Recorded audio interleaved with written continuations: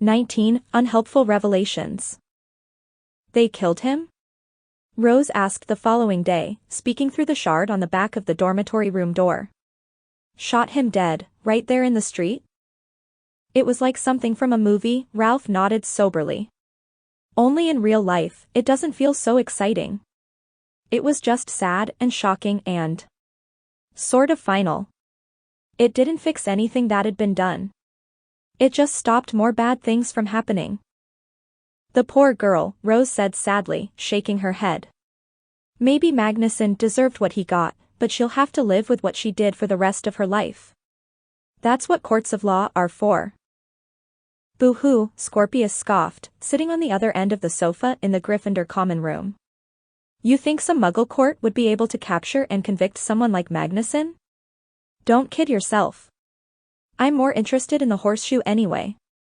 Let us see it, why don't you? James swallowed hard and turned toward his bunk. A moment later, he retrieved the black velvet bag from beneath his mattress. We haven't found a decent hiding place for it yet, he said, loosening the drawstring and sliding the cold metal shape into his right hand. If it was too magical for Magnuson to keep on campus, then the same is probably true for us. Someone's bound to sense its power and come sniffing around to see what it is.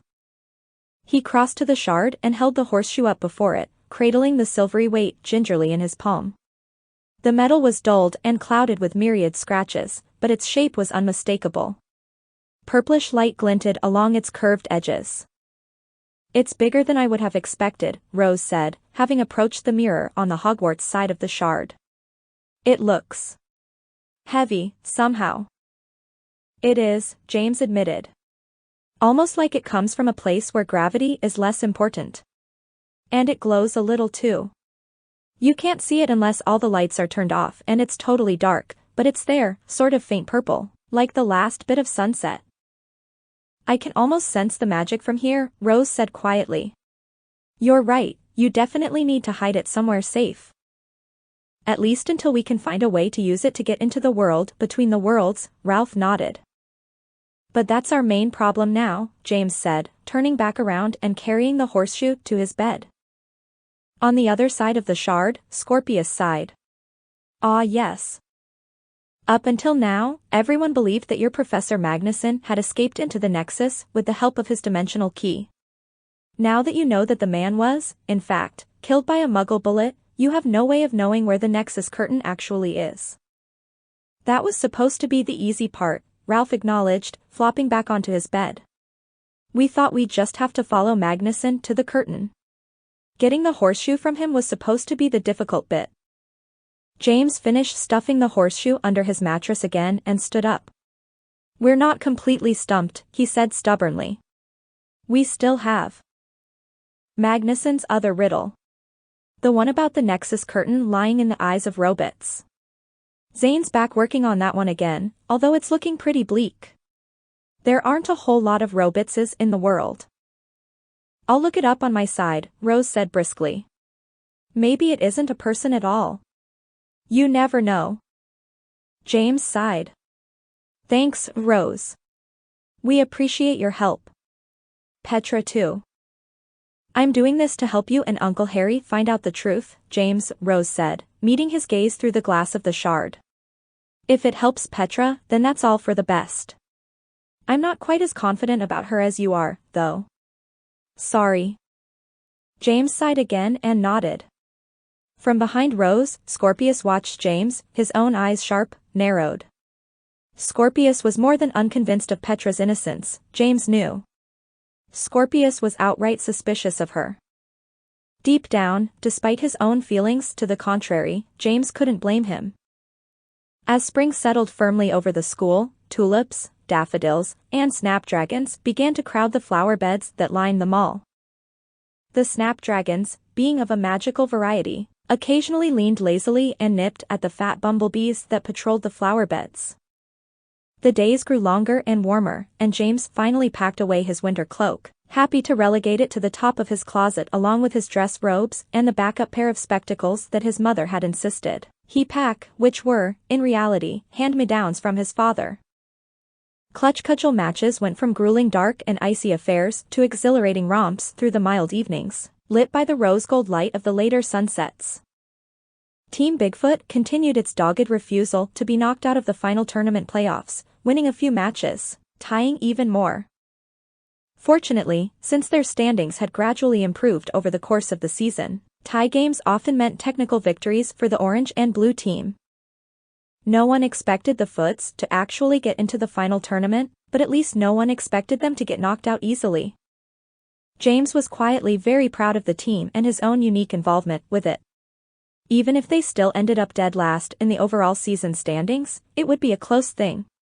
More importantly, the other teams respected Team Bigfoot now. Or, at the very least, didn't openly mock them. Oliver Wood still showed a stubborn reluctance to encourage the use of anything other than the most basic magic during his team's matches.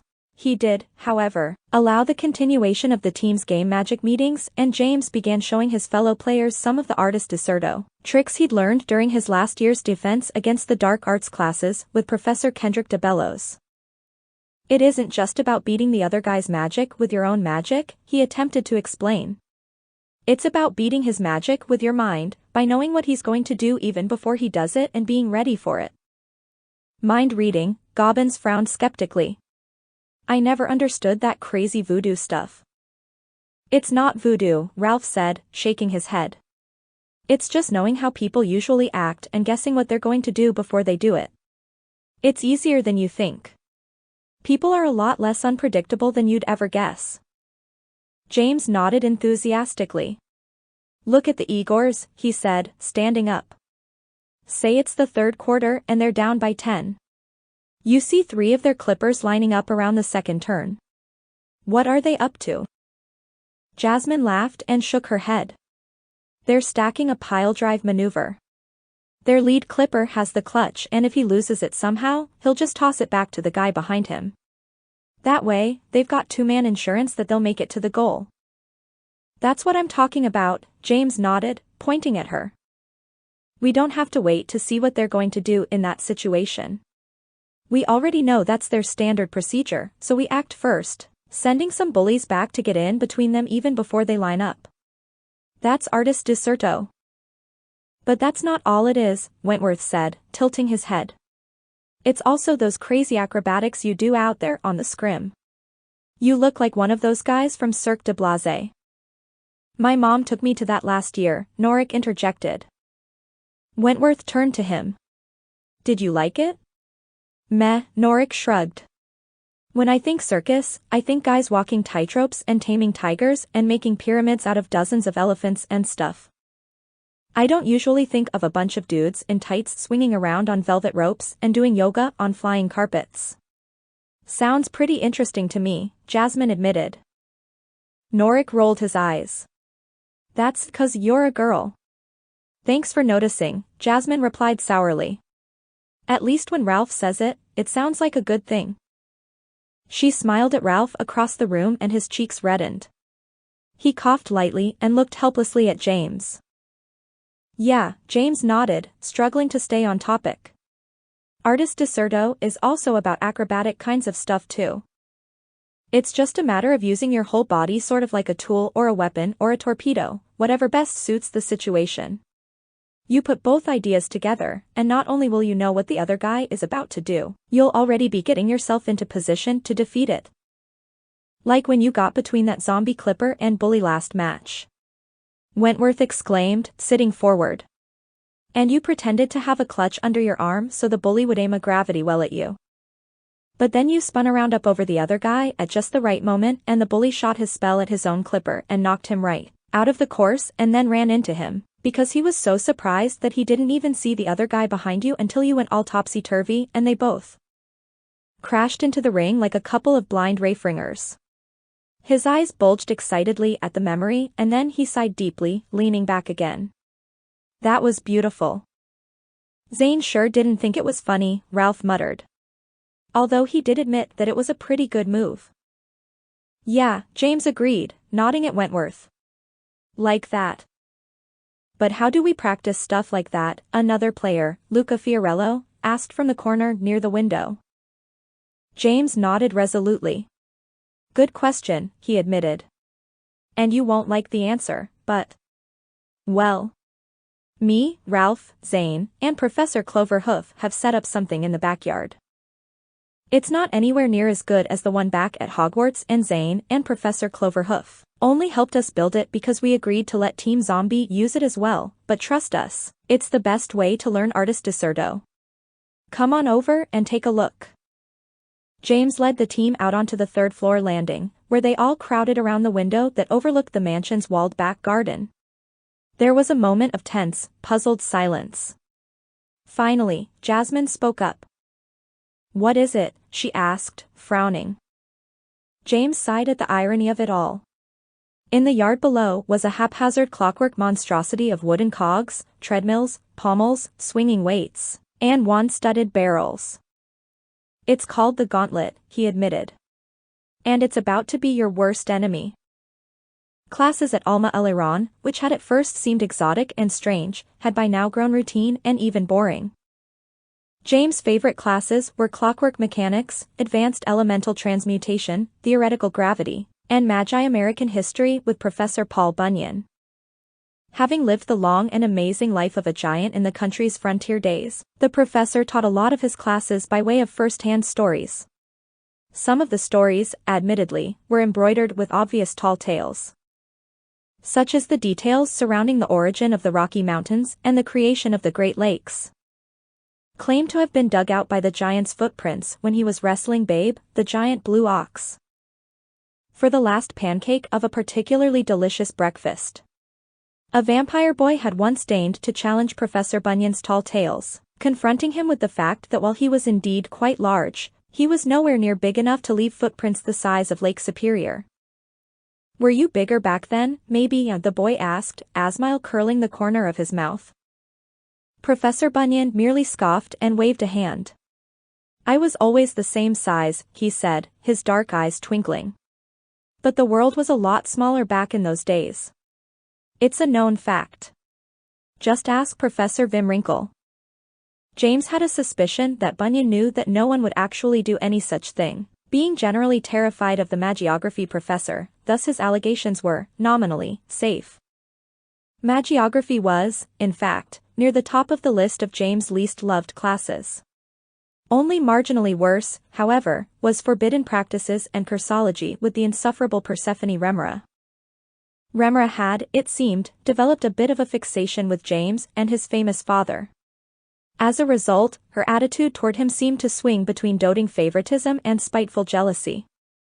James never knew, on any given Thursday afternoon, whether the professor would gesture for him to sit close to her in the front row, where she would favor him with conspiratorial winks and infuriatingly condescending pats on the head, or glower at him darkly, annoyed and impatient at his apparent lack of awe for her accomplishments and her self-proclaimed dark wiles.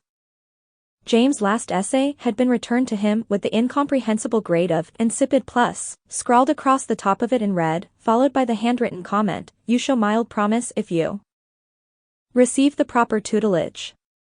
You know my office hours. See me. She either has a crush on you or she wants to poison you, Zane whispered, peering at the handwriting atop James' essay. And you never know. With her, it could be both. No way I'm seeking her out for proper tutelage, James hissed from behind his hand. I'll take insipid plus for the rest of the year if I have to. From the front of the classroom, Remora narrowed her eyes at him, her red lips pressed into a tight frown. The rest of the semester's classes dragged on with varying degrees of boredom, challenge, and occasional strangeness. Muggle occupation studies, for instance, seemed to be the Alma El-Iran version of Muggle studies, but with a specific emphasis on learning about Muggle careers and working conditions. Most of the class times were spent on discussions of the difference between such concepts as water cooler breaks and coffee runs, cubicles versus corner offices, elevator etiquette, surreptitious use of magic in Muggle surroundings, and how to converse about the sorts of things most Muggles seem to be interested in, such as Muggle sports, television, and the weather. James didn't quite understand the point of the class since he himself planned to become an Auror like his father, but the teacher, A very fat woman by the name of Heather Waxiak insisted that Muggle occupational familiarity was absolutely essential for all witches and wizards in the current social climate of magical Muggle diversification. James accepted this with a sigh, secretly vowing to forget everything he was learning once the final exams were over. Potion-making class continued to be an intriguing challenge despite the noticeable lack of Petra as Professor Baruti's assistant. Besides teaching traditional Native American forms of potion-making via visits to the ancient city of Shekamaxon, Baruti spent much time demonstrating potion techniques from many of the world's magical cultures, including Oriental enchantees, African steam creatures, and Russian cold soup tonics, most of which were made with a very potent clear liquor known as storch, known to melt cauldrons if they were not thoroughly pre-oiled with a thick coating of mucus eel slime. James had once approached Professor Baruti after class and asked how things were going with Petra. "Ms. Morgenstern is coming along very well," Baruti replied easily, displaying one of his stunningly bright smiles. "I see her once a week, most of the time. She misses her freedom, but her French is très magnifique." James nodded. "Any word about the investigation with that Keynes bloke?" "I haven't heard a word about it from my parents. I think they're trying to keep me from worrying about it, but I can handle it." Baruti clucked his tongue and shook his head dismissively. "Don't you worry about that, young Master James. Ms. Morgenstern is not worried. Why should you be? If tomorrow brings trouble, it will bring the solution as well." He patted James on the shoulder with his large calloused hand and James nodded disconsolately. The only class that James was performing particularly poorly in was arithmetics. Taught by a young professor named Plumvole with far more enthusiasm for the subject than actual teaching ability, James simply couldn't wrap his mind around the long, dense formulas and symbols scrawled onto the magical blackboard. As a result, he was pressed to attend occasional tutoring sessions with Professor Plumvole in his office on the 5th floor of Administration Hall. The professor was thoroughly patient with James, explaining the concepts over and over on parchment while James leaned on the desk, his forehead cradled helplessly in his hands. He still didn't understand the equations, but Plumvole was so infatuated with his own explanations that he didn't notice James' complete lack of involvement. As a result, Plumvole completed all of James' homework while James himself merely watched. At the end of the last session, Plumvole clapped James heartily on the shoulder, promising that they were making excellent progress. Sheepishly, James nodded, shrugged and bid the professor good night. It was growing dark outside the administration hall's tall windows as James meandered his way to the ground floor. Passing a set of propped-open auditorium doors, however, he heard a familiar voice. It was Professor Wood giving a lecture to an audience of college-level students. James remembered that Wood taught a subject called Ethics of Magic, which Zane had promised was dead boring. Still, James was curious. He stopped to listen, hovering just inside the open doorway. "So," Wood was saying, turning to a huge blackboard and pointing his wand at it, "the question of intervention revolves around these three primary questions: motive, benefit, and repercussion. Before considering any intervention in the affairs of our Muggle fellows, we must honestly ask ourselves, 1. Why are we doing it? Is it truly for the Muggles' good? Or for another, more selfish reason? 2. What is the real benefit that might be gained by such an intervention? Is it worth the risks involved? We cannot judge this on feelings alone, we must answer this impartially and honestly. Finally, what are all the possible repercussions of such an action? As in the example, if a fellow wizard is being attacked by Muggle robbers in an alley and we stun the leader within sight of his cohorts, is the damage of that magical revelation worth the money that the attackers might have stolen? This is a safe example for it involves only money and is therefore easier to consider. But the equation might well involve lives rather than coin. It is ethically incumbent on us to consider, if we save a life but harm the integrity of the magical Muggle worlds for thousands of others, is that a worthy intervention? There are no obvious conclusions, but as we have seen in the examples, any interaction between the Muggle and magical world that fails in any one of these considerations threatens, at the very least, the integrity of those involved, and potentially, the very stability of our twin cultures. Easy answers are tempting, as we all know, answers that rely on emotion and goodwill and basic concepts of immediate justice, but easy answers can lead to horrific consequences. This is the weight of responsibility that we, unlike our Muggle brothers, bear. It is no easy burden, but that does not give us an excuse to shrug it off. We must consider the fact that, despite how we might feel, sometimes it is better, and more deeply responsible, to do nothing. Sometimes we cannot trust our feelings alone. Sometimes, the heart is a liar.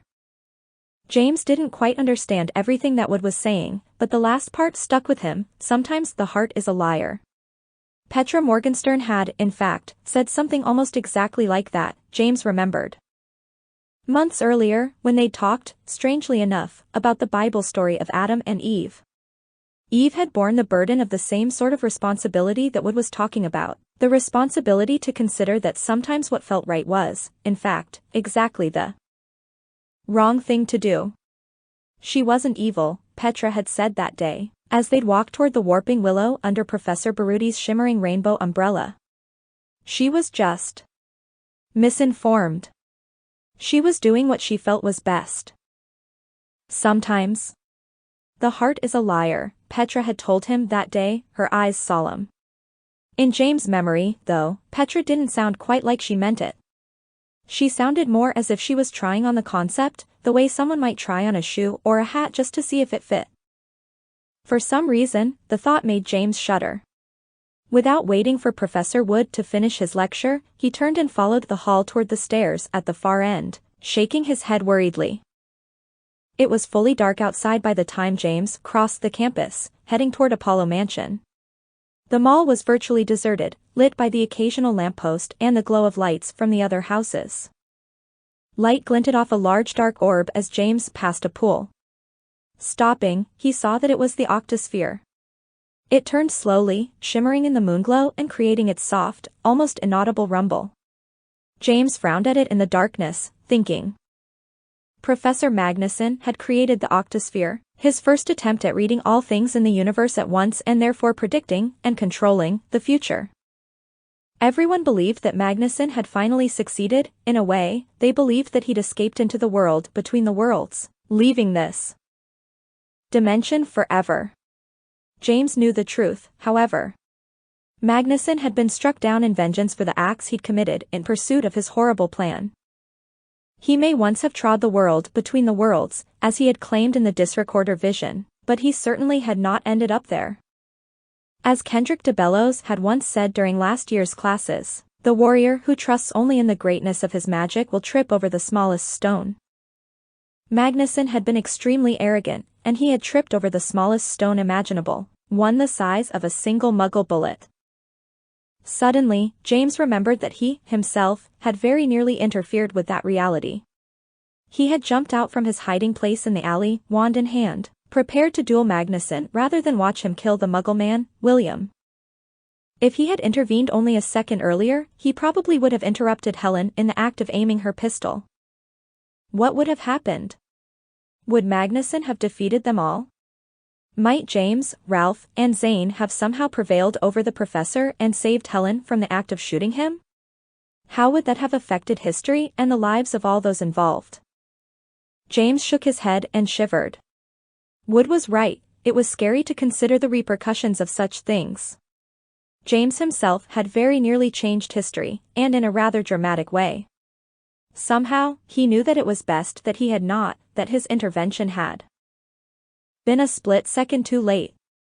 Maybe it wasn't the best possible reality that Helen had shot and killed Magnuson, but James was secretly sure that if things had gone any other way, it could have been far worse in the end. But what about now? Was he, James, interfering again? His own mother and father had warned him not to get involved in any more grandiose adventures. Even Patches the cat seemed to have offered warnings, first suggesting they rush for Igor House and then appearing in the archive, apparently cautioning them against viewing the Disrecorder visions of Professor Magnuson. Should James have heeded those warnings? He'd tried to in the beginning. And yet how could he allow Petra to go to prison for something she might not have done? Wasn't it his responsibility to help her? Or, at the very least, to do what he could to reveal the truth of what had really happened that night, when the Vault of Destinies had been attacked? There are no easy answers, Woodhead said. James shook his head slowly, knowing that the professor was right. He drew a deep breath and plopped down onto the low wall that bordered the pool of the octosphere. The great black orb turned hypnotically, rumbling faintly. "Tell me, octosphere," James said in a low voice, staring at the huge stone shape, "am I doing the wrong thing? Should I just leave well enough alone?" The orb continued to turn, as if it didn't intend to answer such a vague question. Then, however, it began to slow. Cloudy letters swam up from the orb's murky depths. James leaned closer and squinted as the words formed, glowing dimly in the moonlight. "Better not tell you now." James frowned. He knew that the octosphere was rumored never to give helpful answers, but it was always supposed to give a correct answer, no matter how indecipherable. He decided to try again, being more specific. "All right," he said. "Will I make something awful happen by trying to help Petra?" Immediately, the white words faded from the surface of the orb. It began to turn again, first slowly, and then faster so that water crept up the sides of the sphere, running back in trickling rivulets. Finally, after nearly a minute, the orb slowed again. Dim shapes swam deep within it, resolving slowly. James leaned close, watching the letters float to the surface, as if from a very deep, dark well. "You will not." James read the words over several times and then breathed a long sigh of relief. Perhaps the legends about the octosphere were wrong. After all, this was a clear answer, both helpful and straightforward. As long as it was true, then there was nothing to worry about. And according to Zane, the octosphere's answers were always true, even if they weren't obvious. James shuddered again, feeling a cool breeze ripple over the campus and shush in the nearby trees. He stood up again and continued on his way to Apollo Mansion, renewed in his mission even if he didn't know exactly what he was supposed to do next. Neither he, Ralph, nor Zane knew the location of the Nexus curtain or the meaning of Magnuson's remaining riddle. Still, at least he could feel some confidence that they weren't going to ruin everything even if they did figure it all out. In the darkness behind him, the glowing words began to drift slowly into the depths of the octosphere and it began to turn again, slowly, resuming its low rumble. No one was there to see it, but the word "AU" remained visible for nearly a minute after the others had faded out, almost as if it had some special, secret emphasis. After all, the octosphere always told the truth. But it was never helpful. On the third Saturday in April, James, Zane, and Ralph climbed their way to the library in the Tower of Art, ostensibly to do homework, but also in hopes of researching a new lead in the robot's riddle. The library occupied the space immediately below the Penthouse Museum and took up the equivalent of 3 full floors, with its dizzyingly tall bookshelves and rolling ladders, long polished tables decked with green banker's lamps, and overhanging balconies, stairways, and landings. High in the very center of the space, visible from nearly every angle, hung a monstrous crystal chandelier, its thousands of pendants winking rainbow prisms in the glinting candlelight. Around this, somewhat unsettlingly, books of all sizes flew like bats, flapping their covers, their ribbon bookmarkers trailing behind them like kite tails. James had been to the library several times before he realized that the flying books were actually part of the library's shelving system. Loose tomes would occasionally soar up from the carts next to the front desk and circle the chandelier, almost as if it were a sort of roundabout.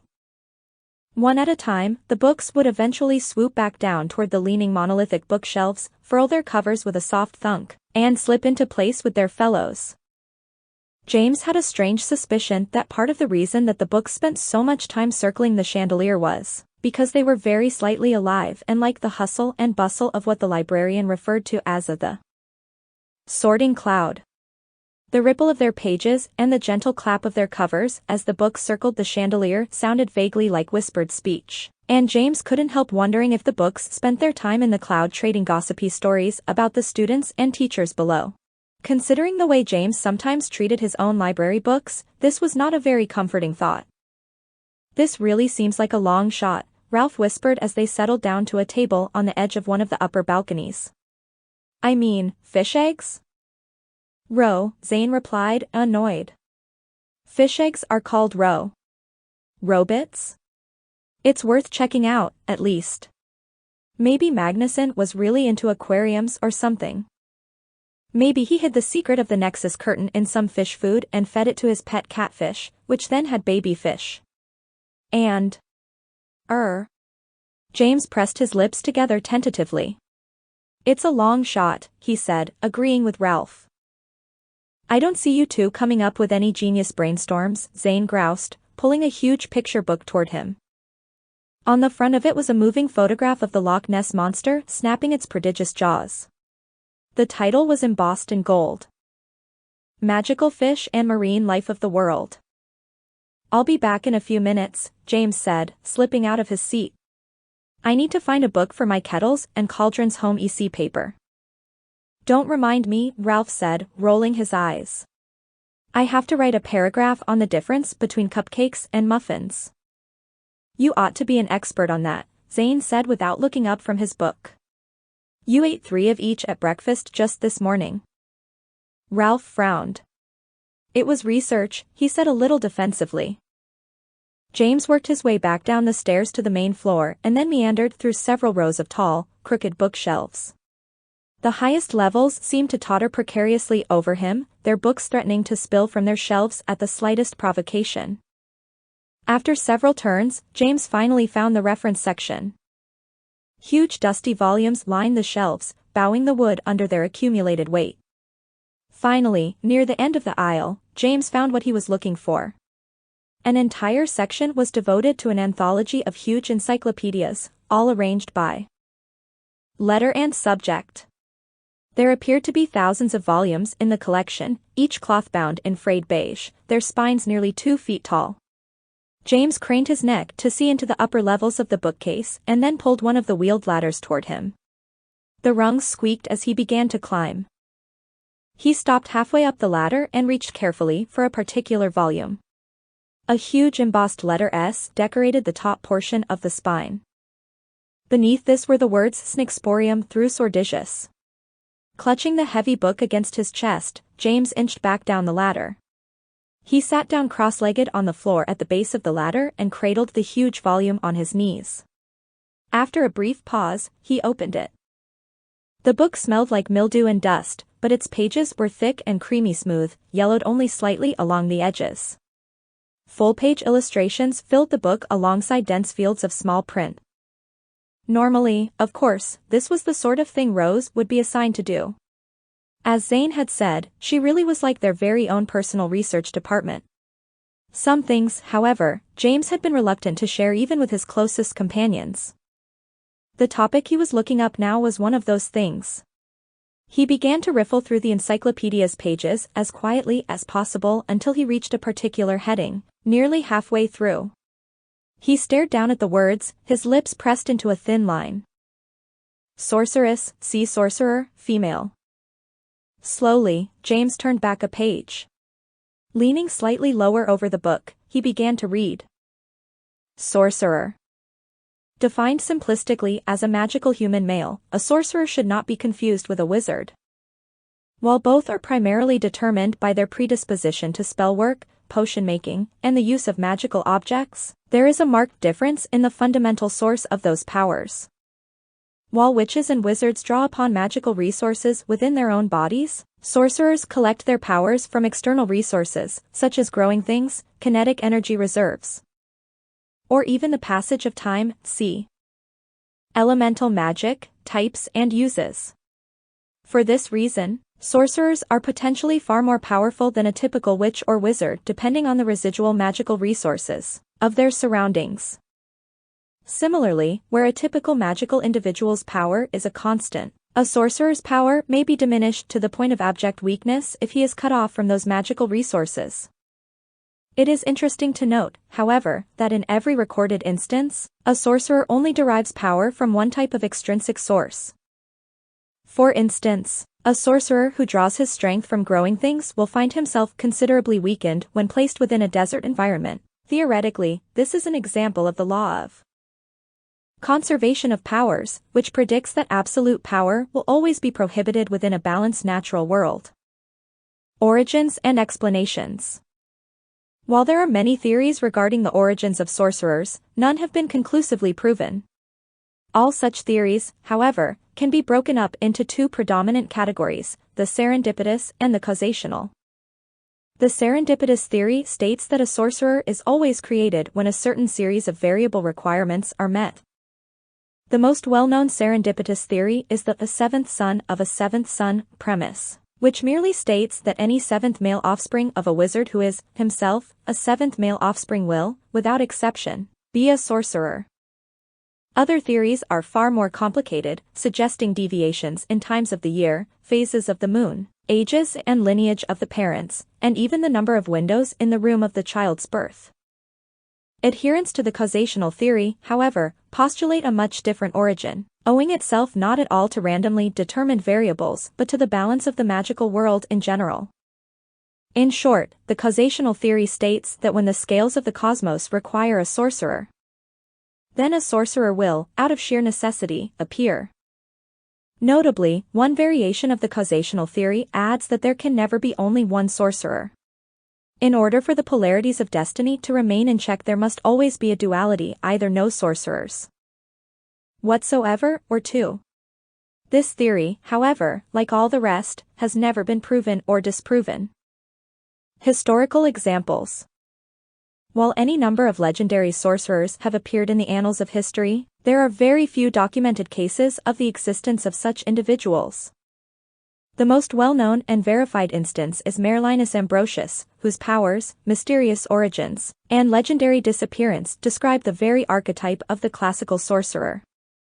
During his lifetime, he was known to conjure feats of such devastating natural ferocity, including earthquakes, floods, typhoons, walking forests, and tidal waves, that he was by turns revered and/or vilified by all who knew of him. Since his time, there has been no uncontested evidence of another living sorcerer. Variations: elves, goblins, sorceresses. While both elvenkind and goblinkind also derive their powers from extrinsic magical sources, they are not technically considered sorcerers. Since both goblins and elves can only contain the equivalent of any average magical person's power, they do not meet the limitless magical expression requirement for sorcerer status. Contrariwise, there has existed a long-standing theory that claims that the existence of sorcerers implies, by logical necessity, the possibility of sorceresses, that is, a female whose source of power is extrinsic and who is capable of summoning limitless expressions of that extrinsic resource, based upon its availability. Despite this, no irrefutable example of such a person has ever been verified. James lowered the book and leaned slowly back, letting his head bump the bookshelf behind him. For several seconds, he merely stared up past the canyon of the leaning bookcases toward the books which flapped silently through the library's upper levels, winging toward their shelves. It made perfect sense. That was the most dreadful part. The passage in the encyclopedia was like the centered piece of a puzzle, the one that brought all the separate bits together and formed the full picture. As incredible as it seemed, as completely gut-wrenchingly unbelievable as it would appear to any sane observer, Petra Morgenstern was a sorceress. James shook his head slowly, barely able to grasp the concept. He remembered the first time he had met Petra, back on his first night at Hogwarts. Ted had introduced her to him along with the rest of the gremlins. She had seemed merely pretty and smart then, the perfect foil for the brash insolence of the rest of the gremlins. James had had classes with her throughout that year. In all honesty, he had begun, even then, to feel the faintest stirrings of romantic magnetism toward her. Most assuredly, there was something unique about her, something rare and slightly dark, both inspiring and solemn. Even so, how could this slight, smart girl, the one with the tendency to suck thoughtfully on the ends of her raven dark hair and doodle dancing elves in the margins of her textbooks, how could that girl possibly be something so powerful, so rare, and so potentially frightening as a sorceress? And yet, of course, James knew it was true. It had to be true. Everything pointed to it. From the mysteries surrounding her last day at Morgenstern Farm, to the amazing magic she seemed to perform without any wand, to the strange silver thread that had appeared when she'd fallen from the back of the Gwyndomere, conjured by James, but drawn apparently, from her own power. Merlin, of course, was a sorcerer. Was that why he was so interested in Petra? Was that why he was worried about what she might do? Was she his equal? His opposite?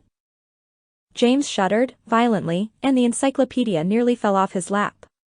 Instinctively, he grabbed at it and then closed it with a soft thump. For the first time, seriously, he wondered if Petra really had been involved in the attack on the Vault of Destinies. Thus far, James had been able to convince himself that it couldn't really have been her that he'd seen on that night coming out of the archive alongside the creepy woman in the black robes. He'd convinced himself that it had to have been a trick, someone using polyjuice potion, for instance, or perhaps even a vicemeneptio charm. But what if none of that was true? What if Petra really was in league with the mysterious dark woman, and had been lying all along about her innocence? Worse, what if the Morgan part of Petra's mind, the part influenced by the final shred of Lord Voldemort's soul, had broken free of the mental prison that Petra had erected for it, the Black Castle in her dreams, and had taken over somehow? What if James, Ralph, and Zane succeeded in breaking through to the world between the worlds only to find irrefutable proof that it had been Petra who had broken into the Hall of Archives, cursed Mr. Henredon, and then stolen the Crimson Thread from the Foreign Dimension's Vault of Destinies? What then? Would the courts send Petra to wizarding prison? Perhaps even worse, would they be unable to? For one bright, horrible moment, James envisioned the dark-haired girl walking resolutely down the center of a broad road, peppered with green killing curses and yet unfazed, her brow lowered in cold fury, her eyes flashing black sparks and lightning crackling between her clawed fingertips. She's not evil, he told himself resolutely. It was almost a mantra, an incantation. In his deepest heart, he both believed it utterly and doubted it hopelessly. The friction between the two warring convictions was nearly overwhelming, almost like a breaking heart. Petra's not evil, he whispered, his eyes wide and bright in the darkness of the library aisle. She's just. He cut himself off with a gasp, realizing what he was about to say. Suddenly, he felt very cold, chilled nearly to the bone. This time, when the encyclopedia tried to slide off of his crossed legs, James let it. He barely even noticed. She's not evil, he thought helplessly. She's just misinformed. Like Eve.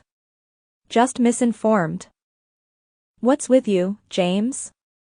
Zane asked the following Thursday as the three left cursology class and made their way into a bright, warm afternoon. James hefted his books and squinted into the sunlight. Nothing. Why? You've been all quiet lately, Zane pressed. Even Ralph's noticed. Ralph nodded. Stru. You didn't even show up for clutch magic practice the other day. I had to power the gauntlet myself. Didn't go so well either. Zane laughed and clapped Ralph on the shoulder. That's because you still haven't learned to rein in that Godzilla wand of yours. I hear the gauntlet was running so fast that parts of it were a blur. Is that true? The team sure didn't think it was funny, Ralph admitted, raking his fingers through his hair. But it definitely sharpened their reflexes. I swear, at one point, it looked like Fiorello was in two places at once trying to evade one of those clockwork battering arms. I'm fine, James sighed, approaching the sprawling ruin of Robert's burnt mansion. He plopped onto a broken wall and stared out along the sunlit mall. I'm just annoyed that we haven't figured this last bit out yet. I mean, we can't keep the horseshoe hidden forever. Someone's going to sniff it out and then we'll be totally sunk. Zane shrugged and joined James on the broken end of the wall. Tall grass swished around the boys' feet where they dangled over the side. I don't know, he replied. Hiding the unicorn's shoe in the roots of the warping willow was totally genius. That horseshoe may have some powerful mojo in it, but if it's stronger than the willow, I'll eat a clutch. That's a big score for the Ralphinator. It was nothing, Ralph said, trying not to grin with pride. I was just thinking back to our first year when Delacroix hid the Merlin throne right on Hogwarts grounds, since it was the only place in the country that was magical enough and protected enough to overshadow that kind of power. If it worked for her, I thought it might work for us. Zane nodded. It's an excellent idea no matter what. I bet if old Mags had thought of it, he might actually have made it to the world between the worlds and not gotten shot down in an alley like a cowboy at high noon. James shook his head, not at all sharing in his friend's carefree attitudes. It's just that it's taking too long, he said, smacking his hand on the stone next to him. That idiot Keynes, the arbiter, is nearly finished with his inspection. Dad sent me a note saying that he ran into him at the Crystal Mountain.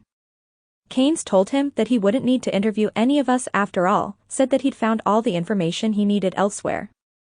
That can only mean one thing, can't it? He's about ready to make his judgment and he's found just what he needed to convict Petra and send her to prison. But who could he have talked to? Ralph asked, kicking at the weeds near a fallen chunk of stone wall. We were the only witnesses to what happened.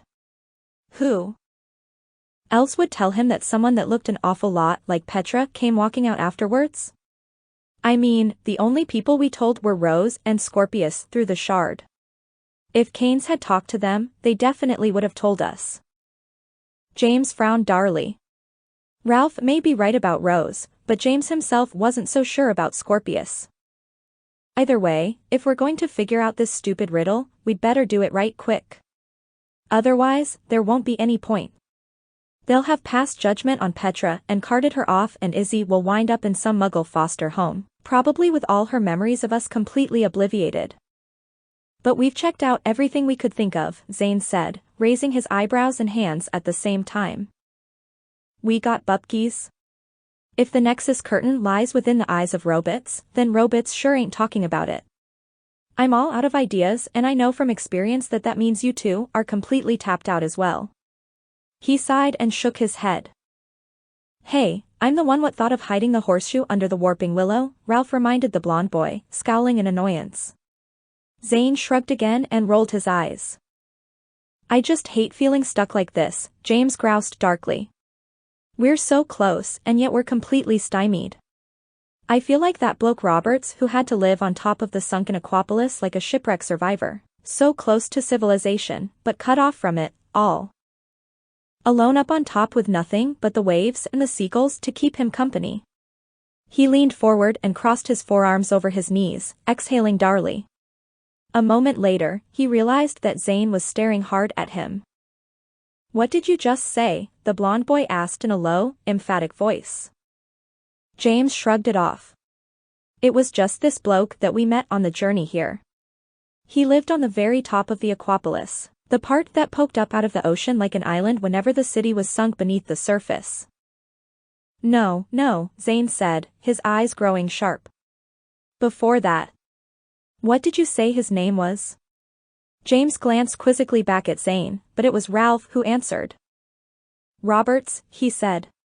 What's the big deal about that? Zane's eyes bulged. He looked back and forth between James and Ralph in apparent amazement. What's the big deal? He exclaimed. You two just said it. Robots. You're seriously telling me that this island dude's name was Robots? James looked aside at Ralph. We didn't say robots, he replied in a puzzled voice. We said Roberts. Can't you hear? Spell it. Zane demanded, nearly vibrating with excitement. Ralph sighed and spelled out the name. Zane's eyes bulged even further. It's your accent, he said, as if to himself. The English accent. When you say Roberts, it sounds like robots. We don't have any accent, Ralph scowled. You Americans do. Don't you see? Zane said, pushing James hard enough to nearly knock him off the stone wall. Magnuson spoke with the same accent you two do. He never approved of the country's break from England and insisted on speaking the same way you Brits do. He called it the King's English, remember? James' own eyes began to widen slowly. In the disrecorder vision, he said, when Franklin was explaining Magnuson's riddles, he imitated Magnuson's accent. We didn't recognize it, though, since Franklin's an American. We heard it wrong because we didn't recognize that he was mimicking the way Magnuson spoke. He didn't say robots at all. Ralph finished the thought for all of them. He said Roberts, the big boy breathed in a low voice, glancing at his friends. The Nexus curtain lies within the eyes of Roberts. All three boys stared at one another, dumbstruck. Slowly, they all turned toward the ruin behind them. Looking up over the broken bits of garden wall and the weed-choked stairs toward the remains of the grand facade. The lintel over the door still bore the engraved name of the original owner, Roberts. In front of this, jutting crookedly up out of the tall grass, just as always, was the statue of the man himself, his stern face weathered with age, his wand held purposely at his side. The eyes of Roberts, James said quietly, suddenly flush with adrenaline. It can't be that easy, Ralph muttered, shaking his head. Can it? Only one way to find out, Zane said, jumping down from the stone wall and clapping his hands together. What'd ya say, Ralph? Feel like giving me a little boost? 3 minutes later, James stood in the shadow of the statue of Roberts, peering up at Zane as he stood atop Ralph's shoulders, struggling to reach the back of the statue's head. It's a good thing this thing's pedestal is mostly buried in the dirt, Ralph grunted. Otherwise we'd never be able to reach the top of it. There are holes in the back of the head. Zane called down. 2 of them, side by side, see? Push me up a little higher, Ralph. I'm pushing as high as I can, Ralph groaned, struggling to stand on tiptoes. What do you see? Nothing, Zane said, his voice muffled as he pressed his eyes to the back of the statue's head. The holes go all the way through the statue, right out the eyes, as far as I can tell. But there isn't anything inside here at all. James frowned, and then a burst of inspiration struck him. Can you see through the front? He called up. Like, what if the secret isn't literally in his eyes? What if it's what he's looking at? Zane was silent for a moment as he struggled to line up his own eyes with the holes in the back of the statue's head. Finally, he shook his head. No good, he replied. It's all blurry. I can't line up the holes, somehow. It's like being totally nearsighted. Hurry it up, Ralph grunted. Your heels are like anvils. How can a skinny little prat like you weigh so bloody much? Wait a minute. James said suddenly.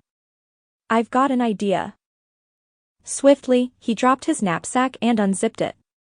He dug for several seconds and finally retrieved something from the bag's recesses. Here, he said, jumping up and turning to Ralph. Hand these up to him. Your glasses? Ralph frowned, glancing at the object in his hands. You're serious? It could work. James insisted. Just hand them up to him. Let's see, Ralph, Zane called down, reaching. You never know. James is due for a good idea one of these times. Ralph reached up and handed the glasses off to Zane. Carefully, Zane stretched up again, wrapping his arm around the statue's neck and pushing the glasses onto the stony face. Oh, he said suddenly. What? James called. I heard a crack, the blond boy called back. I think old Roberts has a bigger head than you, James. I think he broke the nose of your specs. Sorry. James sighed. I have a spare, he said, rolling his eyes. Can you see any better? Zane pressed his eyes to the back of Robert's carved head again. There was a long, tense moment as he adjusted the glasses and struggled to pull himself into position. He was nearly riding piggyback on the statue's leaning back now. It works, he finally announced. Sorta. What do you mean a sorta? Ralph asked. Zane adjusted the spectacles on the statue's face again. Well, he called down, I can see through Robert's eyes all right. The glasses work almost like a telescope. It's just that there isn't much to see. At least, not anything that's very helpful. What is it? James demanded, nearly hopping with impatience. Robert seems to just be staring straight down the mall toward Administration Hall, Zane replied, still peering through the back of the statue's head. He's looking right at the front doors, in fact. They're propped open, so I can see right through the main corridor. Hey. There's Albus and Lucy. Probably going to get an early dinner. James shook his head. That can't be the secret entrance to the Nexus curtain. We've been in there 100 times. Well, that's what's in the eyes of Roberts, Zane called back. Maybe we should go snoop around in there a little more.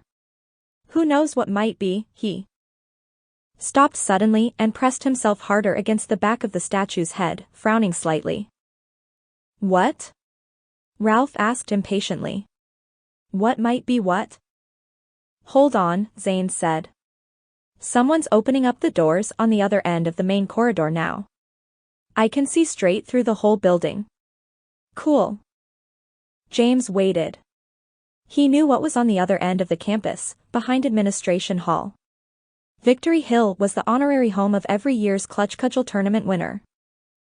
According to tradition, the night of the final match was marked by the magical March of the Houses, when the winning team's residence would magically arise from its cellar and circle the campus, coming to rest on the permanent foundation atop the hill near Pepperpock Down.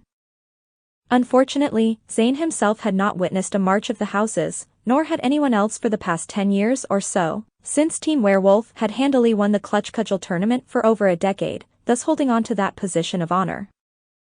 It's just Ares Mansion, Zane called down. I can only see the base of it through the back of Administration Hall, up on Victory Hill. Man, I hate those guys. Is that it? Ralph asked, exasperated. That's it, Zane replied.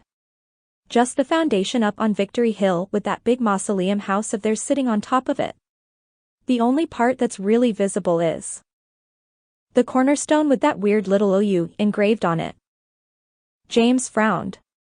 Weird little OU? Yeah, Zane sighed. On the cornerstone of the permanent foundation, there's just this odd symbol like a little letter U. Nobody knows what it stands for. University and maybe? Or you are here. James narrowed his eyes very thoughtfully. Are you certain, he asked slowly, that it's a U? He peered up at Zane. The blond boy looked down at him. Slowly, his eyebrows rose up onto his forehead as his eyes widened. Ralph's knees buckled slightly. In a strained voice, he said, "This means you can get off my shoulders now, right?" "What do you three want?" an older werewolf boy called from the high portico of Ares Mansion as James. Zane and Ralph approached. James recognized the speaker as Clayton Altair, the captain of the werewolf clutch team.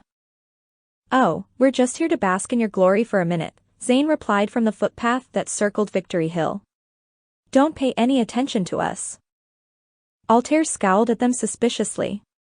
"What's that you got in the bag, then?" "Oh, this?" James asked, his face reddening. He looked down at the black velvet bag in his right hand. "It's nothing. Just, It's his technomancy homework," Ralph volunteered.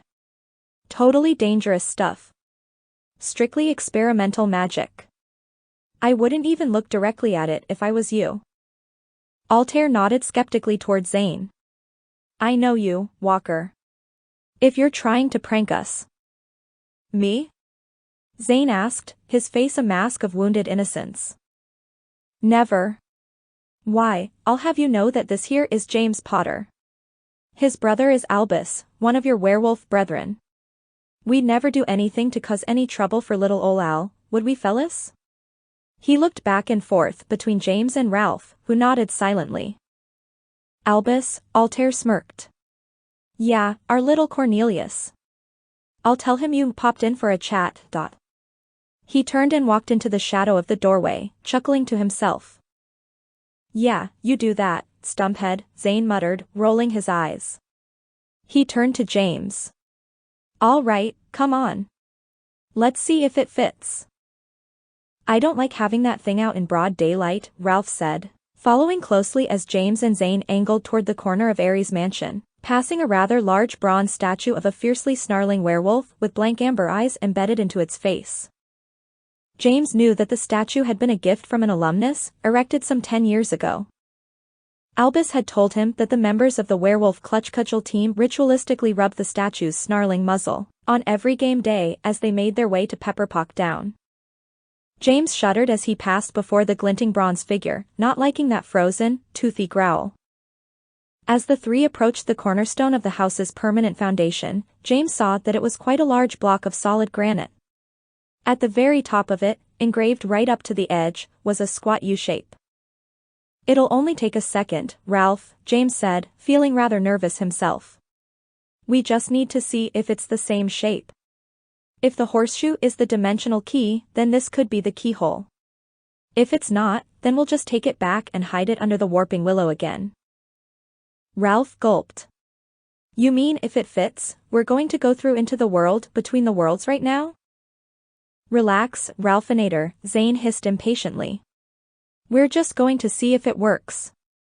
We'll come back later for our big entrance if all goes as planned." Glancing around to assure no one was watching, James slipped the silver horseshoe from its bag. The three boys crowded around the cornerstone as he held it up next to the engraved shape. "Well," Ralph said hesitantly, "it fits. A little." "The engraved shape's too short," Zane said, shaking his head. "The top part's cut off." James peered at the horseshoe as he held it up against the engraved U-shape. "The bottom bit fits perfectly," he agreed. "It's almost like the top half of the cornerstone is missing." "That makes sense," Zane said. "None of the buildings are on their original foundations. Every time there's a new clutch cudgel tournament winner, the houses swap around. I bet nobody even remembers which house was originally built on this foundation. So if we can figure out which house's cornerstone shows the top half of the horseshoe," Ralph ventured, "then we'll know where the entrance to the Nexus curtain is, right?" "Maybe," James said, slipping the horseshoe back into its velvet bag. "But I have a feeling that the only way the dimensional key will work is if we get the right house onto the right foundation." Zane shrugged optimistically. "That's easy. Like Ralph said, we just need to find out which house has the rest of the horseshoe on its cornerstone and then make sure that that house wins the clutch tourney. If we're lucky, it'll be Hermes' mansion. We zombies are up for a win this year. I can feel it." James slumped as a sinking certainty settled over him. He shook his head slowly. "I don't think," he said morosely, "that it's going to be Hermes' mansion." "Wow," Ralph said a short time later as the three boys stood in the bushes in front of Bigfoot House. "How'd you know?" "Couldn't say," James answered with a sigh. "It just makes a certain kind of backward sense, doesn't it?" Zane nodded firmly, his lips pressed into a tight line as he stared down at the cornerstone of Apollo Mansion. Sure enough, the bottom edge of the stone showed the twin markings of the top of the silver horseshoe. "So?" he said heartily, still nodding. "In order to open the Nexus curtain and potentially prove the innocence of our good friend Petra Morgenstern, the worst clutch team in a decade has to win the tournament against the best clutch team in a decade. Is that about it? Do I have this straight?" "I'm afraid so," James answered dourly. Zane nodded some more. "Well, then," he said, "one thing above all else is absolutely certain." "What's that?" Ralph asked, a little hesitantly. Zane looked gravely at both James and Ralph and then answered, "You're gonna need a bigger gauntlet." Over the following weeks, James approached Team Bigfoot's clutch magic practices with renewed vigor. They did indeed expand the gauntlet, adding a gyroscopic flight pad section where players could mount a scrim and fly in place with simulated wind, turns, and, most important of all, attacking clockwork opponents. Using this, players practiced artis deserto.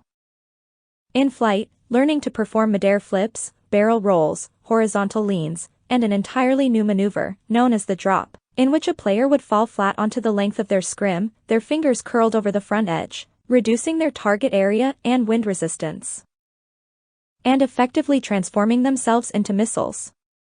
In this posture, the player was able to use his or her scrim as a shield, deflecting spells by pulling the leading edge upwards, forcing the spells to bounce off the bottom.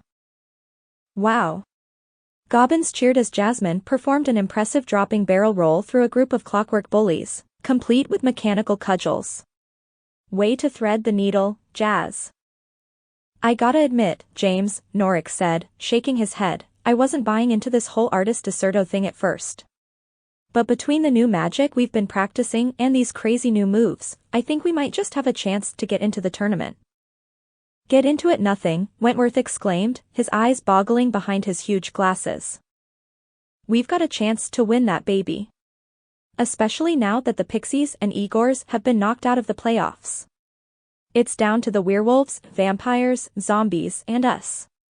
And we haven't even started using any of these new moves yet.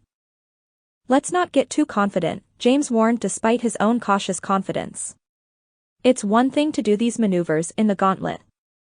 It's another thing entirely to pull them off on the course. Besides, our next match is sudden death against the zombies, and they've been practicing in the gauntlet same as we have, thanks to the fact that we needed Zane and Professor Cloverhoof's help to build it. I watched them practice on it yesterday, Jasmine gasped, jumping off her scrim as Ralph halted the gauntlet around her, from the window on the upstairs landing. They aren't taking it all that seriously. They didn't use the flight pad at all. Grarf, Mukthach agreed, hopping onto his scrim and piloting it into position for his own turn on the pad. Werg Raff Wobful. What did he say? James asked Norik behind his hand. He says the zombies' weakness is the fact that they don't take anything seriously.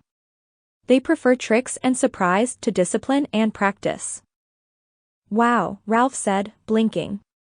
He said all that? Sasquatchian is a very economical language, Norik replied, nodding wisely. I've been taking it since grade school. They have 100 words for dirt, but no word for quit.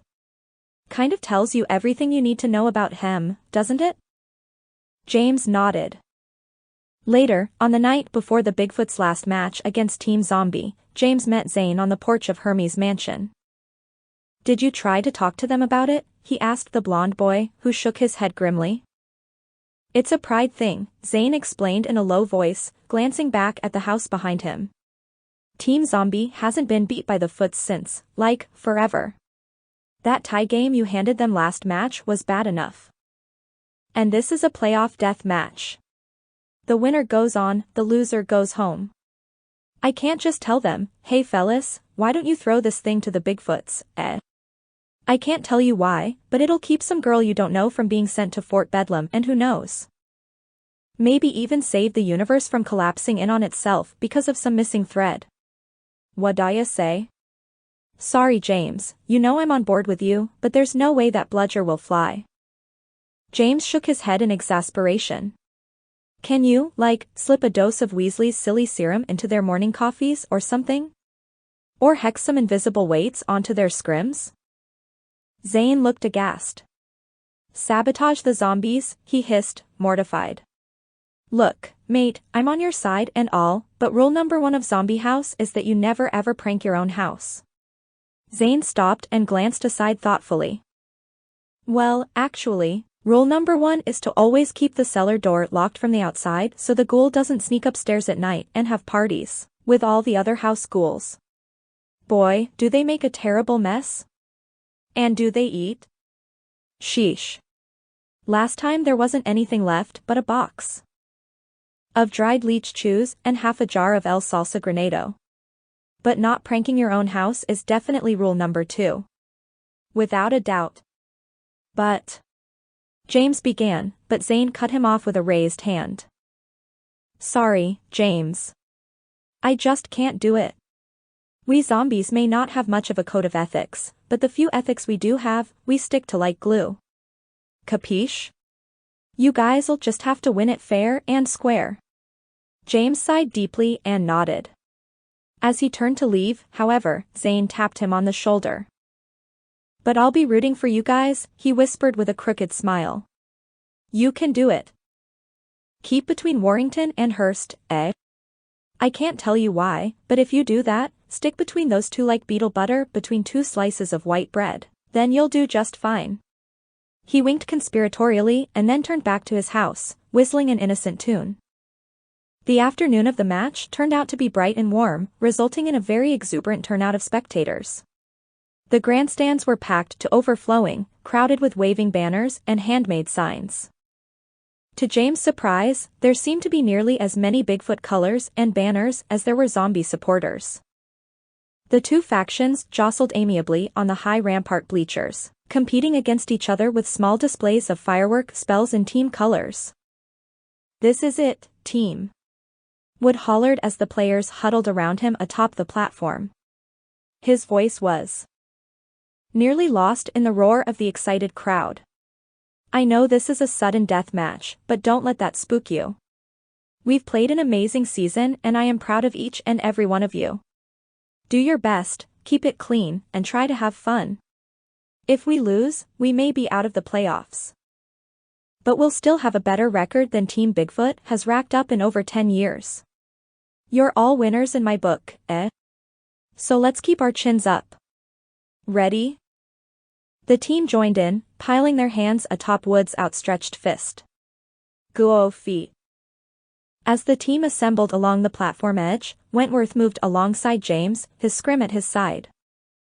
"If I didn't know any better," he muttered under his breath, "I'd almost think Wood expected us to lose." James glanced at the boy next to him. Wentworth looked up. "I'm just sayin'," he shrugged. "Well, I expect us to win," James replied. "Remember, just keep an eye on Warrington and Hurst. If they line up." Yeah, Gobbins agreed grimly from James' other side. "We squeeze in between them like Mother Newt chaperoning a Valentine's dance." A sharp whistle pierced the air over the figure-8 course. Professor Sanyu floated over the center ring in his official's tunic, his whistle protruding from between his teeth. "Number 6 Hippogriff," Jasmine announced, launching from the platform for the warm-up lap. The rest of the team began to stream out behind her, assembling into Hippogriff formation. "This is it," Norick called seriously, dropping his scrim and preparing to launch from the platform. "Sudden death, everyone. Do or die." "Do or die," the others echoed, as if it were a battle cry. James joined them, feeling a drunken mixture of excitement, apprehension, and secret confidence. Do or die. Let's go. 1 minute later, Sanyu blew a long note on his whistle. The match began. 2 hours later, Team Bigfoot was gathered in the Kite and Key, jostling raucously around 2 tables which they had pushed together. "Victory!" Norick cried, hoisting his butter beer. The rest mimicked his toast, making sure to shout loud enough for the zombies gathered darkly in booths on the other side of the bar to hear. "Victory!" they cried. Jubilantly, clanking their mugs and tankards together, slopping their drinks all over the tables between them. "It was a close one," Gobbins admitted to James as the cheers broke up into enthusiastic chatter. "I was a little worried at halftime with them up by 4 points. James nodded and shrugged, but the truth was that he knew it had never really been a close match at all. 1 minute before the halftime whistle had blown, Team Zombie had succeeded in walloping home a string of quick goals, thanks to the combined efforts of Warrington and Hurst, who, despite the Foot's best efforts, had managed to cluster into a pile drive formation. Carrying all 3 clutches between them and flanked by the remainder of their team. James had fumed about his team's failure to prevent the maneuver, but he also knew that pile drive formation was a once-in-a-match tactic. Team Zombie had been nervous about losing the match even then and had begun to resort to desperation maneuvers. 5 minutes into the second half, Team Bigfoot had already regained the lead. Wentworth had replaced Muckthatch on goal, leaving Muckthatch to shadow Warrington for the rest of the game, his ape-like reach and intimidating demeanor easily preventing any repeats of the fabled pile drive maneuver. In the end, using a confident mixture of game magic and artist deserto aerobatics, Team Bigfoot had soundly defeated the zombies by a score of 82-60. "We're going to the tournament!" Norick cried out exuberantly, and the rest joined in, hooting and hollering, but James was less confident. Even as his fellow teammates cheered, he looked around and saw a table near the fireplace surrounded by the slate-gray sweaters and scarves of Werewolf House. Clayton Altair sat at the head of the table, staring at James with a small crooked smile. As James watched, the older boy raised a hand and pointed discreetly at James. He mimed shooting him and mouthed the word. "Pow." The rest of the werewolves saw the gesture. They turned and grinned wickedly back at James, their eyes glittering narrowly. James sighed, the celebration leaking out of his heart. "You may make it to the tournament, you little squibs," the werewolf's grin seemed to say, "but then you'll have to face off against us, and we're a whole different cauldron of newts. We eat squibs like you for breakfast." James looked away, not liking those secretive, confident grins. Instead, he looked toward the zombies on the other side of the room, gathered truculently around their own tables. Zane sat among them, looking equally morose, and yet when he saw James, he winked and shrugged a little. Like the werewolf's grins, Zane's gestures seemed to speak volumes. "Congratulations, pal," the little wink seemed to say, "now comes the fun part." James rolled his eyes, bemused. Even Zane's gestures managed to be sarcastic. During the following days, James, Ralph, and Zane struggled to formulate a plan. Barring any unforeseen disasters, it seemed that the Bigfoots would, amazingly enough, play in the final tournament match. For most of the team, this accomplishment was success enough. James, of course, had a different goal in mind. It was essential that the Bigfoots not only meet Team Werewolf in the tournament, but that they defeat them. Only then would Apollo Mansion relocate onto Victory Hill, replacing Ares Mansion and thus completing the dimensional keyhole. But how could it be done? It would have helped if the werewolf's record had been even slightly imperfect. Where Team Bigfoot had managed to scrape together a record of 4 wins and 3 losses, barely clinging to a second-place standing, Team Werewolf was as yet undefeated. Worse yet, all but one of the Bigfoot's victories had been breathtakingly close, including 2 technical wins by tie. The werewolves, however, had easily dominated every match, usually leading by double digits at halftime and proceeding to send in their second-string players for the last quarter, while the starters actually left the platform, descending to their locker cellar and changing out of their pads and jerseys. The sheer arrogance of it all added insult to injury and formed the final sting of the werewolves' game of psychological warfare, a game they alone played with nearly eerie ease. "Every team has a weakness," Zane insisted, pounding the arm of one of the sofas in the Bigfoot game room. "Even the wolves." "Probably, but nobody's found it yet," Ralph said with a sigh. "They just seem to play a totally solid game. No chinks, no weak links." James shook his head as he looked down at the floor between the sofas. The disarmadillo waddled idly past a nearby coffee table, sniffing the carpet. 2 empty licorice soda bottles balanced amusingly on its plated back. Zane sat up and added his own empty bottle to the collection. "That doesn't mean they don't have a weakness," he said darkly. "It just means they're hiding it behind all that stupid arrogance. Their best offense is psyching everyone out so much that they win even before the match starts." "Maybe," James admitted. "But then again, maybe that's their weakness. Maybe they really aren't as good a team as everyone believes they are. Maybe Altair and his goons have just succeeded in convincing everyone that the werewolves are so good that the other teams just get nervous and throw the game. Has that ever occurred to you?" Zane considered it. "It's a theory, at least," he acknowledged. "So you're saying that if you can convince the Foots that Team Werewolf is more bark than bite, then maybe you'll take the wolves' best weapon right out of their paws?" "Couldn't hurt," Ralph nodded. "Either way, right? I mean, psyching out can work both ways. If it's true that Team Werewolf can psyche other teams into playing worse, then it's also true that we can psyche ourselves into playing even better. Stands to reason." Zane pressed his lips together thoughtfully.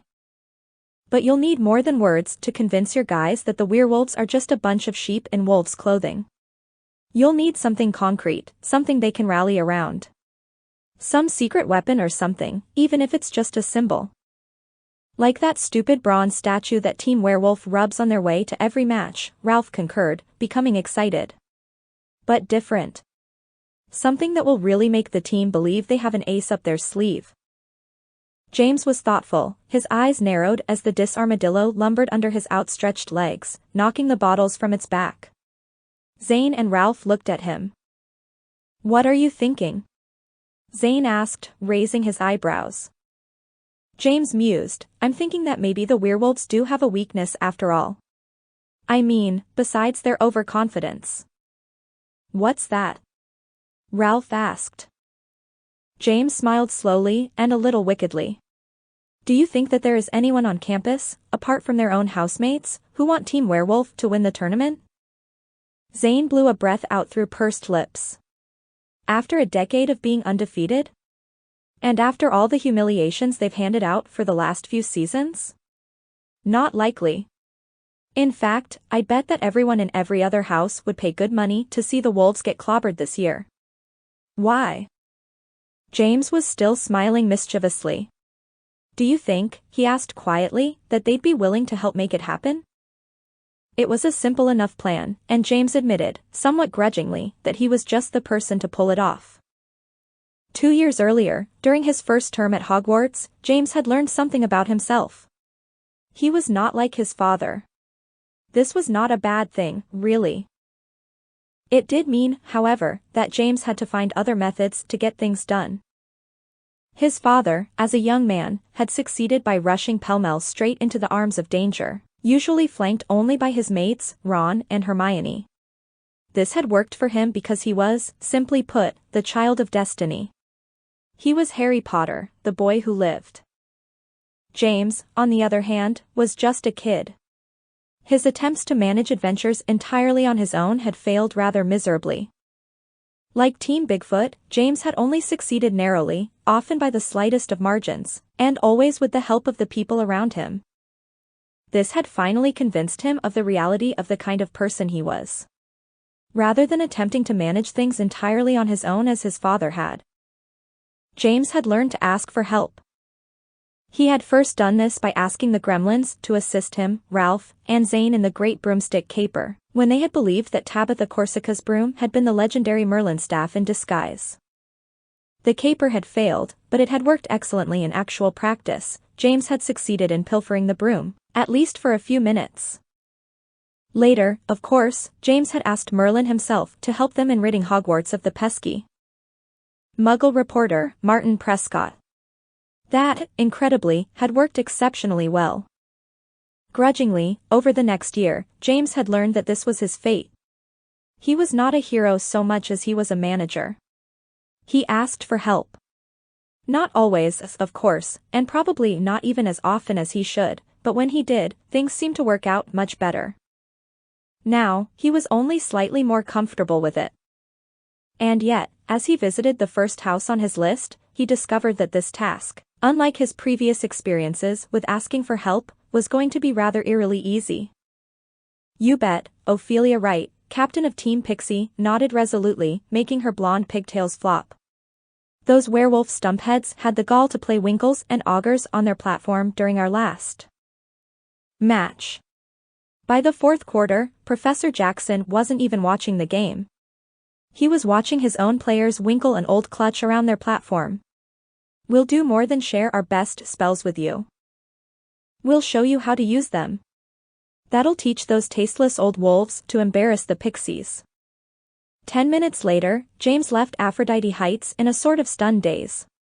Ralph walked next to him, his nose buried in a handwritten notebook, its pages crammed with hand-drawn illustrations and neat, backslanting cursive, the eyes all dotted with smiley faces and hearts. Wow, Ralph breathed, not looking up from the pages. Those pixies are only cute on the outside. This stuff is ruthless. James nodded, but their work wasn't done yet. They still had 3 more houses to visit, and yet he approached the task with a renewed sense of purpose. Ophelia Wright had responded almost as if the 2 Bigfoot players were doing them a favor, rather than the other way around. Put them in their place, she'd said grimly as she walked them to the big gingerbready front door of Aphrodite Heights. Knock them off their infuriatingly colorless gray scrims, and tell them it's from Team Pixie, at least in part. James had nodded, smiling crookedly. This was going far better than he'd expected. By the end of the day, he and Ralph had procured the enthusiastic assistance of the team captains from every other house. The Igors had agreed to give Team Bigfoot's scrims a secret pregame boost, using a battery of technomantic enhancements that they had formulated over the previous few seasons and which had, up until now, been a carefully guarded secret. These enhancements, the Igor captain promised with a slightly maniacal laugh, would make the Bigfoot scrims faster and more maneuverable than anything in the werewolf's arsenal. Warrington, the captain of Team Zombie, was still smarting from his team's loss to the Bigfoots, but with Zane's encouragement, this was easily offset by the zombies' long-term hatred of the werewolves. He agreed to share his team's most effective offensive techniques with the Bigfoots, which was no small offering, considering that the zombies had succeeded in scoring the most points against the werewolves throughout the season. James had been prepared to fetch Wentworth in order to guarantee an interview with the captain of Team Vampire, but it turned out that the captain was Anton Harding, the boy who had initially tried to prevent their entrance into Erebus Castle, and he had already heard about James and Ralph's mission. He headed them off as they made their way across the afternoon warmth of the campus. "I hear you're looking for help from the other societies in beating Altair and his werewolves in the tournament," he said with no preamble. James nodded and gulped. Yes," he admitted. "We checked the Bigfoot team charter and saw that there's no rule against it. We just thought the other teams might want to see the werewolves finally get beaten after all these years. Fair and square, of course. Nothing underhanded." Harding's eyes narrowed. "Well, that's a shame," he scowled in disgust. "But I should have known that Team Bigfoot wouldn't have the guts to do anything truly evil to put those infuriating dogs in their place. I was willing to share with you our most secret game curses. Would you be willing to accept a few mild plague hexes at least?" Ralph gave a smile that shocked James a little and then put an arm around Harding's shoulders. "Did you know," he said conspiratorially, "that I come from a little place known as Slytherin House? Plague hexes are a bit of a specialty for us. Talk to me." Harding met Ralph's grin. For the next 20 minutes, the three talked in low voices, hovering near the glinting orb of the octosphere. At the end of it, both Ralph and Harding laughed. After a moment, James joined in, a bit nervously. All the houses were backing them now.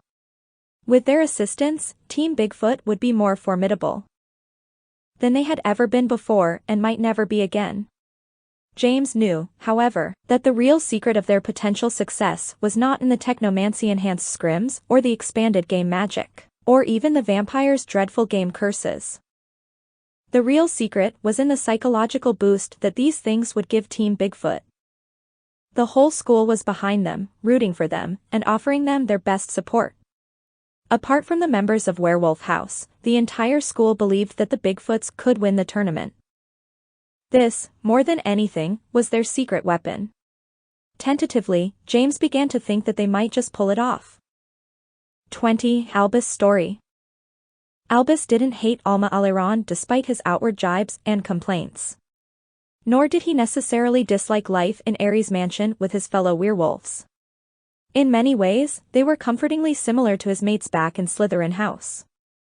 There was a familiar ruthlessness to them, a mingled sense of pride and ambition that Albus wholeheartedly shared. He had friends among the wolves and even a few outside his own society. Like Zane, Albus was a likable fellow.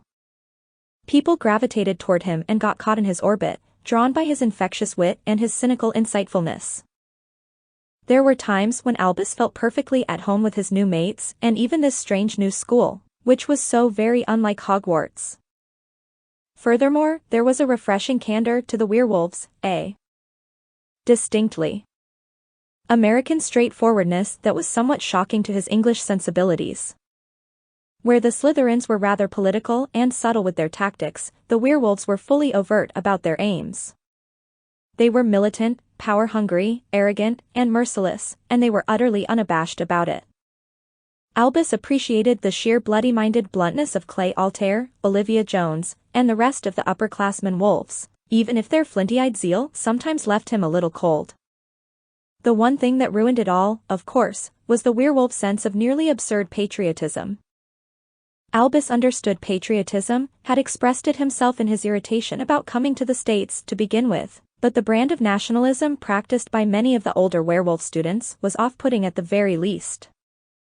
It had begun with the nickname Cornelius, apparently an American term for anyone with a British accent derived from some famous speeches given decades earlier, by some minister of magic. Albus could live with that, he supposed. He himself had handed out more than a few derisive nicknames in his time, and knew that the best way to manage such a thing was to embrace the nickname rather than eschew it. Consequently, he answered to the nickname as if it was a source of pride. After all, he was British, and this Cornelius fellow had been Minister of Magic. These were hardly things to be ashamed of. The werewolves, however, seemed immune to the irony of Albus' willing acceptance of their sneering moniker. They viewed it as a weakness rather than a sort of backhanded boldness. The werewolves, Albus learned, did not appreciate cunning or subtlety, at least outside of the battlefield. What they wished to see from their fellow wolves was fierceness. They wanted Albus to bare his metaphorical teeth at them, to prove his toughness by snarling at their jibes and even slashing back at them a little. By the time he realized this, however, it was too late to do anything about it.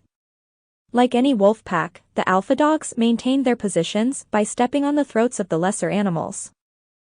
By playing it cool and subtle, Albus had allowed them to decide, erroneously, that he was not an alpha dog.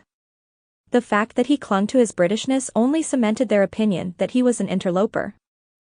As a result, Albus' initial rabid enthusiasm for his house and his mates had cooled to a brittle, grudging tolerance. He missed Slytherin House, where he was appreciated and revered a little. After all, he was the son of Harry Potter and he had been sorted into the house of Harry Potter's mortal enemy. If that wasn't delicious irony, then nothing was. The Slytherins, politic as they might be, understood irony. They relished it. Thus, as each day passed, bringing Albus one step closer to going home to his mates, he became more and more discontent and restless. He talked to James about it a little, but James couldn't really understand.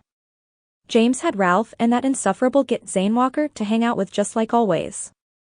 Besides, James was obviously obsessed with some project or other, as he always seemed to be.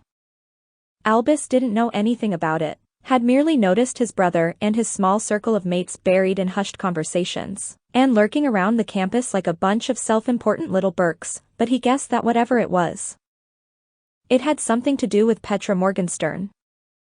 Albus supposed that he was slightly jealous of them. After all, Petra was his friend too, at least a little.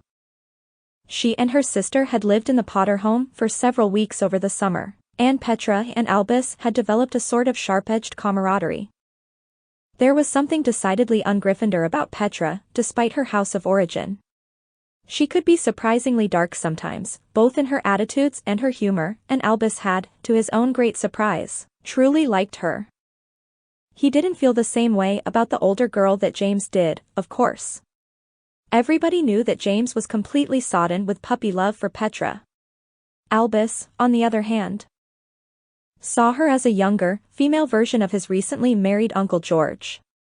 To him, Petra was a sort of sister-in-arms, a cynical kindred spirit, even if she did tend to hide it all under a somewhat sugary nice girl exterior. Albus didn't know if Petra really was guilty of cursing old Mr. Henredon or not. In his own way, he thought he knew her even better than James did, since James' opinion of her was rather hopelessly skewed by the rose-colored glasses of infatuation. Albus understood that Petra may well have been the one to break into the Hall of Archives. He didn't know what all the ruckus was about it, really. So what if she had cursed some old Muggle curator and diddled around with some mysterious relic at the bottom of the archive? Even if she had done it, Albus figured she'd had a good reason for it. He also understood, instinctively if nothing else, that if the American wizarding authorities tried to put Petra in prison, they might have a harder time holding on to her than they'd expect. Albus had some experience dealing with singularly unique, magical individuals. His father, after all, was the great Harry Potter. Albus knew that there was something unusual about Petra, something that was both quietly powerful and deeply fierce. No matter what happened with her and that pipsqueak arbiter, Keynes, Albus had a feeling that Petra would manage to stay in charge of her own destiny. And Izzy's as well. "Hey Cornelius," Altair called as Albus returned to Ares' mansion one evening, interrupting him just as he began to tromp up the wide staircase. "Your brother and his slab of a buddy toddled by to see you." Albus stopped, surprised. He peered over the banister at Altair, who lounged in the main parlor with some older werewolf students, pretending to study, nipping fire whiskey from a bottle they kept hidden behind the couch. James came here. What did he say? Altair shrugged indulgently. Who knows? He and his little Bigfoot pal shook in their capes when I met them at the door and told them you weren't here. I suggested they beat it before I taught them a little respect. Sorry if I ruined tea time or something. He grinned maliciously and nudged the girl next to him. She smirked crookedly. Albus rolled his eyes and turned away, trudging up the rest of the stairs. He'd heard about James' errands around the campus that day. Lucy had corroborated the rumors at lunchtime. Apparently, James and Ralph Deedle were making the rounds to all the other societies, asking for a little help with the upcoming tournament match. He shook his head as he made his way to the second-floor landing and opened the door to the small sophomore dormitory room. It was just like James to traipse all over the campus with his hand out, begging for help, making his problem everyone else's problem. As irritating as the werewolves could be, at least they understood the concept of self-respect. They'd either win or lose on their own 2 feet, and they'd do it with pride, no matter what. Of course, in Albus' experience, the werewolves always won, so he couldn't be entirely sure how they'd react if they ever lost. He assumed that they'd accept it with the same stoic bitterness that they displayed in nearly every other case. Albus plopped his knapsack onto his bed and threw himself down next to it. He propped his chin in his hands and stared out the tall window. The fact was that it rankled him a little bit that James hadn't tried any harder to ask him for help. Truthfully, Albus knew that he hadn't given James any indication that he, Albus, would be willing to offer any help, but still. They were brothers, weren't they? Deep down, despite all of his bravado and his apparent society loyalty, Albus sort of wanted to see the Bigfoots win the tournament. Not just because James was part of the team and not in the least because the Foots were the celebrated underdogs. Albus was not the sort of boy to be moved by the plight of the underdog.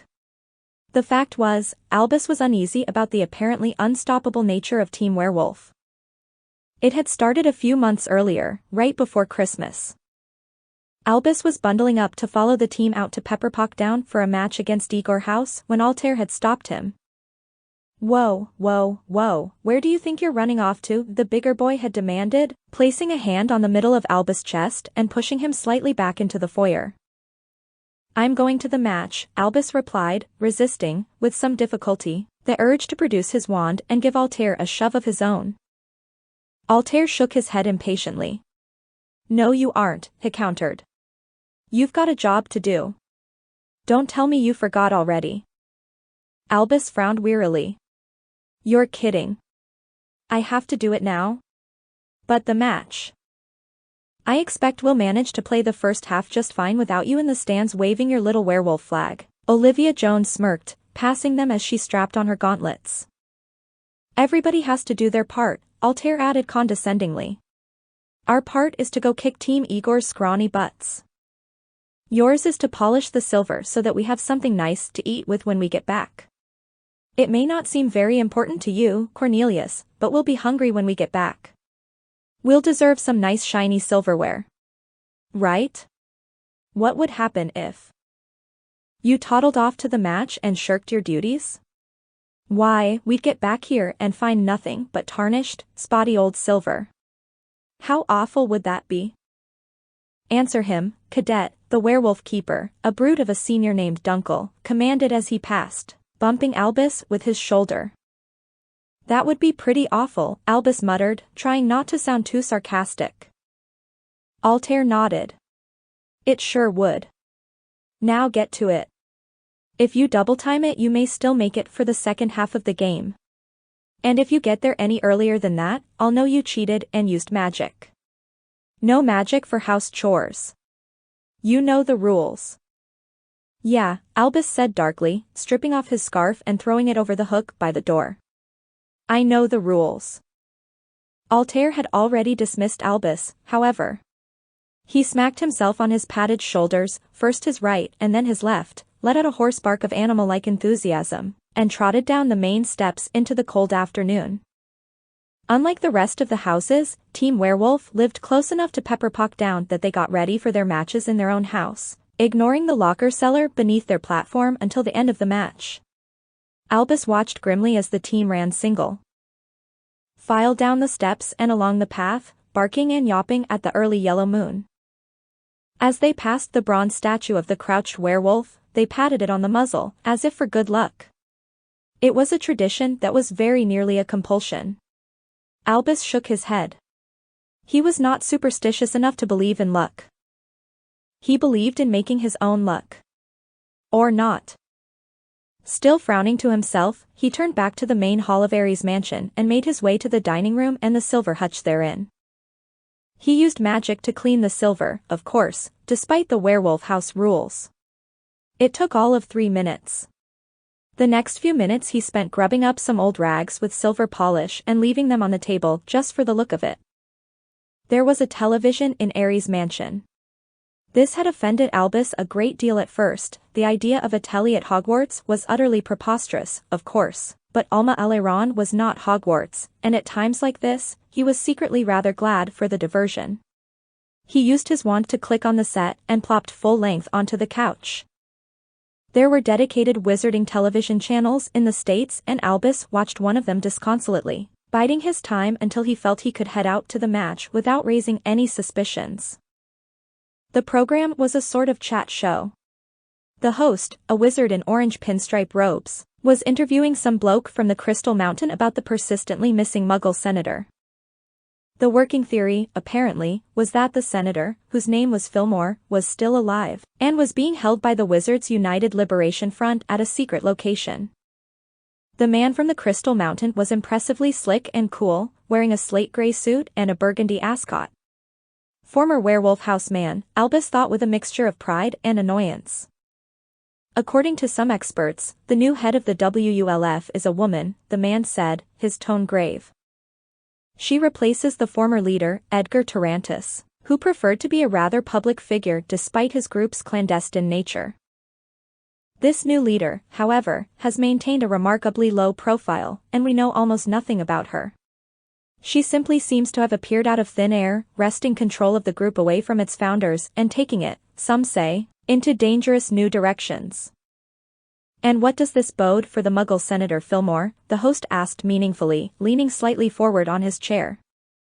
The man in the gray suit shrugged. If he is still alive, then we have to assume that the plan is to obliviate and imperio him. He may then be released back into the Muggle power structure, probably with some fabricated story to explain his absence.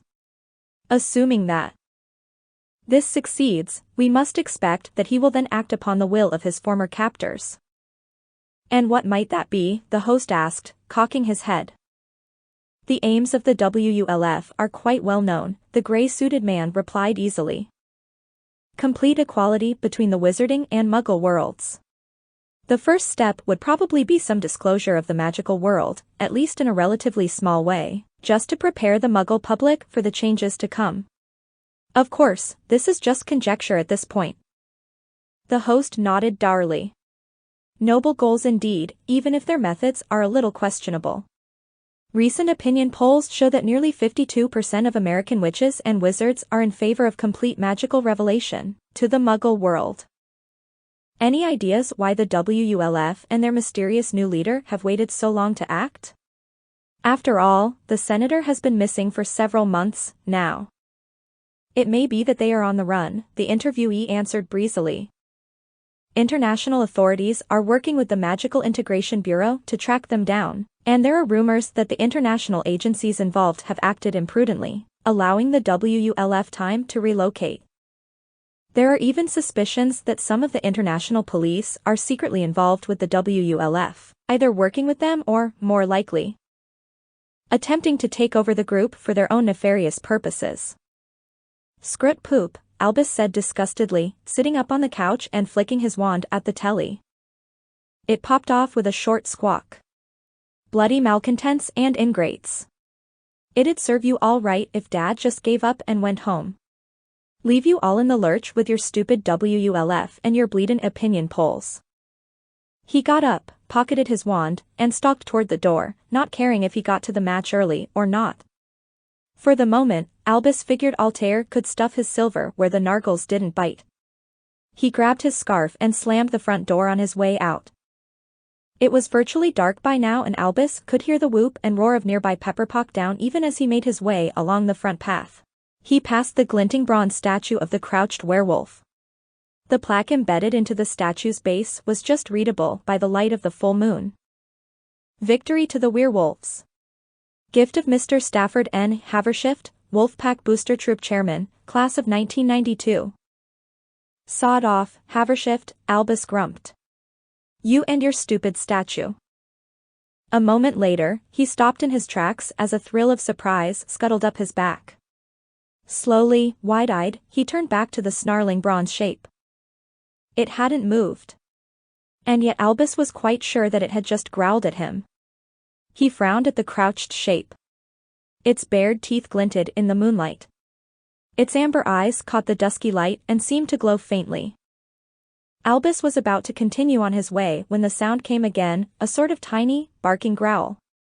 It was almost too quiet to notice, but it was definitely coming from the statue. With some trepidation, Albus crept closer to the statue. The noise of nearby pepperpock down echoed across Victory Hill. A cheer erupted suddenly from the grandstands. Albus concentrated on the bronze statue, resisting an irrational fear that the frozen shape would suddenly spring to life and pounce upon him, snapping its jaws, its amber eyes flashing. It was making noises. They were so quiet, so faint, that Albus had to place his ear directly in front of the bared muzzle, straining to listen, but there was no question about it. More of the faint barking growls sounded and Albus suddenly recognized them. He'd heard the same sounds less than half an hour earlier as Team Werewolf was making their way to the match. It was his own team, barking in triumph at a scored goal. He heard them through the mouth of the bronze statue, as if on some secret magical wireless frequency. And then, tiny but recognizable, he heard their voices. Nice shot, Lance. Knocked her clean off her scrim. All right team, pincer formation. Let's take it to M again. Steal that clutch from M. That's more like it. Albus recognized the voices, Altair, Jones, and all the rest. As he listened, he heard the roar of the crowd as well, coming both from the statue's snarling mouth and the air high overhead. There was no question about it, he was hearing the match as it happened, hearing everything his teammates said to each other like a magical play-by-play. He stepped back and stared at the statue. The amber eyes glowed faintly and Albus wondered if perhaps it wasn't the collected light of the full moon that he saw glinting in those yellow orbs. Perhaps they were glowing on their own, powered by the same secret magic that connected the statue to the match even as it played on less than 100 yards away. And if it was connected to the match, was the match somehow connected to it? Albus knew very well that while game magic was allowed in Clutch Cudgel, outside magic was strictly forbidden. Nothing outside the boundaries of the Figure 8 course was permitted to influence the match in any way. And yet. Albus shook his head slowly, still frowning at the bronze statue. Victory to the werewolves, the plaque on its base read. Albus couldn't help wondering. Was that merely a slogan? Or, perhaps, just perhaps, was it an incantation? He didn't know. But he meant to find out. For now, he turned and ran the rest of the way to the nearby grandstands, his breath pluming behind him in the cold, dark air. It took less than a week for Albus to work out the secret of the werewolf statue. No doubt James would have been amazed by this. But his cousin Rose would not have been surprised at all. While Albus was mainly known among his family as a rather sharp-tongued rogue and a bit of a malcontent, he was also, deep down, a very sharp boy with excellent instincts. Rose recognized these qualities because she had them herself. In fact, the main difference between the two of them was that Rose, like her mother, loved to read and had therefore supplemented her innate brightness with a wealth of knowledge. Albus, unfortunately, hated to read, thus his natural intelligence had been rather starved of the fuel it needed to thrive. For this reason, it was easy for those who knew him to conclude that he was a bit thicker than his brother and sister, despite his verbal wit. The truth, however, was rather the reverse. The first thing Albus did was research a certain Mr. Stafford Havershift, whose generosity was apparently responsible for the statue that stood in front of Ares' mansion. This proved to be rather easier than Albus could have hoped. The hall outside of the Ares mansion dining room was dominated by a large glass trophy case packed with plaques, photos, newspaper clippings, and assorted memorabilia. One entire section of the case had been dedicated to Mr. Havershift, whose face smirked crookedly from a large framed photo in the center. He was an almost absurdly good-looking man, with a prominent cleft chin, thick salt-and-pepper hair, a chiseled nose, and bright green eyes. A cursory glance around the nearby shelves told Albus quite a lot. The man had played Clipper for Team Werewolf throughout his school career some 20 years earlier and had led the team to a series of championships.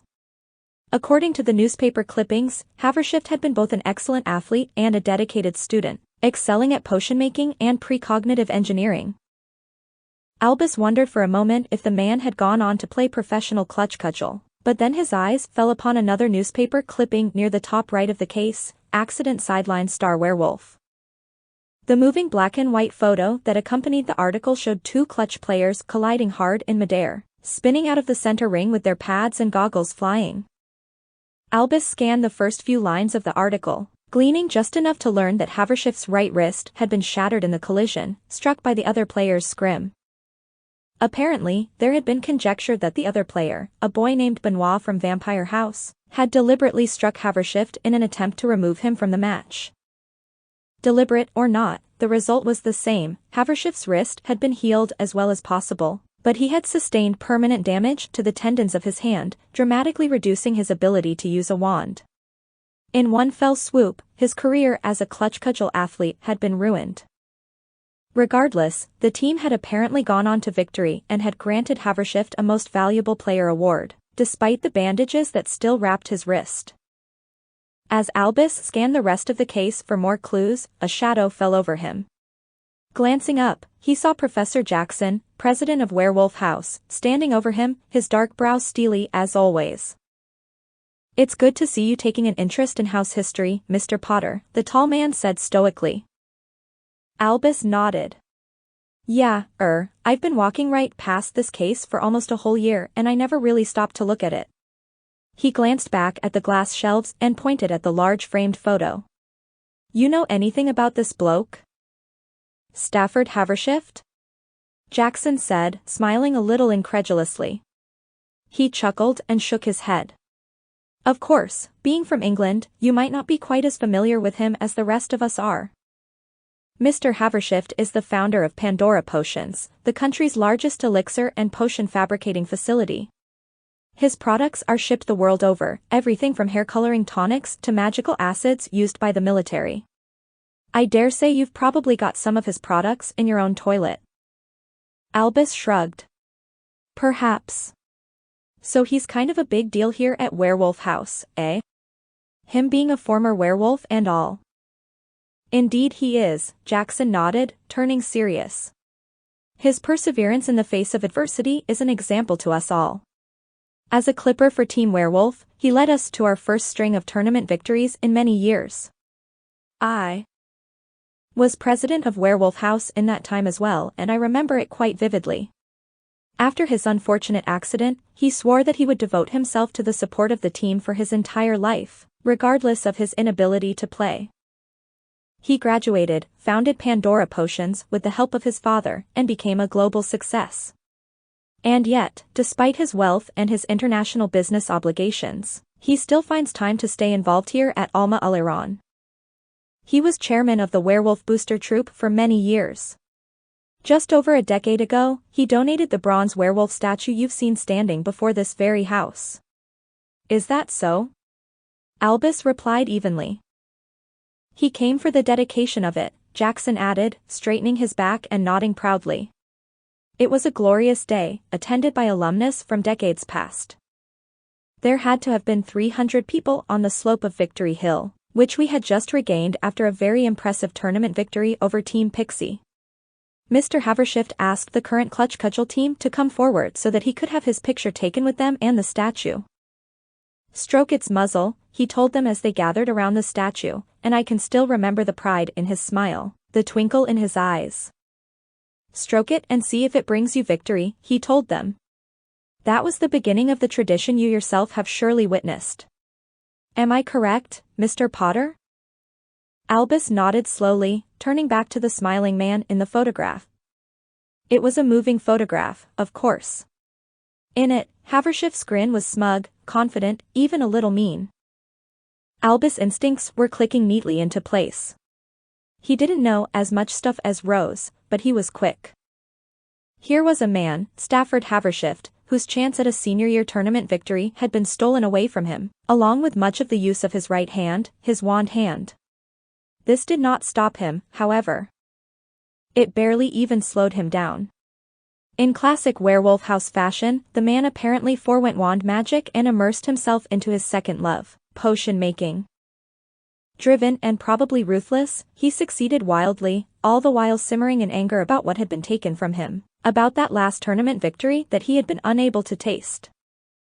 In response, he had vowed to support Team Werewolf until his dying day, to help them achieve as many more of those victories as possible, and as a token of that support, he had donated a large bronze statue with mysterious amber eyes.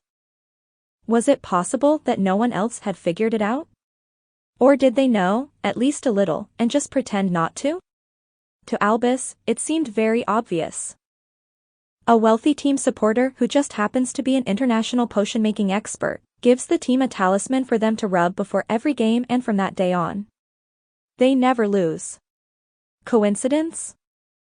You've got to be kidding me, Albus mumbled under his breath, peering out the front window at the statue on the lawn, glinting in the moonlight.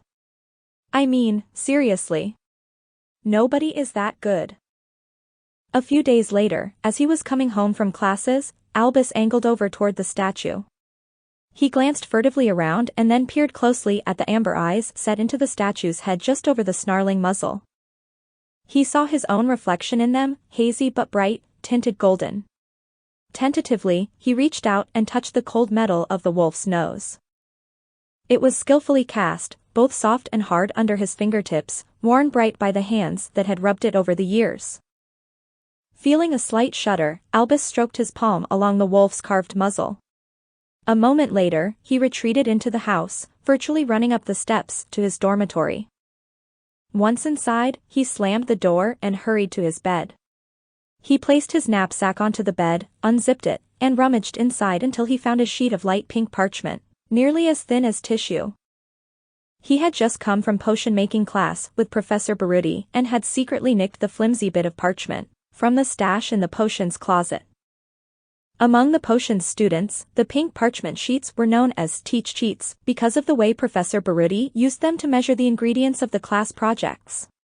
He'd merely dip one corner into their cauldrons, examine it critically, and then suggest more eye of newt or a pinch less powdered spider bile. Carefully, Albus lay the thin parchment onto his right hand, which was still cool from the metal of the bronze statue. With his left hand, he pressed the teach sheet hard against his palm. He waited 10 seconds, counting slowly under his breath, and then drew his hands apart again. He carried the sheet of pink parchment to the window so he could examine it in the sunlight.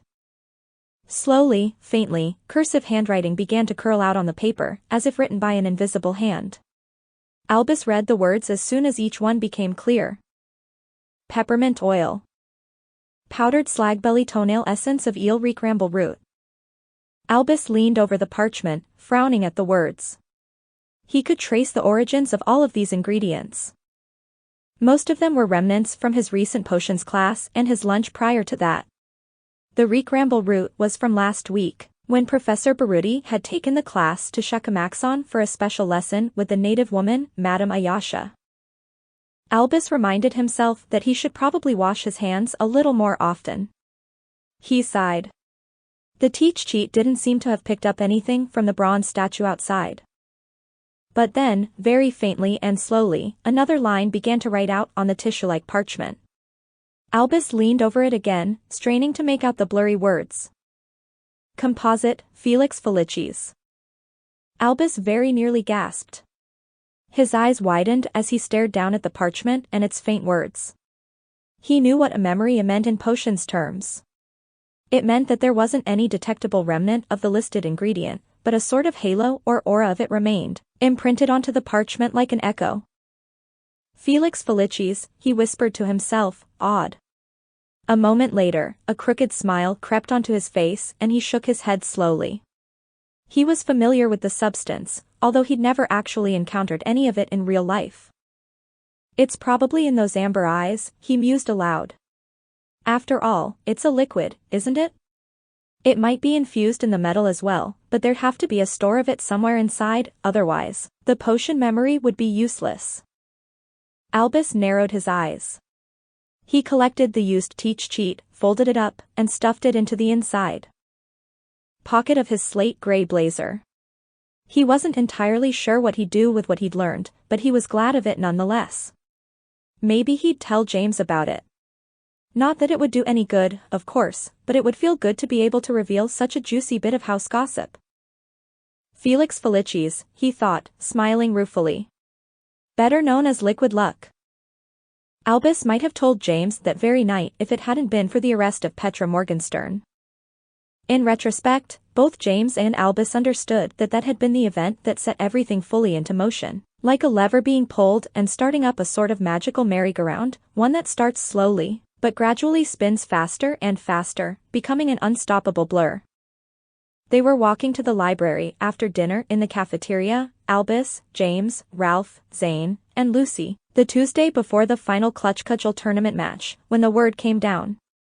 A rabble of voices wafted into the early summer air, distracting Albus from the quaffle he and Ralph had been tossing around. Ralph's toss struck Albus in the chest and bounced to the ground, unseen, as the gathering turned toward the increasing noise. It's that girl, someone called out in a sort of hushed shout. The one that cursed Mr. Henriden. They've finally convicted her. But why are they bringing her here? A vampire boy asked, trotting past Albus, heading to join the gathering crowd. Petra? Ralph asked, turning to look at James and Zane. Did you hear anything about this? James shook his head, his face growing alarmed. No. Not a thing. Come on. As one, the group broke into a run, Albus and Lucy following in the rear. By the time they reached the throng of students, a commanding voice rang out from the center, overruling the babble. Everyone please stand back, the voice said, its tone one of unquestioned authority. Albus saw a very severe man in a dark gray tunic and short vest, his hands raised. The left hand was held palm out, the right clutched his wand. For your own safety and for the security of the campus, return immediately to your houses and classrooms. Anyone caught interfering with wizarding court affairs, even by accident, will be prosecuted. Am I clear? The last was not really a question and the set of the man's face made that fact very obvious. Students began to fall back, although none seemed in any hurry to return to their houses and classrooms. As the mob broke apart, Albus saw a tight assembly of men and women dressed in more of the gray tunics and vests, their faces all nearly expressionless. The arbiter, Albert Keynes, was among them, smiling faintly, his hat pulled tightly down over his bald head. The troupe began to walk slowly toward a large building, the campus medical school, levitating something carefully between them. Albus realized what it was at the same moment that James and the rest did. Petra. James said, nearly groaning. He began to move forward again, reaching for his own wand, but Ralph and Zane both grabbed a shoulder and held him back, their faces pale and grave. Petra Morgenstern floated upright in the center of the gathered witches and wizards, her head down, her hair hanging like a dark curtain over her face. Albus guessed by the dangle of her arms and the loose curls of her fingers that she was unconscious and felt his own pang of mingled pity and fear. Her bare feet dangled 6 inches over her shadow as she floated along the footpath, suspended in the center of no less than 8 pointing wands. Petra. James called again, as if he meant to wake her. Albus knew it was a futile effort. She wasn't merely asleep. She had been stunned into unconsciousness. Probably it had been the only way the court officials could apprehend her. Still, it hurt his heart a little to see it. It was a bit like seeing a noble dragon declawed and defanged, or a captured warrior princess with all of her hair cut off. There was something shameful about it and something rather deeply frightening. Not just because Petra was so silent in her unconsciousness, but because Albus knew that they wouldn't be able to keep her unconscious forever. Eventually, she would wake up. Slowly, carefully, the gathered court policemen and women maneuvered Petra's body into the wide front doors of the medical college.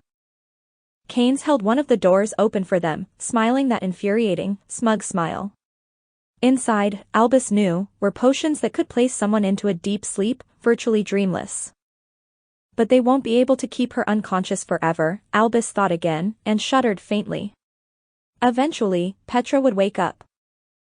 Perhaps Izzy would be gone by then, spirited off to her new home in the Muggle world, her memory of Alma Aliron, the magical world, and Petra herself completely erased. Perhaps they would have succeeded in imprisoning Petra by then, for all the good it might do. Unlike James, Albus didn't know that Petra was a sorceress, but he sensed nonetheless that she was no typical witch. Eventually, sometime, Petra would surely wake up. It was inevitable. And when she did, Albus was quite sure of one thing: when she woke up, she would be very, very angry. 21. Unlikely alliances. Petra. James called, not even feeling Ralph and Zane's hands on his shoulders, holding him back. Distantly, he was aware that he had produced his wand from his robes, was raising it as if he meant to attack Albert Keynes and his troop of court officials. It was preposterous, of course, but for the moment, he was beyond such practicalities. They had taken her, had stunned her unconscious like some sort of wild animal, and were dragging her away for imprisonment. The doors of the medical college swung slowly shut, cutting off the view of the pathetically hovering young woman and her cadre of guards. Keynes watched James through the gently closing doors, his expression sadly patronizing. "Did you really think I wouldn't learn the truth?" his gaze seemed to say. And then, with a soft click, the doors closed. "No," James groaned. "It's not supposed to happen this way. They weren't supposed to convict her yet. We're so close." "It's not over yet," Zane said quietly, seriously, finally releasing James' shoulder. "We can still set things to rights." Ralph nodded. "Yeah, it isn't over yet." James barely heard them, however. He could feel the invisible silver thread that connected him to Petra. It was cold, flowing down the center of his arm like a vein of ice, filling his head with murky visions and shreds of dreams, broadcast directly from Petra's sleeping mind. She was dreaming of her capture, replaying it over and over. James caught phantom glimpses of his own parents on the street outside their flat, helpless and angry. Lily was there, standing on the footpath next to Izzy. They were holding hands. Both of them looked shocked, disbelieving. In the center of the street, Keynes and his crew called Petra out, surrounding her, raising their wands toward her.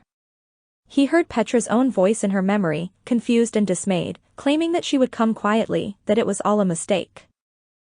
"It isn't a mistake," Keynes had said blandly, his own wand trained unflinchingly on her. "And you certainly will come quietly." There were flashes then, coming from many directions at once. Petra had tried to fight their force, but she hadn't been prepared. It was too sudden, and there'd been too many of them. Blackness had overtaken her then, and in her unconscious mind, the scene began to play over again, like a needle skipping on an old record. Anger swelled in James' chest, overwhelming him. Before he knew it, he was running, darting toward the medical center, his wand still in his hand, gripped hard enough to emit red sparks from its tip. He heard Zane and Ralph call out to him again, followed by the alarmed cries of both Albus and Lucy, but those things didn't matter. He followed the invisible silvery thread, chasing it like a beacon. He burst through the doors of the medical college and bolted through the lobby, his footsteps echoing loudly on the marble floor.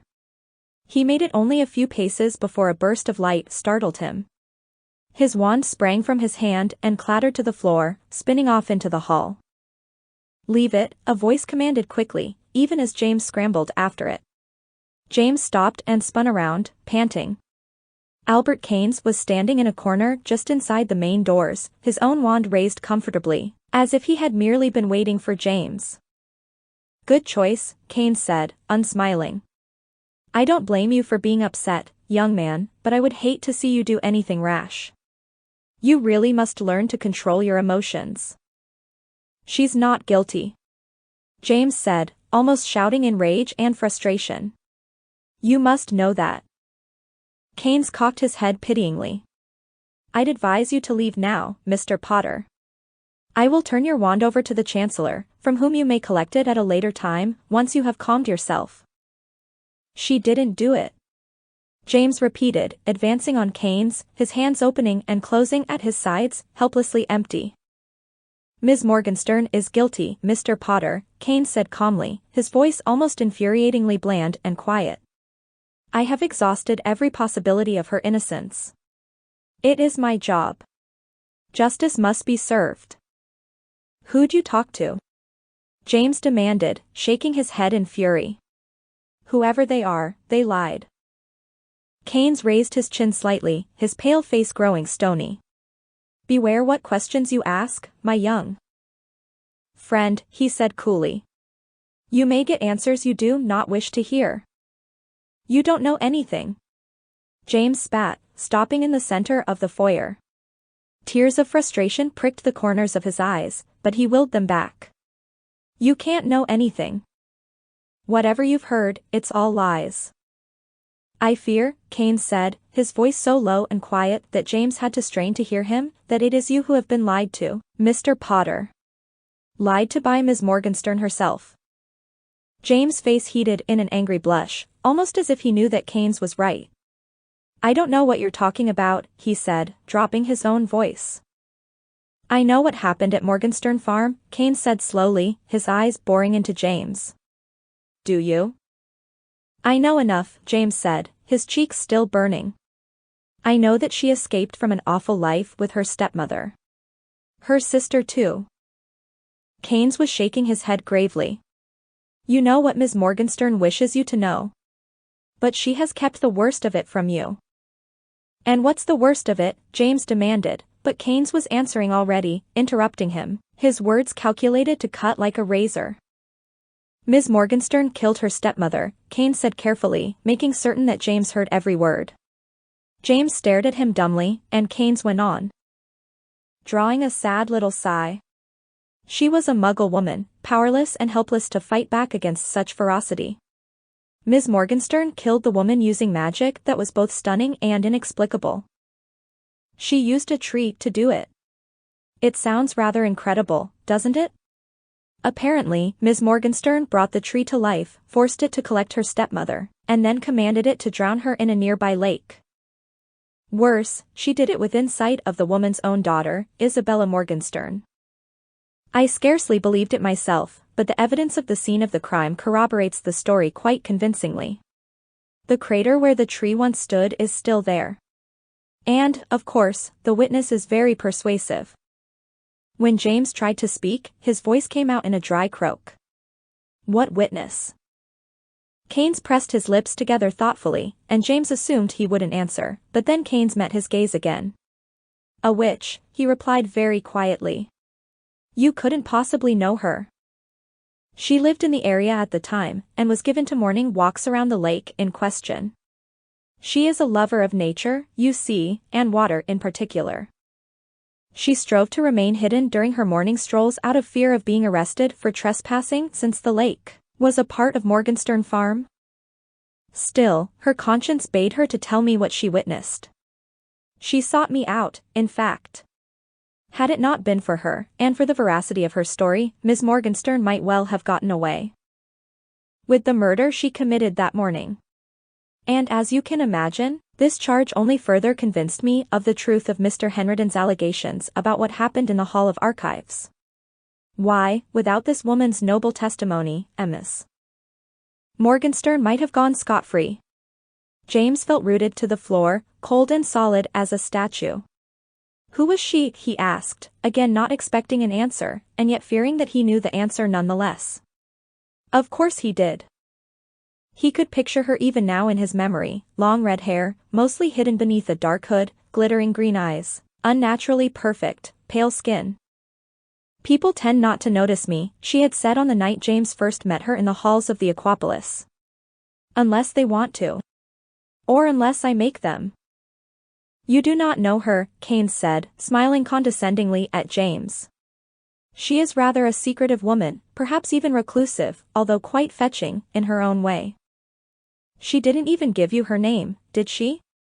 James whispered, shaking his head. She was that a secretive, wasn't she? She was lying to you. She had to be. She was not lying, Keynes stated coldly, his eyes narrowing. And she most certainly did give me her name, Mr. Potter. Not that it should matter to you. Her name. He stopped, apparently considering whether he should go on. Finally, he lowered his voice to a near mutter and went on. Her first name is Judith. That's all you need to know. Now begone. Quickly, before I grow impatient. James stood on the spot, however, his eyes wide, his brow knitted in consternation. Judith. He'd heard that name before. But where?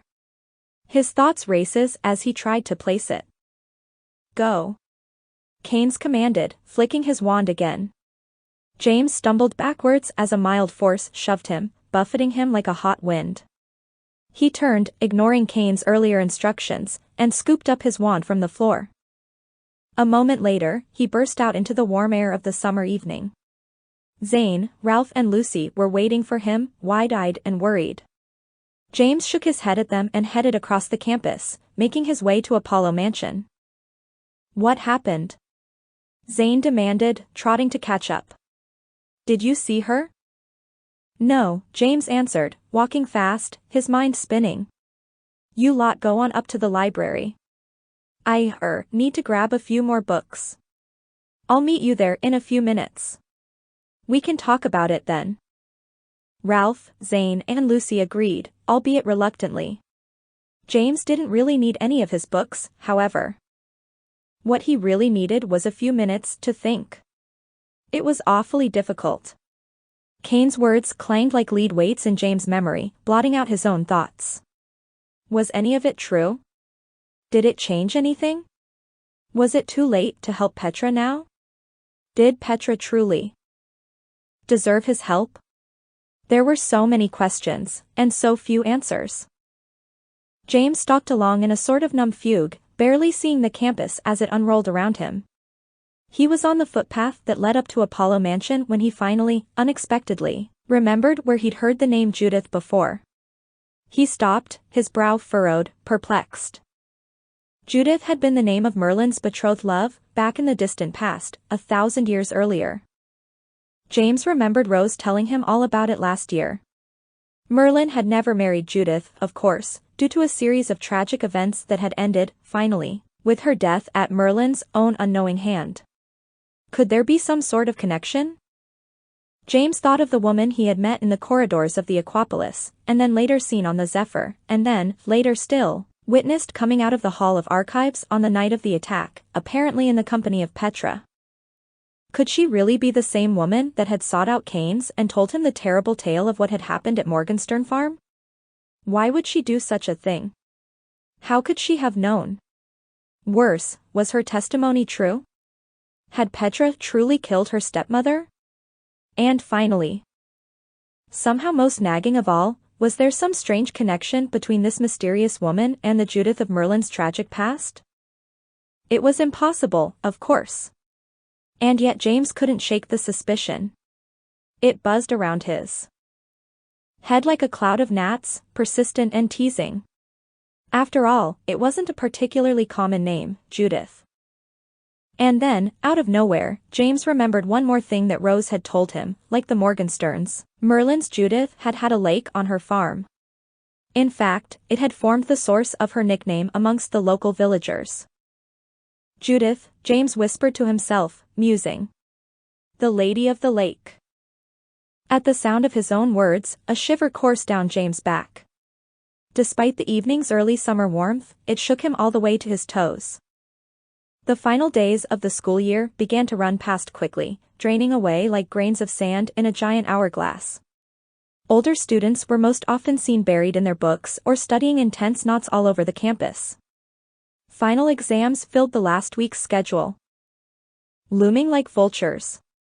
James was amazed that the year had gone by so quickly. As he walked to classes, he occasionally glanced back at the Warping Willow, positioned near the southwest corner of the mall in the shadow of the guest house, and reminded himself that he would soon be using it to go back home for good. He was glad of this, and yet it all seemed so far away and remote, the Potter family home in Marble Arch, Creature, even Hogwarts, although he had seen the Gryffindor common room many times throughout the school year via the Shard. Sometimes it seemed to James that it had only been a few days since his arrival at Alma Aleron. He remembered his first nights on campus, sleeping in the common dorm with its creepy clockwork monkey bellhop. He recalled the debacle of the Great Flag Switch escapade, which had destroyed his and Ralph's chances of joining Zombie House. Patches the cat had warned them about pledging at Zombie House, and he had apparently been right. The cat had suggested that they rush for Igor House. In retrospect, maybe he'd been onto something. James was fairly good at technomancy despite his hesitance to admit it. Kneasel or not, Patches apparently knew stuff. As the final week's exams wore on, a hard summer heat wave descended over the school, raising heat shimmers from the footpaths and making the new leaves hang limp from their branches, as if exhausted. Students loosened their ties and carried their blazers disconsolately under their arms or over their shoulders. Old-fashioned magical fans were placed in many of the building's entryways, their fat blades humming loudly, pushing the hot air around the halls and rustling the papers tacked to the bulletin boards. Students clustered in front of these fans, holding lackluster conversations or studying sheets of last-minute notes, furiously cramming for their impending exams. Despite James' distractions, he felt confident that he was doing fairly well with his end-of-term exams. Through the Shard, Rose had offered, albeit tiredly, to help him, Ralph, and Zane to study since the Hogwarts school term lasted a bit longer than Alma Aleron's. "I would ask you to return the favor in the next few weeks," she'd said, rolling her eyes. "But I expect that'd be a bit like asking for blood from a rock." "Is that likely to be on the exam?" Ralph had asked suddenly, looking up from his bed, where he'd been poring over his advanced elemental transmutation textbook. "We did butterflies from stones already. I don't remember blood from a rock." He flipped some pages while Rose sighed helplessly. After studying late Thursday afternoon, James explained everything to Rose. Scorpius was not present, thankfully, otherwise he might not have. "So what are you going to do?" Rose asked seriously, now standing next to the mantel in the Gryffindor common room so they could all keep their voices low. "I mean, if she's guilty, she's guilty. You can't stand in the way of justice." James sighed deeply. He asked his cousin, "Do you really believe she's guilty?" Rose shrugged, as if the question was too big to answer. "I don't know," she replied somberly. "Scorpius thinks she did it. So do Damien and Sabrina. I mean, we all like Petra and all, but it doesn't look very good, does it? That arbiter bloke spoke to them, you know, and Ted too. Via flew. He found out that they were all there when everything, came down at Petra's grandparents' farm. They told him to go hex himself, in so many words, but he already seemed to know everything. I hid behind the couch during the interview. He was one smug beast, I'll tell you." "You got that one right," Zane commented from James' bed, where he lounged amidst a pile of books and notes. "Nobody should enjoy a justice as much as he does. He's just a bully with a badge if you ask me." "So what do they plan to do with Petra?" Rose asked in a hushed voice. Zane shrugged briskly. "She's still in the medical college detention wing, only a few doors down from old Madame Delacroix, I hear. Lucy volunteers there sometimes, so she's been keeping us in the loop. Hardly anybody is allowed within 50 feet of Petra's door. They have guards posted all over the place, even though Petra's been unconscious the whole time. They gave her the poison apple treatment." "Poison apple?" Rose blinked, frowning. "Is that a joke?" Nope, Zane said seriously. Mother Newt makes. One bite and you're out for good, or at least until someone says the magic word to wake you up. They had to give it to Petra by hand since she was already out cold when they brought her in. Until they know how to move her and lock her up, that's where she'll stay, sleeping under its spell. She may be powerful, but nobody wakes up from the poison apple on their own. What about Izzy? Rose pressed. Can't Uncle Harry and Aunt Ginny just adopt her? Why's the court say she has to be obliviated? It's the law, James said darkly. Izzy's a muggle, remember? As long as she had a free and living magical relative, she'd have been allowed to live in the wizarding world. But now Petra's been convicted of a crime, so Izzy is on her own. If she was of age it would be a different story, but since she's not, the law says that she has to be sent back to the muggle world. That's horrible, Rose said, hugging herself. Then, in a different voice, she asked, do you still plan to go through with your plans regarding the world between the worlds? James nodded. Yes, he said stubbornly. If we can win the tournament next Monday. And if we really can open the Nexus curtain, once Apollo Mansion moves to Victory Hill and the cornerstones come together. Rose shook her head slowly, watching her cousin's face through the glass of the shard. Are you really sure that's such a good idea? What if you do find your way into this place, this world between the worlds, only to find out that Petra really did do it? James' face hardened slightly. If it really was Petra, then she was being tricked or used somehow. We'll prove it. Rose was persistent. But how can you know that? She asked earnestly, almost whispering. Because of the silver thread, he answered, meeting her eyes. After a moment, he glanced around at Zane and Ralph. You remember what I told you lot about that? From when Petra went over the back of the Gwyndomere and nearly fell into the ocean? Ralph nodded, remembering. Yeah, you said that this magical silver thread appeared and connected the two of you. It's what saved her. Yeah, James concurred gravely. Well, my dad talked to me about it afterwards. I don't remember everything he said, but I do remember this. He said that what happened between me and Petra was sort of like what happened between him and his mum, when she was willing to die for him. It created some really deep kind of magic, protecting him, but also connecting him to Voldemort. When Petra fell off the ship. He paused, searching for the words. After a moment, he drew a deep breath. I was willing to do whatever I had to do to save her. I was even willing to go over in her place, although I was barely thinking about it at the time. It all happened too fast to think. Dad says that because I was willing to trade fates with Petra, it made that deep magic happen, just like it did between his mom and him. Only different. Because you didn't die, Rose said, nodding slightly. And yet, you saved her anyway. Somehow. That changes the deal, though, doesn't it? Ralph suggested. I mean, it's a little like cheating, isn't it? James looked at his friend. Maybe it is. I don't know. The magic was so strong, so unreal. But the thing is, where the deep magic connected my dad to Voldemort, back when he was a baby and his mum died for him, for me and Petra, it happened differently. It connected us, somehow. That silver thread, the one that appeared and saved her, connecting us so that I could pull her up. It's still there. When I'm close to her. And sometimes even when I'm not.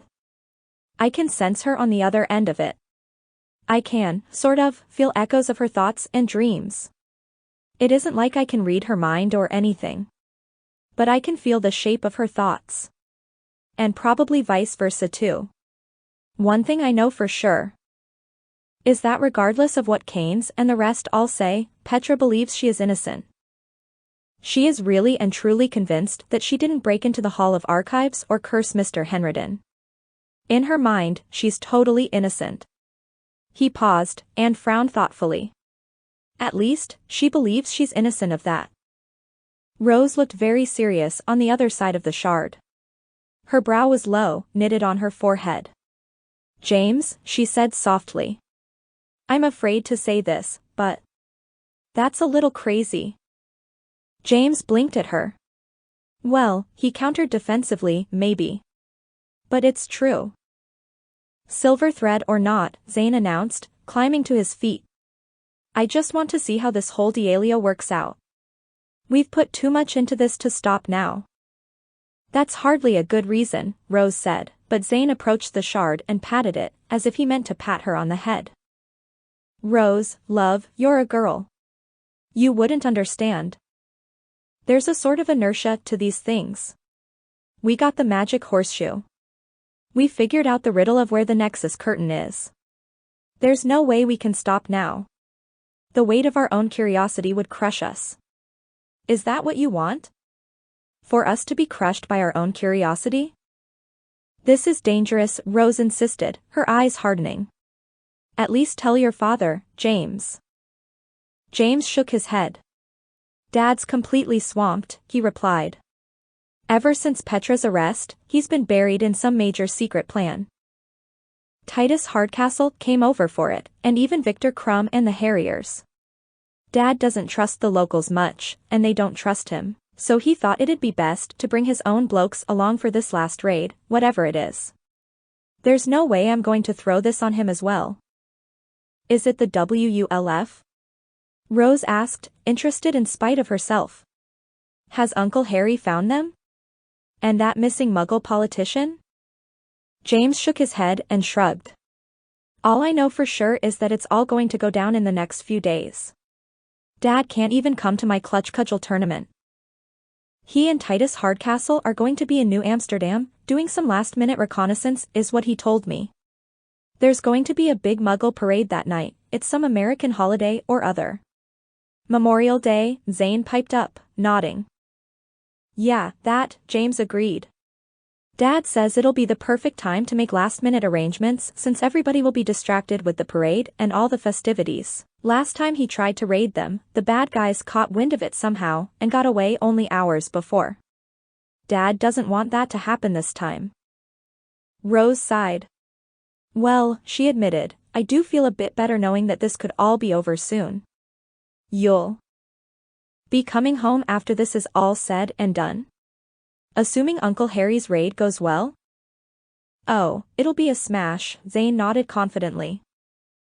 I mean, he's Harry Potter, right? The boy who lived. And he's got his 18 with him. Hardcastle, Crumb, everybody. Those WULF loons and their crazy new lady leader will be breaking rocks in Fort Bedlam by this time next week. You wait and see. Rose accepted this stolidly. Well, then. Sorry your dad won't be there to see you play in your tournament, James, she said a little stiffly. And I do wish you well, no matter what. James shrugged, as if he didn't really mind that his dad wouldn't be there, which he did. It's all right, he said. Mum says that Victor Crumb might come along with her since Dad doesn't really need him for his little looky-loo around New Amsterdam that day. Besides, Lily will be there too along with Izzy, Uncle Percy and everybody else. That'll be pretty cool. I mean, how many players get to have a former professional Quidditch player and Triwizard Tournament contestant supporting them from the stands? Not many, I'd guess, Rose admitted. Strange that your dad doesn't want Victor to come along for his reconnaissance mission since he came all that way to help out. But anyway, no matter how it all turns out, promise me, all three of you, that you'll be careful. We'll be careful, Zane said soothingly. We'll watch out for each other, Rosie. I won't let anything happen to your cousin. Rose sighed harshly and shook her head. I'm less worried about the three of you, she said grimly, than I am the universe in general. When the day of the Clutch Cudgel tournament match finally came around, the school was universally abuzz with excitement and anticipation. The irony of the decade's worst team facing off against the longtime champions was not in the least lost on the student body at large. Banners had appeared on the balconies of several of the mansions and row houses, proclaiming support for Team Bigfoot in the face of their daunting adversary. Stomp the Wolves, the poster on Hermes' mansion declared in bright green letters, accompanied by a messily painted drawing of a gigantic foot mashing a werewolf's whimpering head. All over the campus, the members of Team Bigfoot were greeted with encouraging cheers and backslaps, reducing the players to sheepish, happy grins. James made his way through the day's last exam, Clockwork Mechanics, with Professor Cloverhoof, in a state of nervous euphoria. On one hand, he harbored a secret confidence that Team Bigfoot might actually succeed in winning the tournament, with the help of the other 4 houses, whose grudges against Team Werewolf had made them exceedingly eager to assist in whatever way they could. On the other hand, James was painfully aware that if they lost, there was much more at stake than mere house pride and a place on Victory Hill. "Good luck tonight, Mr. Potter," Professor Cloverhoof commented as he examined James' clockwork test assignment, a magic-powered owl feeder. "Thoroughly prepared, are you?" James nodded. "As prepared as we'll ever be, I think. I am given to understand that my own students have taught your team a few of our better tactics," Cloverhoof said, tipping a handful of birdseed into the tiny clockwork hopper. The machine's brass gears began to turn and click industriously. "I trust that you will keep such things to yourselves, James nodded again, more quickly.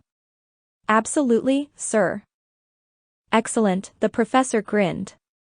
"But for tonight, young man, here," Cloverhoof leaned over the desk slightly, his grin turning predatory, "use them well, and send those wolves to the doghouse. With our blessing." "Will do, sir." James agreed, taking a step back from the professor's mirthless grin.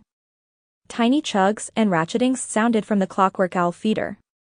After a moment, it deposited a small supply of seed into a copper dish and let out a happy little ding. "Excellent work, Mr. Potter," Cloverhoof said breezily, leaning back at his desk. "On all counts." As James made his way out into the heat of the campus, heading for a late lunch at Apollo Mansion, he thought on what Cloverhoof had said. The truth of it was that he was just a bit nervous about some of what the other houses had offered by way of assistance. Much of it, like the zombies' clutch spells, struck James as rather experimental and risky, the sort of things that the teams might have considered throughout the season, but never quite had the guts to try themselves. The Igors, for instance, had installed tiny clockwork gizmos on the backs of some of Team Bigfoot's scrims. James knew what they did, they had even partly been his idea, although he hadn't been entirely serious about it, and yet he was worried that they weren't technically legal. Perhaps even worse, Team Vampire had offered the Foots the use of some rather dastardly curses and airborne potions. Entirely sporting, the vampire magic coach, a boy named Ellis Alexander, had insisted seriously. His narrowed eyes and tight smile had seemed to say just the opposite, however. "I've packaged them in convenient little pouches. Your team can wear one each around their neck. When the right time comes, simply pull the ripcord attached to the top here. The wind will do the rest." Norik had been especially pleased by the vampires' game cursology tactics. "Lesson 12 in the werewolf's own handbook," he declared, holding up the tiny pouch. "All's fair in love and war. Right back at ya, fellas." Still, despite James' worries about the dubious nature of some of the other team's suggested tactics, his overall plan seemed to have worked even better than he could have hoped. The members of Team Bigfoot, from Jasmine Jade to Muckthatch, seemed thoroughly convinced that they could win the tournament and unseat the reigning werewolf champions. They'd even begun talking about what life would be like on Victory Hill. "I hear that Apollo Mansion hasn't been on the hill for over 100 years. A senior Bigfoot boy named Troy Covington said when James met the team in the kitchen for lunch. "Yates told me. He was here back then, making grilled cheese sandwiches with pickles, just like today.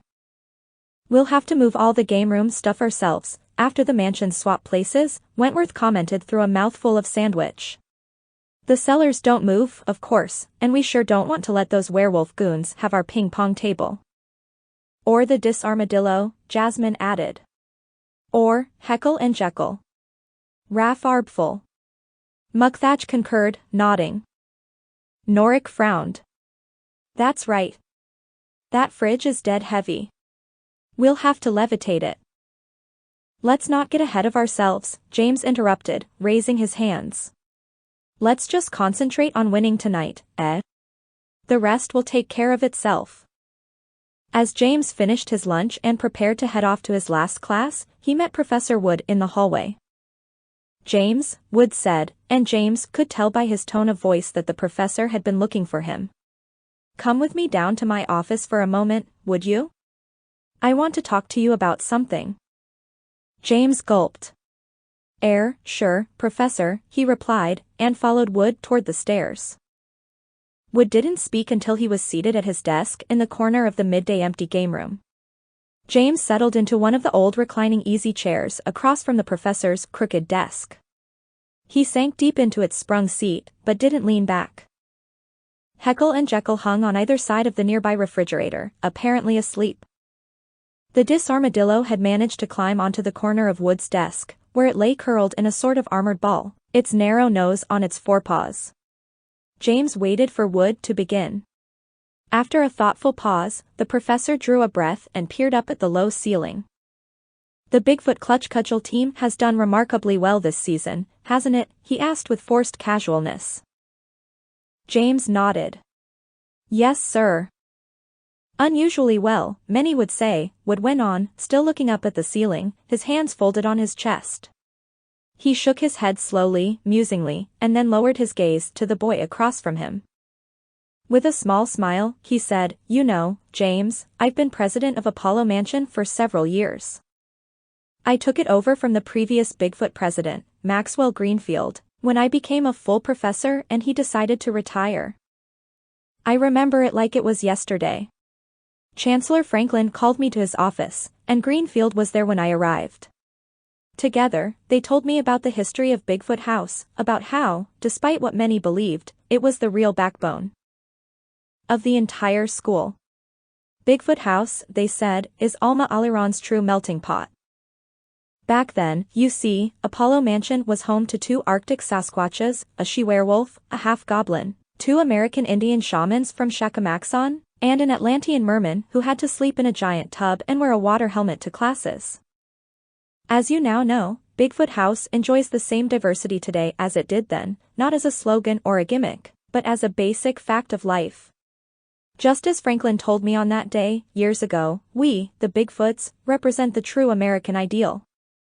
James nodded again, not quite sure what any of this had to do with the Bigfoot Clutch team. "Sure, Professor. I mean, we've got Jasmine, who's part Vila, although she hardly ever acts like it. And Muckthatch, and Went, who's a her." "It's all right," Wood said, smiling a bit more easily. "I know about Mr. Paddington. Wentworth's parents made arrangements with the school administration to keep his heritage a secret. They themselves are part of the Crimson Teetotalers League. That means they've trained themselves not to require blood at all. Extremely dedicated to their new lives they are, which is why they felt it was important for Wentworth to receive a normal magical education. One would think that he would have ended up in Vampire House, of course, but as you might imagine, Apollo Mansion is a much better fit for him." James nodded meaningfully. "Yeah, we spent some time in Vampire House. They think real vampires have to be like the ones in Remera's stupid books, all unbelievably good-looking and tragically romantic and rubbish like that." "In all fairness," Wood said, as if he felt it was his duty, "some vampires are like that." Here, he paused and bobbed his head thoughtfully. "Although not very many, admittedly. You understand then, why so many real vampires, werewolves, and even the occasional pixie, actually come to live with the Foots. Don't you? Because here, they can be who they are, and not just what they are." James stopped and frowned. Right?" Wood nodded heartily. "Well said, James. That's exactly it. But there is one more thing that the former Bigfoot president and Chancellor Franklin impressed upon me when I took this post." He leaned forward and crossed his arms on his desk, cupping his elbows. He studied James seriously. "They told me that Bigfoot House really is the moral core of all the campus societies. And as such, it is held to a rather higher standard of conduct. Fairness, honesty, respect, courage, these are the things that are exemplified by the Bigfoot banner, and these must be applied to all areas of life. Most specifically, at least as far as you and I are concerned, these qualities are meant to be demonstrated on the sporting field, Chancellor Franklin was very clear about this when he asked me to take the post of House President. He knew I had played professional Quidditch, you see, and worried that I might allow my love of victory to cloud my judgment in this regard. Winning, he told me, must always be secondary to self-respect and the courage of one's convictions. I vowed to them that I completely concurred with that philosophy. In the years since, I have tried very hard, James, to maintain that record, not a record of wins and losses, you see, but a record of honorable matches, well played and strenuous, with an eye, ultimately, to fairness and respect. Wood stopped, and James realized that the professor's eyes had grown rather unfocused. He wasn't quite looking at James, but rather into the darkness of the game room. James waited, fearing the worst, that Wood was going to forbid Team Bigfoot from using their recently acquired game magic in the night's tournament match. "We've lost every year," Wood finally said, blinking and returning his gaze to James. "Not just the tournament, but nearly every single match. We've always had a good team, a solid team, but we've never won. We were building character, though. At least, that's what I told myself. And building character is important, no question." Wood paused again, as if struggling with himself. "Character is important," James began, but Wood waved him into silence. "I've allowed you to teach Team Bigfoot game magic, James," he said seriously. "It was against my better judgment, but I allowed it. Because I saw that while you were teaching the team to play in a way that was decidedly unlike previous Bigfoot teams, going back over a century, you were still managing to play each match with respect, honor, and fairness. Mostly. And then, you introduced the concepts of the magical martial arts, artis deserto. You built that clockwork contraption in the back garden, with the help of Professor Cloverhoof and some of the zombie house students. This, again, was contrary to my better judgment.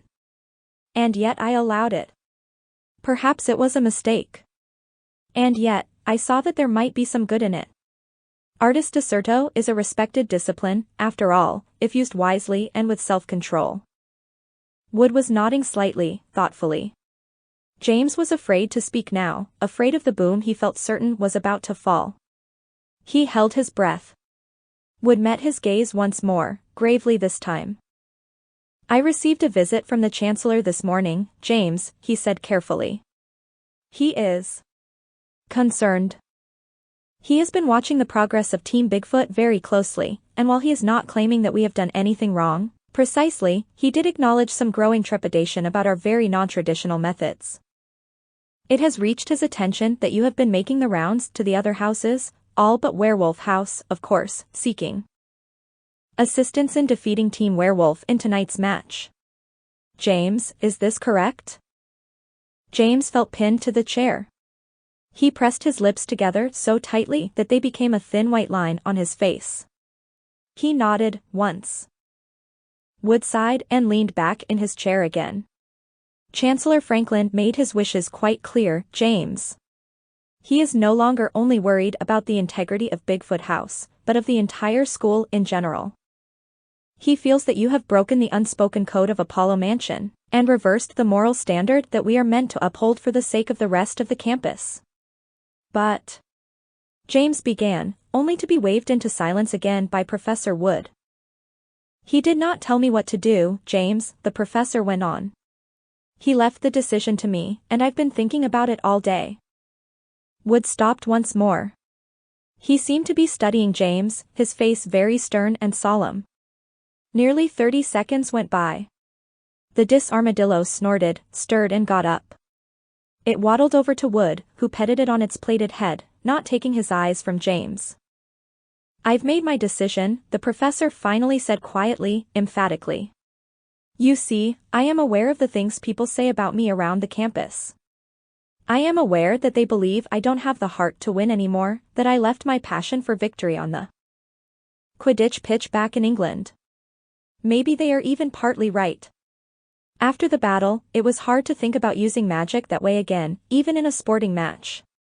And yet, I believe in the deeper mission of Bigfoot House. I am committed to it, no matter what. And thus, James, after my conversation with Chancellor Franklin this morning, I have made my decision. I have decided to do nothing. James blinked. He shook his head slightly, as if to clear it, and then craned his head toward the man behind the big crooked desk. Excuse me, sir? I'm not going to do anything, Wood said simply, raising his eyebrows and turning his hands palm up over the desk. I've been watching you lot myself, James. I've seen the exact same things that the Chancellor has, and yet I have interpreted them entirely differently. You have learned to play the game very well, all of you, and to strive for excellence, all without sacrificing your integrity or the dignity of your opponents. You have trained yourselves to become superior based solely on your skills and discipline. You have sought to be creative and intelligent on the clutch course while still playing with honor. Now, you have succeeded in rallying nearly the whole school to your side, going so far even as to earn their entirely fair and legal assistance. Where Chancellor Franklin sees potential debauchery, I happen to see a team that has played so well, and yet so fairly, that even those whom they have defeated wish to assist them on to further victory. If this in itself does not perfectly exemplify the sort of moral standard that Bigfoot House has always strove to maintain, then I dare say nothing does. As Wood spoke, a grin of dawning realization grew onto James' face. Wood wasn't going to forbid them from using the new game magic. Wood almost seemed, in fact, to be encouraging them to go on exactly as planned. Really, Professor? James asked, barely able to contain himself. He gripped the fat arms of his reclining chair, pulling himself upright. Really, James, Wood agreed, meeting James' smile. Under one condition. What's that, sir? James asked, somewhat warily. Chancellor Franklin did not tell me what to do, Wood said seriously. He merely shared his concerns, assuming I would comply. I am not. However, I am sharing those same concerns with you, and granting you the same responsibility. Whatever the other houses have offered Team Bigfoot by way of help, James, use it well. Use it with honor and integrity, or do not use it at all. I could enforce this rule myself, as you know, but if I have learned anything myself over the course of this year, it is that a lesson learned on one's own is far more deeply rooted than a lesson forced by rules. Will you be wise with what you know? You and the team in general? James nodded. I will, Professor, he said. But Jasmine's the team captain. Shouldn't you be having this conversation with her as well? Wood smiled crookedly. I already have, he agreed. And she said the same thing that you did. I am content. Thank you, James. I'm sure you have preparations to make for tonight's big event. You are dismissed. James grinned and nodded. Jumping up, he ran back toward the stairs, threading his way through the assembled couches, tables and mismatched floor lamps. Just as he began to tromp up the stairs, Wood called his name one more time. Yes, sir. James replied, stopping and peering back across the game room. Wood was still smiling, but it was unlike any other smile James had ever seen on the man's face. It was wide, tight, and very slightly frightening. I haven't forgotten what it means to win, James, he said, his voice calm but emphatic in the empty room. But I had forgotten how really excellent it feels. If Team Bigfoot is going to win the tournament tonight, then we have to give it absolutely everything we've got, and do it with as much heart, guts and pride as we can. Yes sir, James agreed, grinning eagerly. For the first time, he thought he was seeing Oliver Wood the way his father had seen him, back when he'd been the student captain of the Gryffindor Quidditch team, driven to excellence and hungry for victory. Wood nodded and narrowed his eyes. Go on, then, he said with restrained fervor. And let's put those wolves in their place. James ran the rest of the way up the stairs, his heart nearly bursting with excitement and delight. It wasn't until later that afternoon, as he was gathering his clutch gear from under the bed in his dormitory room, that it occurred to him that Chancellor Franklin might have had ulterior reasons for talking to Wood about Team Bigfoot's playing style. Perhaps, just perhaps, Franklin had learned the secret of Magnuson's riddle about the eyes of Roberts. Franklin was, after all, incredibly smart. Perhaps he knew that if Apollo Mansion ever again sat upon Victory Hill, it would complete the cornerstone, potentially activating the Nexus curtain. If so, he had probably done everything he could to assure that that would never happen, even going so far as to invent a ruse that would discourage any Bigfoot House president from leading his clutch team to victory.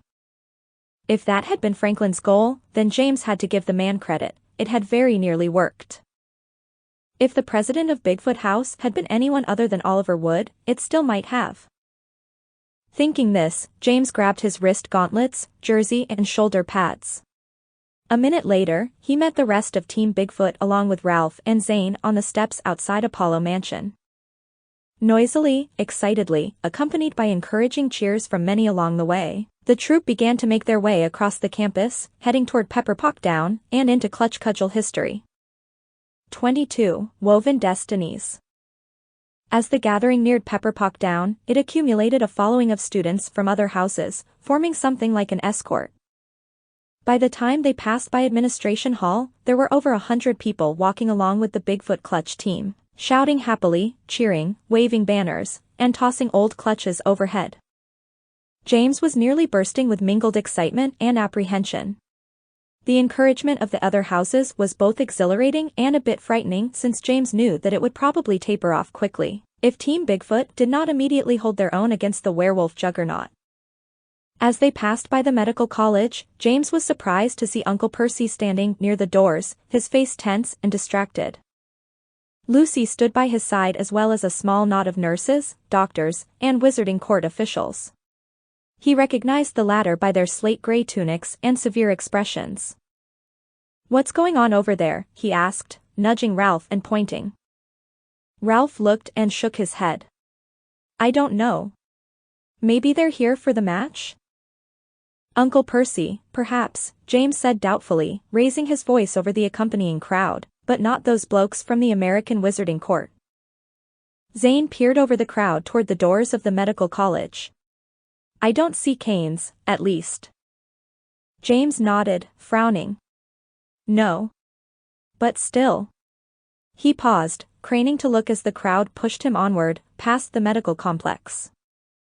A blonde-haired girl moved next to Lucy in the center of the gaggle of court agents. It was Izzy, her face pale and worried, looking up at the severe expressions of those all around her. James felt a sudden sinking sensation in the pit of his stomach. "Izzy's with them," Ralph said, noticing the same thing. "You don't think?" "They wouldn't," Zane said, not very convincingly. "Not while the match is going on. Keynes and his goons may have plans to obliviate Iz and send her off to be adopted into the Muggle world, but they wouldn't do it already. I think." James wasn't so sure.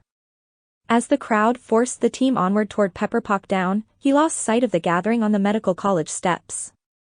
Just because Keynes wasn't visible, that didn't mean he wasn't there. He could very well be inside, making arrangements. The Arbiter didn't strike James as the sort of man who would allow a sporting event to interrupt his plans. Still, there was nothing James could do about it at the moment. He felt a deep sense of misgiving, nonetheless. At least Uncle Percy was there, and Lucy. They wouldn't let anything bad happen to Izzy. If they could help it, at least. James shook his head, clearing his thoughts. He had other difficulties at the moment. Pepperpot Down hove into view as the team angled around Administration Hall. It was already nearly full, thrumming with the roar of the crowd, alive with waving flags and popping bursts of firework spells. James' heart skipped a beat and then galloped to catch up. He grinned as the crowd escorted the team into the shadow of the Rampart grandstands. A cheer went up in support of the approaching Bigfoots. It throbbed in the air, blotting out every other noise, and James couldn't help turning to look back at his fellow players, exultant with nervous excitement. "Go Foots!" Jasmine Jade suddenly cried, raising her voice, barely, over the roar of the cheers. "Go Foots!" the rest of the team echoed back, pumping their fists in the air. Mukthach let out a surprisingly loud roar and then grinned a little sheepishly as everyone boggled at him. A moment later, the team crossed the field and disappeared into the cellar locker room, where their scrims and Professor Wood awaited them. "This is it, team," he called out, clapping his hands together eagerly. "Get geared up and let's meet on the platform for practice laps in 10 minutes. Wood met James' eye as he turned to climb the steps. He winked and smiled crookedly, almost mischievously. James grinned at the professor and then began to strap on his new wrist gauntlets. By the time the last of the team clumped up onto the platform, the sun had lowered to a huge bronze ball on the horizon, casting its last beams onto the waving flags and banners of the grandstands. The crowd was in extremely high spirits, producing a nearly constant roar of happy exhilaration. James blinked in the late afternoon glare and fingered his scrim. Only minutes earlier, while the team had still been congregated in the locker cellar, James had called them together in a quick huddle. There, he had announced one change to the evening's clutch magic game. No curses, he'd said firmly, producing a chorus of objections from the gathered team members. Why not? Norik had asked stridently. We'll need to use everything we've got against those wolves. Not curses, James had repeated. Leave the potion pouches down here in your lockers. They may be legal and they may not be, but that's not really the point, is it? The Foots play a clean game. Nothing dirty, right? We'll win this match, but we'll do it with our heads held high just like always. Understood? James is right, Jasmine had added resolutely, removing the potion pouch from around her neck. We'll win this match straight up. We don't need to resort to vampire curses. That sort of thing is for teams that don't play as well as the Bigfoots. Am I right? To James' surprise and delight, the team had responded with a hearty cheer. All around, the Bigfoots players had removed the potion pouches from around their necks and piled them on the shelf next to their scrims. Now, standing in the sunset light and looking across the rings toward the werewolves' platform, James felt a pang of doubt. The powdered curses might have been sneaky and a bit devilish, but all of a sudden James agreed with Norik. They were going to need everything in their arsenal to beat the wolves. With their backs to the sunset, Team Werewolf appeared to be fringed with molten gold. Clayton Altair stood in the front, grinning malevolently, his scrim standing next to him, decorated with a snarling wolf's visage. Flanking him were Olivia Jones and Jeremiah Dunkel. All of them stared across the lofty open space of the field, smirking with seamless confidence. Don't let them spook you, Wood called, summoning the team into a huddle. Team Werewolf is a good team, an excellent team, but you lot are every bit as skilled as they are and then some. Their overconfidence will be their downfall. They expect to win this match easily, with hardly any effort. They think that Victory Hill is their birthright. Are they right? No. Team Bigfoot cried out in rowdy unison. Will you lie down and let them win just because they're the werewolves? No, the team barked again, louder. Wood shouted over the crowd, will you take the match to them and show them that their arrogance is their greatest weakness? This time, the team exploded in a shout so loud that the crowd all around could hear them. Yes. Who are we? Wood demanded. The Bigfoots? Wood asked again, who are we? The Bigfoots?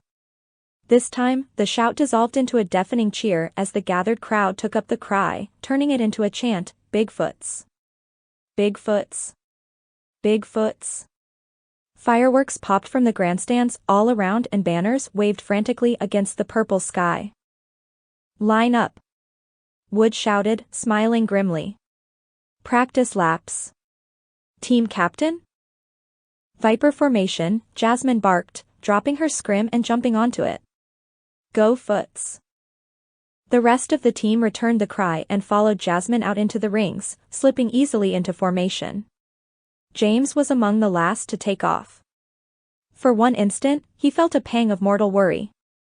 This isn't going to work, he thought, panic washing over him like a tidal wave. We can't do this. They'll slaughter us.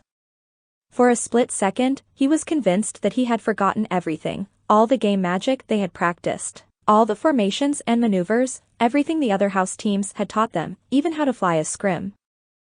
He stared down at the odd broom as it floated next to him, one of his feet planted on its middle, holding it steady. He felt frozen in place. A hand clapped him gently on the shoulder. When James looked up, it was Professor Wood. Don't worry about it, James, Wood suggested, nodding encouragingly. Just have fun, eh? This is what you were made for. James looked at the professor, hoping he was right. He nodded, gulped, and then swung his other foot onto the beam of his scrim. A moment later, the platform was gone, replaced by open space. James remembered everything. Less than a minute later, Professor Sanyu blew his official's whistle. From that point on, there was no looking back. The match was a blur of wild motion, punctuated only by the whoosh of the rings, the buffet of passing players, and the occasional thump and cry as bullies collided with clippers. Spells sizzled through the air all around, and James thought he had never experienced such intense, instantaneous ferocity. It was as if the wolves were pulling out all the stops from the very moment the whistle blew, meaning to crush Team Bigfoot's spirit even before it had a chance to take root. As James passed through the center ring in pursuit of a werewolf clipper, he was walloped from overhead by what felt like a passing freight train. He spun off his scrim, grabbed onto it as he fell away, and then swung back up on the other side, a maneuver he had practiced so many times in the gauntlet that it was nearly second nature. As he reoriented himself, he glanced aside. Pence, the boy who had tried to knock him off his scrim the very first time he, James, had attempted to fly one, was rocketing away, grinning back over his shoulder. James shook his head, fuming, and darted back into the rings, rejoining the flow of the match. It was difficult to keep track of the match as it was underway. James tried to be aware of what the rest of his team was doing, but the viciousness and speed of the werewolves' tactics made it a challenge simply to stay on his scrim. James was sure that he had never flown so fast for so long, and yet he was barely keeping up. At one point during the first quarter, he saw Jasmine and Gobbins performing one of the two-man offensive spells that the Pixies had taught them with some apparent success. Later, he followed Wentworth in clipper formation and saw the smaller boy activate one of the Igor's ingenious gizmos from the rear of his scrim. A small box popped open and a boggart deployed from it, immediately taking the shape of a ghastly flying clown. Clayton Altair, who had been gaining on Wentworth in bully position, nearly fell off his scrim as the clown loomed over him. James flashed past and used the ridiculous spell his father had taught him to turn the clown into a cloud of ping-pong balls, which fell away into the darkness below. In general, the team seemed to be putting everything they knew to good use, and yet as the match neared halftime, James noticed with dismay that Team Werewolf was leading by a score of 52-44. And then, 15 seconds before the end of the second quarter, James heard a sickening thud and a shout of pain. The crowd roared deafeningly either in anger or encouragement, and James glanced around, seeking the source of the cry. His heart rammed up into his throat as he saw Norik falling into the darkness of the field, his arms and legs thrashing at the empty air. Far over him, his scrim spun lazily, weaving a looping trail out over one of the grandstands. Professor Sanyu's wand was out in a flash.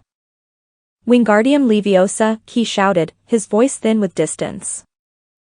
Norik bobbed upwards, missing the grassy field below by less than 10 feet. He hovered over his shadow, his right arm dangling limply. The crowd, which had fallen silent for a few seconds, erupted with mingled cheers and jeers.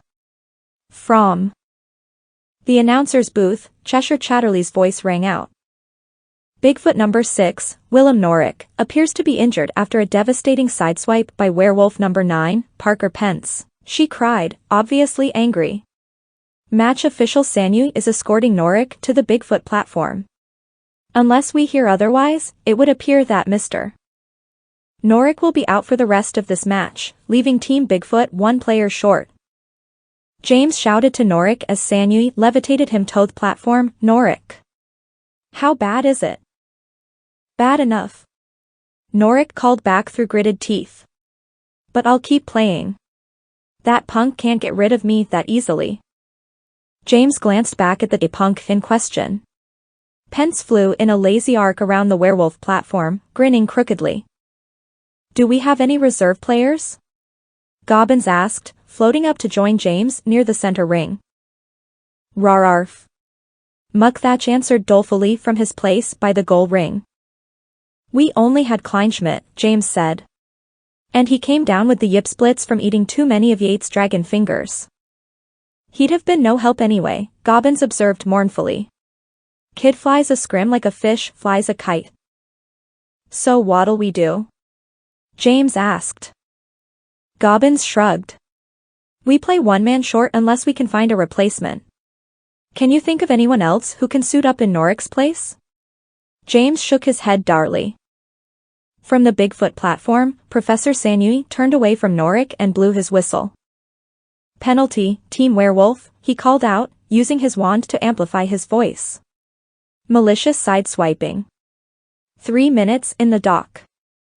James glanced back to the werewolf platform in time to see Pence dropping easily onto it. The werewolf coach, a college-level student with a blocky head and a crew cut, collected Pence's scrim and grinned tightly. They planned it, Gobbins commented wonderingly. Pence did it on purpose. See how easy they're taking the penalty. James sighed angrily.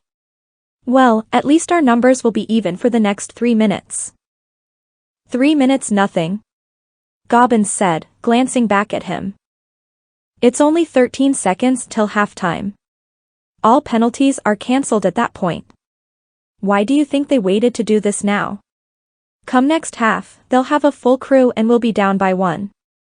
Unless Norrick can keep playing. As if on cue.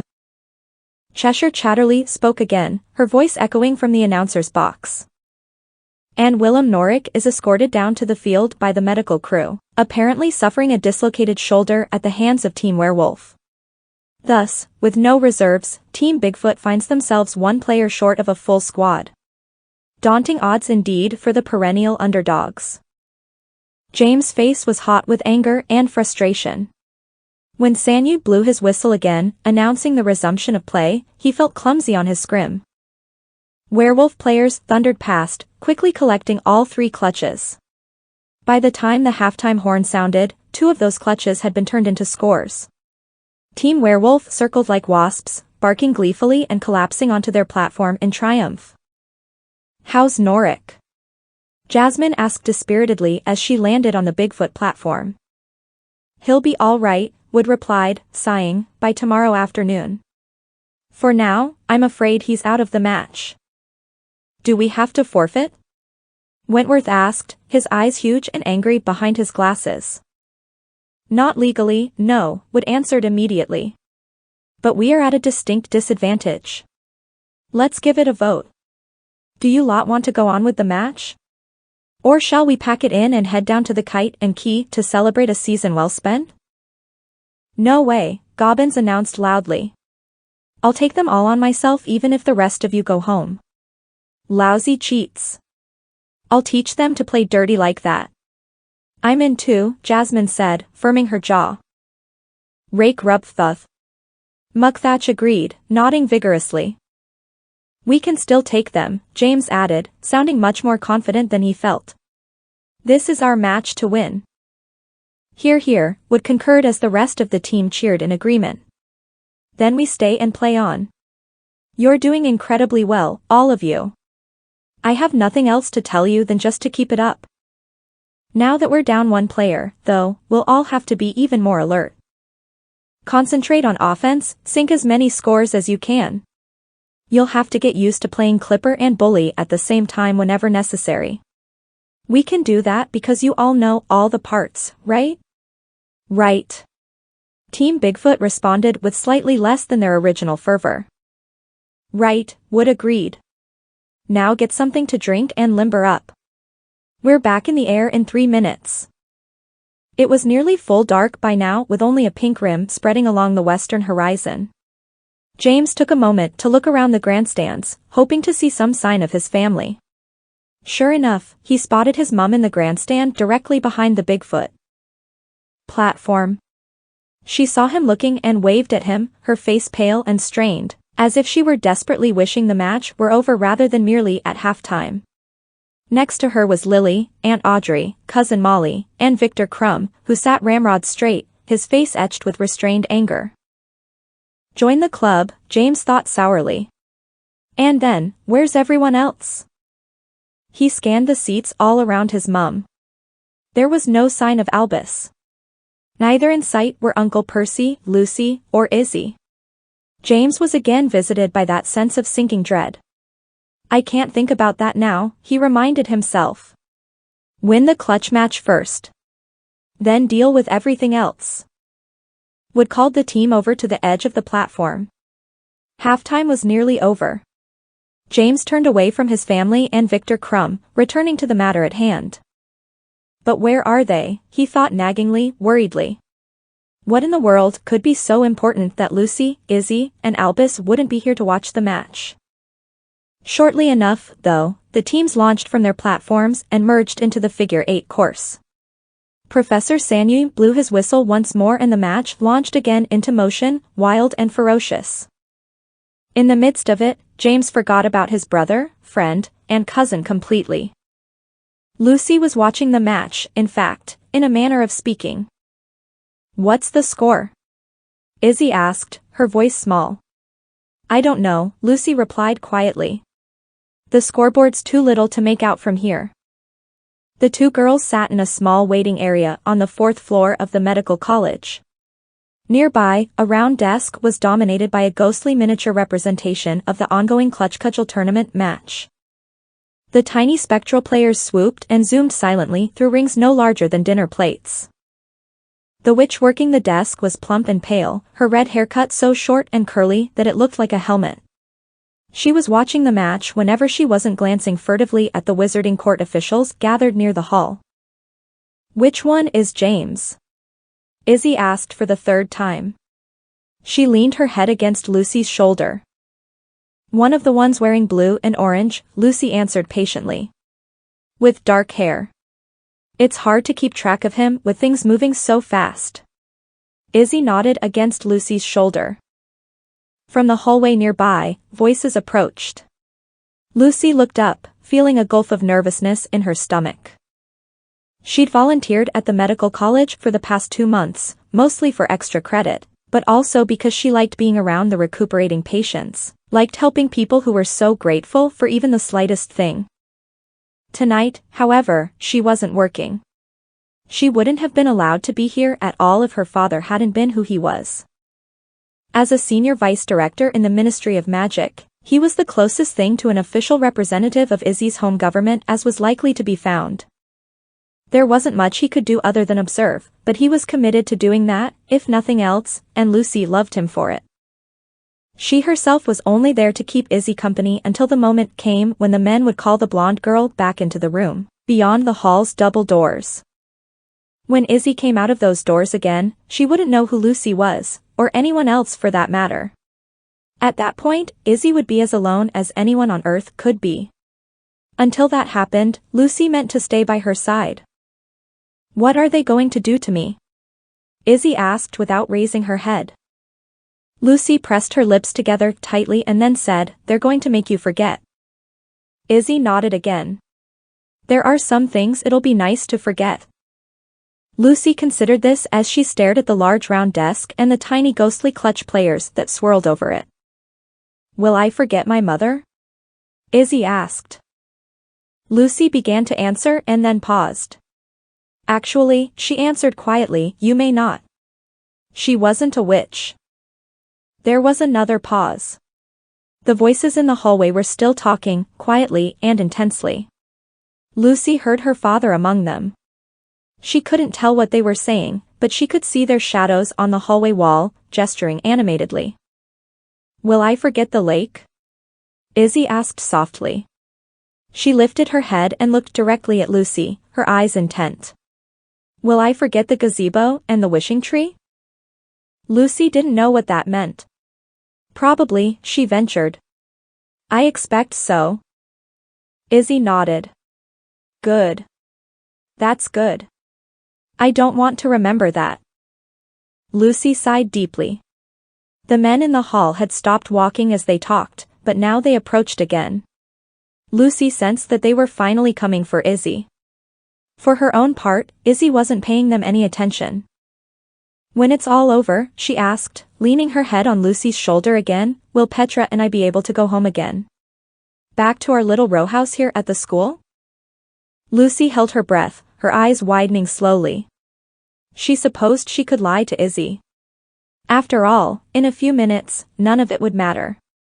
Izzy wouldn't remember that she ever had a big stepsister, much less the details of this conversation. And yet, Lucy couldn't bring herself to tell Izzy anything other than the truth. "No, she said very softly. "I'm sorry." "No." "Where will we go then?" Izzy asked, and as she raised her head once more, Lucy saw the first cloud of doubt pass over the girl's face. "You'll go somewhere else," Lucy answered, not taking her gaze from Izzy's eyes. Izzy whispered, "But what about Petra?"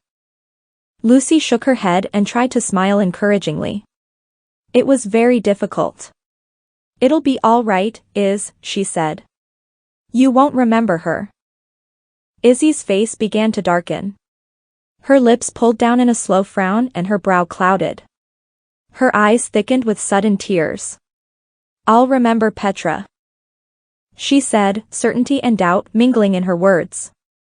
"I could never forget Petra." "I'm sorry, Lucy said, cursing herself for ruining the poor girl's last moments of awareness. "I won't forget Petra," Izzy said again stubbornly. A tear spilled over onto her right cheek and she glanced toward the door. The men came into sight even as she looked.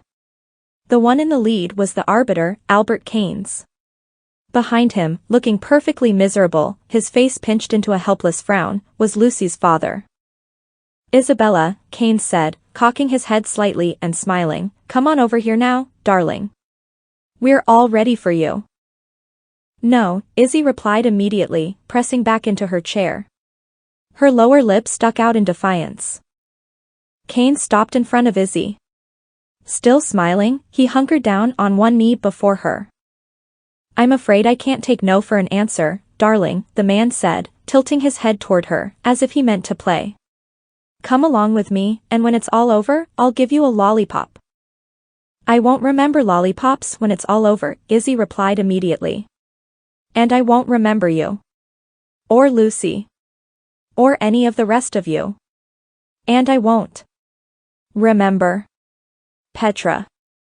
Lucy realized that Izzy was crying. Tears ran down her pink cheeks in shining rivulets.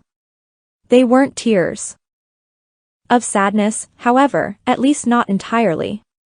Mostly, Lucy realized, they were tears of anger.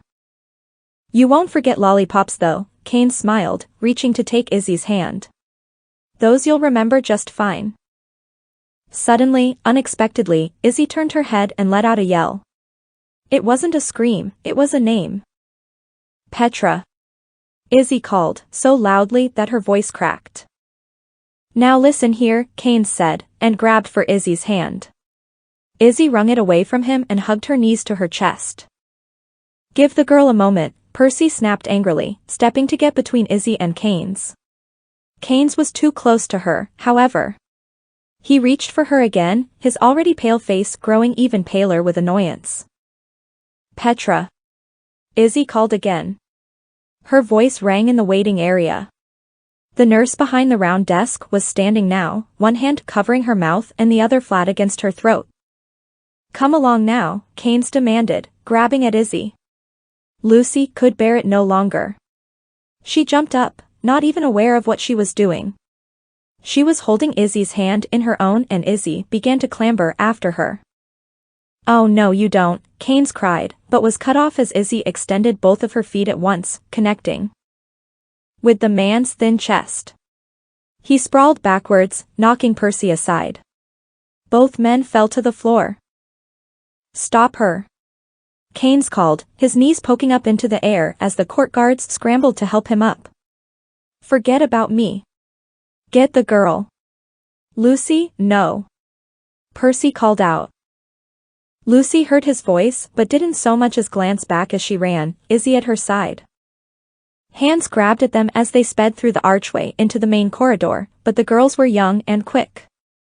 They ducked between the two guards flanking the entry and darted into the door-lined corridor, making for the stairs beyond.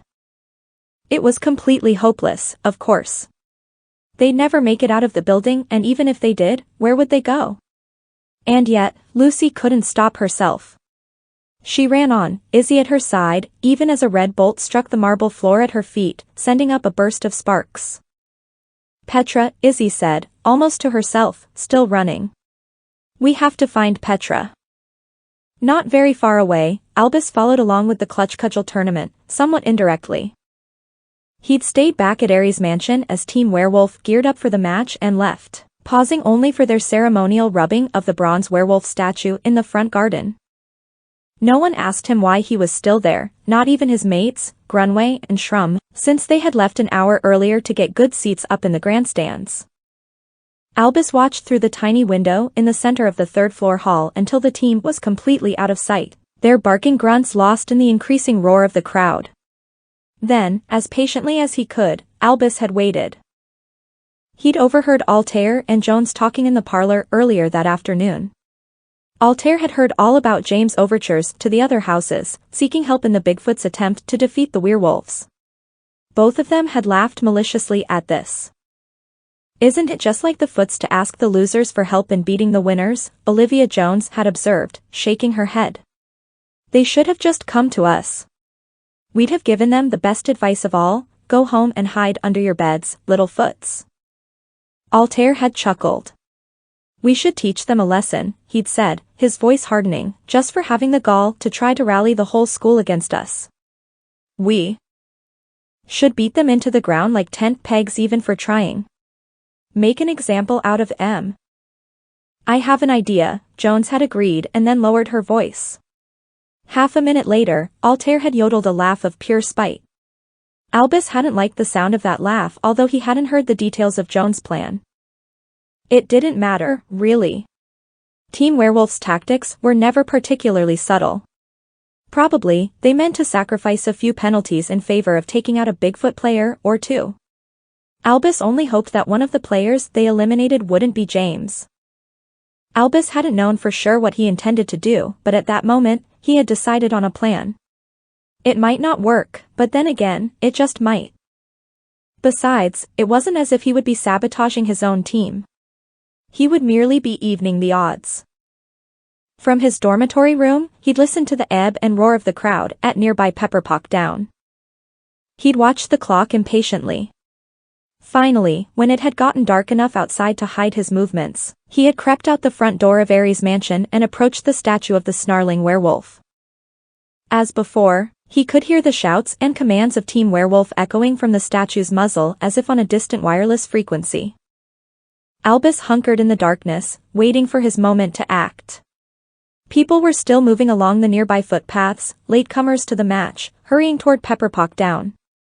None of them noticed the boy hiding in the shadow of the werewolf statue, but Albus didn't mean to take any chances. He waited and listened, watching for the moment when no one would observe his actions. Faintly, via the mysterious statue, he heard Altair's instructions, shouted to his teammates as the match approached halftime.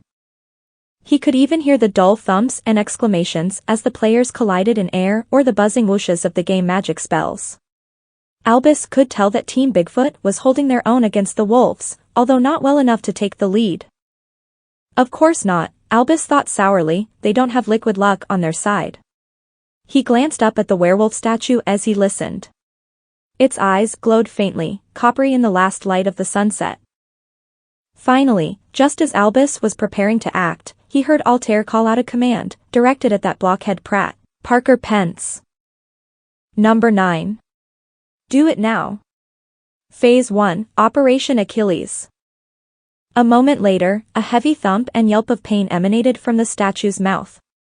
Albus heard Altair's wicked laugh as the unfortunate Bigfoot player screamed, falling away from his assailant. Nearby, drowning out the thin broadcast of the statue, the crowd roared in Pepperpock Down's grandstands. Albus didn't know what happened next, but he assumed that the Bigfoot player was all right, more or less, since the match continued shortly thereafter. It was nearly half-time. Albus thought that that was probably the best time to act. He waited for the halftime horn to sound and then climbed carefully to his feet, producing his wand from the sheath in his sleeve. He stood in front of the statue's glowing eyes, hearing the distant whoops and barks of his team as they congregated for halftime, and then raised his wand. He opened his mouth to speak the incantation. Convulsus was the spell he had chosen after some consideration, but the words stopped in his throat as the werewolf statue blinked. It moved, shaking its shaggy bronze neck and turning very slightly, as if to face Albus directly. The amber eyes narrowed and a low growl, almost like the purr of a very large cat, emanated from deep within the thing's metal throat. Albus froze. This, he had not at all expected. His mouth moved, framing the words of the spell, but he couldn't speak. Fear had closed off his breath. The statue's eyes flared brighter and Albus sensed it preparing to pounce on him, to crush him under its weight. He had time to think, did Havershift enchant it to recognize when it was being threatened, and to defend itself? Is that even possible? Obviously, it was. The truth wrinkled its bronze lips back from its bronze teeth and the growl grew louder, announcing its intention to strike. And then, suddenly, a hand closed on Albus' wrist, pushing his arm upright. "Halt right there, Cornelius," a voice commanded stridently. "Drop the wand. Now." Albus didn't obey. He barely heard the words. He continued to stare wildly at the crouching werewolf shape before him, but most of the light suddenly seemed to have gone from its eyes. It was no longer moving or growling. "I said drop it," the voice commanded again. The hand holding Albus' wrist tightened painfully and Albus' hand spasmed, releasing his wand. It fell silently into the grass in front of the statue. Albus finally looked aside and found himself staring into the face of Dayton Englewood, a senior werewolf student and member in good standing of Professor Jackson's Salem Durgus Free Militia. Englewood's crew cut bristled and his wide pockmarked face was set with a sweaty gleam of triumph. "Looks like I caught me a spy," he said with grim glee. "A spy and a saboteur." Despite his fear and frustration, Albus rolled his eyes. "Great," he said wearily. "Just what you've always wanted." "Gobbins!" James shouted hoarsely. Overhead. Brick wall. "Now." Gobbins acted immediately, stopping his scrim in midair as if he had struck a solid wall and dropping flat onto its surface with the clutch held beneath him, protected.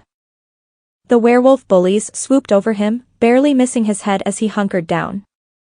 Instantly, Gobbins sprang up again, rocketing forward, now following the bullies, drafting behind them. They boggled back at him and then jerked upwards out of the course under the influence of Wentworth's gravity well. There was no time to celebrate even as Gobbins swept on toward the goal. The other two clutches were in the werewolf's possession. James leaned over his scrim, driving it forward so quickly that the rings flashed past like fence posts. He caught up to one of the werewolf clippers, Olivia Jones, and fired a zombie hex at her. Somehow, uncannily, Jones jigged to the left at just the right moment, causing the spell to deflect from the center ring as she passed through it. James cursed loudly to himself and ducked through the melee of the center ring, still chasing Jones. They were only 5 minutes into the second half when James swooped past Clayton Altair, who let out a guttural bark of triumph. "Number 4, he shouted, apparently to one of his teammates. "Phase 2. Now." James didn't know what the call meant.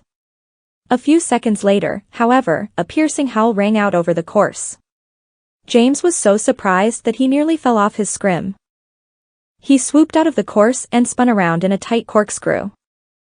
There was only one person in the rings who could make a sound like that. Sure enough, Mukthach had fallen onto his scrim, holding his right knee in pain. His keeper's cudgel was spinning lazily as it fell toward the field far below. "Oh no!" Jasmine cried helplessly, dismay and rage evident in her voice. "Not Mook. What did they do?" "They buzzed him," Troy Covington called from the opposite end of the course. "On purpose." James flew over to the platform and jumped off his scrim, landing next to Professor Wood, whose face was set in a hard frown. "They shot Mook," James declared angrily, pointing. "And that was no accident." "What spell was it?" "Inertia charm," Wood answered tersely. "Great for thrown clutches, terrible for human bones. Or Sasquatch bones for that matter." Professor Sanyu was towing Mukthach toward the platform using a lanyard charm, His whistle poked from between his teeth. On his scrim, Mukthach groaned, still clutching his right knee. Medical college, immediately, Sanyu announced as Wood helped Mukthach off his scrim. They did that deliberately, Wood said to the match official. You know that, right? Miss Brazil says it was an accident, Sanyu replied evenly. Linton Brazil is a cheat and a liar. James exclaimed, but Wood raised a hand, silencing him. Your word against hers, Sanyu said, shaking his head slowly. Either way, you're down by 2 players, Professor.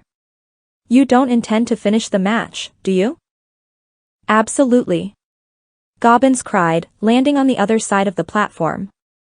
Jasmine and the rest of the diminished team were close behind. As they landed, 2 medical students in green tunics appeared on the platform to examine Mukthach's knee. They shook their heads gravely and began to splint the knee in preparation for the trip back to the medical college. I'd strongly advise you to forfeit, Sanyu said, still speaking to Wood.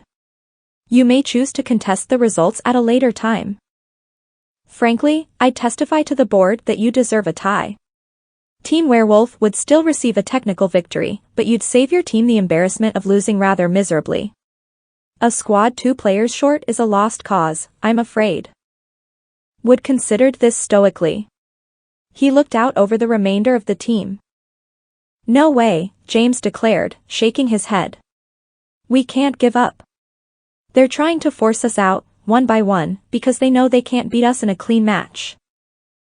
Right you may be, James, Wood nodded, but Professor Sanyu is right. We're 2 players down. I don't see that we have much of a choice. But we can't give up. James insisted, looking around at the team. That's what they want us to do. Maybe we should, though, Jasmine suggested sadly. I mean, if we can at least get a technical tie game like Professor Sanyu says. Troy Covington nodded. It's better than getting completely destroyed in the rings at least. I sure don't want to risk any more accidents at the hands of those maniacs. He shot a dark look at the platform across the way. Face it, Wentworth added, stripping off his gauntlets and throwing them down onto the platform floor. Playing a clean game is just no match for all's fair in love and war. The rest of the team muttered agreement. Shall we take a vote? Wood asked, raising his voice. What's the point? Gobbins declared angrily, glancing around at his teammates. Let's just get out of here. He made his way toward the stairs that descended through the center of the platform and the rest of the team followed, discouraged into silence. Gobbins stopped on the second step, however, as the sound of clumping footsteps rang up from below. James watched as Gobbins backed up off the stairs again, making way for the newcomer. A head with very short dark hair appeared from below, followed by a stocky body with arms like tree trunks. The figure was carrying Mukthach's scrim and wearing an ill-fitting Bigfoot jersey. You need a reserve player, the figure asked seriously, glancing around at the wide-eyed members of Team Bigfoot. You're Victor Crumb. Wentworth exclaimed suddenly, pointing a finger at the big man. I've got your chocolate frog card back in my room. Crumb smiled gravely. Victor, Wood said, stepping forward and shaking the man's hand. Good to see you. Especially under these circumstances. Is it legal? James asked impatiently, glancing around at Professor Sanyu. Can he actually play for us? Sanyu nodded consideringly. Every house has their own rules for who can play on their team, he said. The official Alma Aliran rulebook only states that a simple majority of any team must be students from that team's house of origin. Mr. Crumb may indeed play if he wishes and if you'll have him. But can he play? Covington asked. I mean, no offense, Mr. Crumb, but do you even know how to fly a scrim? Are you scrit poop? Wentworth exclaimed, nearly beside himself. He's Victor Zarking Crumb. He can do anything. Without a word, Victor tossed Mukthach's scrim into the air. As it came down next to him, the big man hopped easily onto it. It bobbed with him on it and he directed it in a quick corkscrew swoop, ending in a ready crouch, his hands held out flat on either side. I once played for Bulgarian Clutch Cudgel minor league, he admitted with a grin. It's not Quidditch, but sport is sport, yes? Sport is definitely sport, Wood agreed, matching the big man's grin. Professor Sanyui? It would appear that the Bigfoots are not quite prepared to give up just yet. All around him, Team Bigfoot cheered fervently. Sanyui nodded. A moment later, he turned his broom away from the platform and swept out over the center ring. He blew his whistle and the babbling crowd fell quiet. Penalty, Team Werewolf. Careless use of magic. 5 minutes in the dock. The crowd roared approval as the members of Team Werewolf cried out angrily, denouncing the call. James grinned as he jumped back onto his scrim. Careless use of magic carried a much harsher penalty than mere accidental buzzing, which enforced only 2 minutes in the dock. Linton Brazil would be out of the match for the rest of the third quarter, making the teams even once again, at least for the moment. And in a shocking turn of events, Cheshire Chatterley called from the announcer's booth. Team Bigfoot gains a surprise reserve player in the form of Mr. Victor Crumb, world-renowned harrier, athlete and participant in the famed Triwizard Tournament. Team Werewolf faces a stiff but fair penalty at the hands of match official Sanyui, and the match resumes with the Wolves leading by a score of 76-65. James heard the whistle as the match plowed once again into motion. He watched as Victor Crumb immediately snagged one of the loose clutches and tucked it under his huge arm. This match isn't over yet, he thought, and plunged eagerly into the fracas. Lucy and Izzy clambered down into the dark stairwell. Voices rang out behind them, but they echoed so that Lucy couldn't tell how close their pursuers were. We can't just keep running, Iz. Lucy panted, but Izzy paid no attention. The two girls darted around a corner and pushed through a heavy door. There were no windows here and a sign overhead was lit with red light, experimental medicine and elixirs, no admittance. Izzy ran on, her blonde curls flying. Lucy followed, glancing back the way they had come. Petra, Izzy moaned again, looking around wildly. She's here. I feel her. She's dreaming. Izzy, Petra's in an enchanted sleep. Lucy insisted. They gave her the poison apple. Nothing will wake her up until they want her to wake. Izzy didn't seem to hear Lucy. She turned and pushed through a set of swinging double doors. There, a voice echoed behind Lucy. She glanced back and saw 2 of the court agents bursting through the stairwell doors. Their faces glowed crimson in the light of the overhead sign. One of the men pointed his wand and shouted. A stunning spell burst against the pale green brick wall next to Lucy, showering her with red sparks. Lubricus! Lucy cried, flinging her own wand out. Both men suddenly flailed wildly, as if the marble floor beneath them was coated with ice. They slid into the walls, one on each side, overcorrected, and then bounced off of each other, collapsing messily to the corridor floor. Lucy spun and ran again, following Izzy through the swinging double doors. The walls here were black tile, shiny in the overhead lights. The room itself was low and wide, packed with aisles of shelves. Lucy had been to the Ministry of Magic many times and was reminded of the Department of Mysteries. Here, however, the shelves were crammed with stoppered jars of colored liquid, each labeled in glowing green ink. Izzy was looking around at the shelves, helplessly. She's nearby, she moaned. She looked up at Lucy, her eyes pleading. I can feel her. She's close. She's dreaming. She's dreaming of us. Stop, Izzy, please, Lucy plead. It's useless. You can't wake her even if you do find her. Do you understand? Maybe we can talk to the people, try once. More to convince them not to take away your memory. My father can help. A burst of red shattered one of the vials on a nearby shelf, startling both girls. They ducked and clambered away as more spells lit the air. Izzy spun at the end of one of the aisles and grabbed a large jar. Her face was etched with fear and rage as she flung it. The jar arced over Lucy's head and shattered loudly on the marble floor, directly in front of the approaching court agents. Fire leapt up from the jar's liquid contents and engulfed the men. They shrieked in unison as they scrambled forward, beating at their clothes to extinguish the red flames. Lucy had only a moment to realize that the flames weren't fire, however, they were leaves. Red vines and bright red flowers grew with lightning speed from the released liquid, entwining the men's arms and legs, attaching to their gray tunics. "Stop," one of the men shouted, tugging at the vines. "Stop in the name of the wizarding law of the United States." "Saw it off," Lucy shouted back. A moment later, she and Izzy doubled back to the main doors, banging through them even as the court agents fired repelling spells at the red vines, releasing themselves. "If you see her," Lucy asked as they ran on, "if you see Petra, will you stop running?" "Yes," Izzy cried out eagerly. Lucy nodded. "I know where she is," she said. "Follow me." Izzy had been right, after all. Petra had been very close.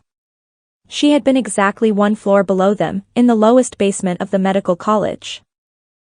Glancing back only once, the two girls found the rear stairwell and began to clamber down into the darkness below. "What were you planning to do?" Dayton Englewood demanded, pushing his face so close to Albus that he completely blocked the view of the tiny Ares mansion dungeon. "I told you," Albus replied in irritation, "I was giving old Wolfie a little haircut. That's all. Shaggy fur is so last year." "Laugh all you want, Cornelius," Englewood growled, narrowing his eyes. "You won't be laughing when Professor Jackson gets here. He'll nail you to the wall. I've seen it happen, you know. He doesn't take kindly to saboteurs." "I'm sure he doesn't," Albus agreed. "What did you do with my wand?" Englewood smiled thinly. "I confiscated it. You'll probably never see it again. They don't allow wands where you're going." "Really?" Albus said, shifting on the hard bench in the corner of the dungeon. "So you Americans are in the habit of sending blokes to Fort Bedlam just for pointing wands at statues? Sounds pretty touchy if you ask me. Maybe you should consider growing a bit thicker hide." "Shut up, Cornelius," Englewood suggested, lowering his own wand a little, but not completely. "It's just a good thing I was coming back late from my last exam. Who knows what you might have done?" "That's pretty late for an exam, isn't it?" Albus replied, unable to stop himself. "The pointy end of the quill goes down, you know. The fluffy end points up. Tough one to remember, that." "Shut up, I said," Englewood commanded, raising his wand again. "You think I want to be here guarding your sorry English butt? I'm missing the tournament match." Albus rolled his eyes and slumped on the wooden bench. "Ah, you're not missing anything," he muttered. "Same old song and dance." At that point, a dull thump and a series of heavy footsteps sounded overhead. Englewood glanced up and then showed Albus a toothy grin. "That's Professor Jackson," he said smugly. "I sent for him by pigeon," interrupted him right in the middle of the match. "Boy, will he be mad at you." "Yeah," Albus nodded. "Dangerous prisoner like me definitely couldn't have waited until after the tournament was over. I bet he'll give you a medal even." Englewood's grin faltered for a moment. Footsteps knocked loudly on the stone stairs of the dungeon as Professor Jackson descended, his black waistcoat buttoned all the way to his chin. Englewood spun around to face him. He saluted with fierce efficiency. "I've captured a spy, General," he shouted, snapping to attention. "He was engaged in the act of sabotage when I discovered him and apprehended him. I have been guarding him ever since, awaiting instructions." Jackson glanced at Englewood and then shifted his gaze to Albus, his expression unchanging. Slowly, he looked back at Englewood again. "This is Albus Potter, Englewood," Jackson said, apparently struggling to keep his voice even. "He is a member of this house." "Sir." "He is a spy, sir." Englewood barked, saluting again. "I caught him attempting to sabotage the werewolf statue out front." Jackson closed his eyes and pressed his lips together. When he opened them again, he was looking at Albus. "Is this true, Mr. Potter?" he asked tiredly. "Yes, sir," Albus answered honestly. There didn't seem to be any point in lying about it. I was planning to blast it a hard one right between the eyes. It was on the edge of attacking me. Attacking you, Jackson repeated. The statue, you say, was attacking you. Sir, yes Sir. Albus nodded easily. Jackson drew a long, deep breath. When he let it out, he returned his attention to Englewood. Could this not, perhaps, have waited for the end of the match, Private? The spy presented a clear and present danger, sir. Englewood declared, his face going red. He glanced back over his shoulder at Albus. He, was engaged in covert activities. He was pulling a prank, Private, Jackson sighed. At best. I cannot imagine why he was doing it, but I admit that I have never quite understood the thought processes of the Potter family. Frustrating as they may be, they are relatively harmless, I assure you. Englewood snapped his heels together and stood so straight that he looked like he meant to rocket up through the low dungeon ceiling. Sir. What are your orders, sir? Jackson closed his eyes again and rubbed them with the thumb and forefinger of his left hand. I order you both, he said patiently, to accompany me back to Pepperpock Down for the remainder of the tournament match. It was, you may be interested to know, just getting good. Sir, yes sir. Englewood barked again, snapping off yet another salute. At ease, Private, Jackson growled. A moment later, he beckoned for Albus to follow him. In single file, Albus in the middle, the three made their way back up the dungeon stairs and through the mansion's main hall. I hesitate to ask this, Mr. Potter, Jackson said as the front door slammed behind them, but why, pray tell, were you pointing your wand at the werewolf statue? Like I said, Albus answered, still seeing no need to lie, I plan to destroy it. At least a little. Jackson shook his head slowly. I doubt you'd have succeeded in any case, he said wryly. But why, young man? Albus paused and stopped. Englewood nearly ran into him from behind. His wand was still out, pointing at his prisoner, and Albus felt it poke him harmlessly in the back. Englewood dropped it and cursed urgently to himself, scrambling to pick it up again. 3 paces away, Jackson stopped as well. He turned and looked back, his eyes impatient but curious. Albus tilted his head toward the bronze statue. It stood unmoving next to him, its muzzle frozen in its characteristic snarl. Do you really, he said, turning back to the professor, want to know? By the end of the third quarter of the tournament match, Team Werewolf had succeeded in taking out yet one more Bigfoot player.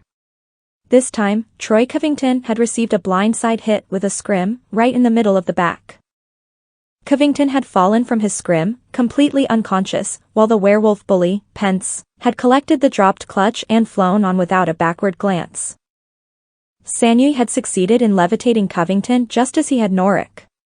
The penalty had been called, 10 more minutes in the dock for dangerous maneuvering, and Pence had landed on the werewolf's platform, no longer grinning but grimacing smugly. Professor Jackson's not even in the stands, Gobbins panted, swooping in next to James and pointing. The wolves always play dirty, but even he wouldn't have allowed a brazen hit like that. They're taking advantage of the fact that he's not here. James swore loudly and glanced back at his own platform. What he saw there gladdened his heart even if the match seemed increasingly hopeless. Several members of the other house clutch teams stood on the platform, surrounding Professor Wood. Every one of them wore a Bigfoot jersey and held their scrims at their sides. Warrington was first in line. As Covington was lowered gently onto a waiting stretcher, Warrington hopped onto his scrim and swooped out into the rings. It's his grand pubness, James announced gamely. Welcome to the jungle, Warrington, Jasmine Jade called. Thanks for coming. Wouldn't miss it for the world, Warrington said. Zane says howdy by the way. And if you ever remind me that I once wore a Bigfoot jersey, I'll paint your house with Plimpy Puke. See if I don't. James nodded. Point taken. Is it break time? Victor Crumb called as he swept past. Or is a match going on? Warrington frowned. Into the breach, he called, and leaned over his scrim, following Crumb. A moment later, James and Gobbins followed. The Bigfoots were still behind, no matter how many goals they scored. The werewolves always, infuriatingly, managed to keep a slim but stubborn lead. James refused to think about it. As he had thought several minutes earlier, the match wasn't over yet. The Foots still had a chance, no matter how slim. James flashed through the center ring and snatched a floating clutch. He pointed his wand, called out one of the Pixie's proprietary speed charms, and rocketed forward in a blur. Lucy and Izzy made it to the bottom of the narrow stairwell and pushed through the heavy door. It was very dark in the corridor and a pair of guards stood at the end, flanking the last doorway. They looked up as the two girls approached. "This is a restricted area, sweetheart," one of the guards called to Lucy. He was young with a southern accent. "Don't call me sweetheart," Lucy instructed, raising her wand. Her stunning spell struck the young guard in the shoulder and he collapsed like a bag of cauldrons. The other guard watched this in disbelief, not even thinking to reach for his own wand. "Oh no you didn't," he said, looking up at Lucy and frowning. He was finally reaching for his wand, but it was too late. "Oh yes I did," Lucy replied. "Sorry." She winced as her stunning spell struck the second guard. He crumpled on top of his mate, dropping his wand. Sometimes, Lucy thought, it helped to be a young girl. "They're coming," Izzy said urgently. "I sense them. Petra's dreaming of them." "She's just beyond that door," Lucy shrugged, pointing. "Go ahead, Iz. Go see her. Do what you have to do." Izzy trotted forward, clambering easily over the fallen guards. Lucy thought the heavy metal door would be locked, but when Izzy turned the handle it opened easily, swinging silently on its hinges. Izzy disappeared quickly inside. Lucy stepped gingerly over the guards and stood just outside the open door. It was dark inside the cell. The walls were blank stone with no windows. A narrow metal bed stood in the exact center of the room beneath a dim lamp. Petra lay on the bed, uncovered, clothed in the same drab dress she had been wearing on the day that they had arrested her. Izzy stood beside the bed and clasped one of Petra's hands. "Petra," she said fervently. "Wake up. They're coming to get me. They're going to make me forget you and everybody else. They're going to send us away from each other. You have to wake up and help me."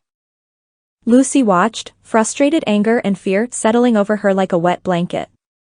Petra lay on the bed still as stone, her eyes closed peacefully. Lucy could make out the shape of Petra's eyes beneath her lids. They didn't so much as flinch. "Petra," Izzy insisted in an urgent whisper. "Wake up. Please. Don't let them take me. They're coming. You're dreaming of them. I can see it in your thoughts even now." "Izzy," Lucy whispered, shaking her head. "She can't. She would if she could, but she can't. Do you understand? It isn't Petra's fault." "No," Izzy wailed, raising her voice, not taking her eyes from the sleeping shape of her sister. "She will wake up. She has to." A door banged open at the end of the dark corridor. Lucy looked back the way they had come and saw figures emerging into the dim light. Keynes was in the lead, his face hard. Lucy's father was close behind him. "Lucy," he called, his voice echoing in the low corridor. "Put your wand down, love. Please stop." Then, to the others, he said, "If any of you raise a wand to my daughter, I will have your badges before the International Wizarding Court, I swear it." "Come out, Isabella," Keynes demanded. All the sweetness had gone out of his voice. "You are only making this hard on yourself." Lucy turned back to the small room. Izzy had not looked up from her sister. Petra, of course, had not moved in the slightest. "Petra," Izzy cried, still clinging to the young woman's hand with both of her own, "don't leave me alone with them. Don't let them make me forget you." "Stand back, young lady," Keynes demanded, pushing Lucy aside. Her father stopped next to her and put his hand on her shoulder. He shook his head down at her, both sadly and warningly. Isabella Morgenstern, Keynes said, striding into the room, come this moment. I don't wish to stun you. He grabbed her, one hand on each shoulder. Izzy screamed and wriggled beneath his grip, but Keynes was no longer wasting any effort. His grip on her was like a vice. He turned her around even as Izzy still clung to her sister's hand. Petra. Izzy gasped, tears running down her face again. Don't let them. Petra, please. Lucy watched helplessly as Keynes pushed her toward the door. He stopped only to grasp Izzy's small fingers and pry them away from Petra's hand. The hand fell away limply and hung next to the narrow bed, the fingers curled loosely in sleep. Izzy screamed, loudly this time, making no words. Keynes' face was hard as stone as he maneuvered Izzy through the door, which she clung to uselessly. Lucy reached to comfort the girl, but Keynes pushed her hand away, giving her a black look. A moment later, he dragged Izzy down the corridor toward the basement stairwell. The court agents followed along, cutting off Lucy's view of the blonde girl. One of them remained by the door, his wand in his hand, standing over the stunned guards. I'm so sorry, Lou, her father said, his hand still on her shoulder. There's nothing I can do. Petra. Izzy screamed once more through her tears. The sound of it rang in the hall like a gong and Lucy realized that she herself was crying. She turned to look back through the open doorway of Petra's cell. The girl lay on the bed like a corpse, her eyes closed peacefully, her hand hanging limply to the side, pale in the lamplight. Petra. Izzy's voice shrieked, cracking, and then, frantically, echoing as the girl was pushed into the stairwell, Morgan. Help me. Help me. And on the bed, Petra's eyes flickered. They fluttered, opened, and then turned aside as Petra rolled her head toward the door, meeting Lucy's astonished gaze. Coldness rushed out of the room like a gust of wind, streaming through Lucy's hair and clothes. Lucy gasped at the frigid blast and raised an arm to shield her eyes from its force. When she looked again, the narrow bed in the dark room was empty. Are you quite certain of this? Professor Jackson asked flatly, studying Albus' face. Teach, cheat, don't lie, Albus said, nodding toward the pink paper in Professor Jackson's hands. Albus had realized that he'd been carrying the tiny paper in his blazer pocket ever since the day he'd used it to test the statue. It looked very small in Jackson's big knuckly fingers. Indeed it does not, Jackson stated gravely. He could have gotten that from anywhere. Englewood cried. There's no way of knowing if that stuff came from the statue. It's a trick. Got to be. Jackson narrowed his eyes at Albus. Slowly, he lowered the teach cheat and pushed it into the pocket of his waistcoat. When the professor's hand reappeared, it was holding his wand. You may be right, Mr. Englewood, Jackson replied in a low, smooth voice. This is, after all, an extremely serious allegation. Damn straight, Englewood agreed, giving Albus a beady-eyed glare. Jackson raised his wand. Albus felt a moment of raw panic as the wand seemed to level at him. He glanced around, remembering that his own wand had been confiscated by Englewood. He was defenseless. And then, with a monumental sense of relief, he saw what the professor was really pointing at. There's only one way to find out, Jackson said, obviously reluctant to do what he was about to do. He stared down the length of his wand and trained it on the werewolf's bronze head, just past Albus' shoulder. The wolf growled, loudly this time. Albus spun around, his eyes going wide, and ducked aside. If the statue meant to tackle its opponent, Albus did not wish to be between them. Professor Jackson called his spell at exactly the same moment that the bronze werewolf pounced. Expulso! Jackson thundered, raising his arm instinctively to match the metal beast's motion. The spell struck the statue in midair, producing a blinding purple flash which was, strangely, perfectly silent. Albus dropped to the ground and covered his head with his hands. Bits of statue rained down like hail, peppering him, none larger than his pinky finger. When the rain of bronze bits was over, Albus raised his head, his eyes wild. The rear half of the statue was mostly intact. It lay sideways on the grass, 6 feet from its base. The rest of the statue was spread around the lawn like a corona, thousands of tiny bits glinting in the yellow moonlight. "Well then," Jackson said, his own eyes wide as he pocketed his wand, "let us proceed to the tournament match, then. We shall see what effect, if any, this turn of events has on the outcome." What about him?" Albus asked, climbing to his feet and glancing back toward Englewood. Jackson peered over his shoulder at the boy. He lay on his back in the grass, his arms and legs splayed in a dead faint. "Leave him," Jackson sighed. "If he'd have saluted once more, I'd have stunned him myself." James sensed the change immediately. He couldn't put his finger on what it was, but it was evident nonetheless. For one thing, Pence dropped the clutch. James had been chasing him, trying to aim a lanyard charm, when the leather ball had simply popped out from beneath the boy's arm. James could scarcely believe it and almost forgot to grab for the clutch as he sped past. An instant later, he hugged it against his chest and leaned over his scrim, hardly believing his luck. He rocketed past Pence, who was glancing around confusedly, comically. "What happened?" Warrington demanded, swooping in next to James to escort him through his laps. "He fumbled," James called, swooping through the center ring and ducking beneath a werewolf bully. "Straight up dropped it. It nearly hit me in the face." "Well, don't waste it," Warrington advised, aiming a bone-fuse hex at a werewolf clipper. "We're only down by 4. We can still take this match." James nodded as he completed his second lap. He expected to be fallen upon by werewolf bullies, but as he glanced around, he was amazed to see that his course was almost completely clear. In fact, most of the werewolves seemed to have fallen into a sort of confused fugue. They had slowed in their path through the rings. One of them, Olivia Jones, had completely missed one of the far rings and had been forced to relinquish her clutch. She stared dumbly down at her own hands and then back at the ring she had flown past. There were no Bigfoot bullies around her at all. She had simply missed the ring. "What's happened to them?"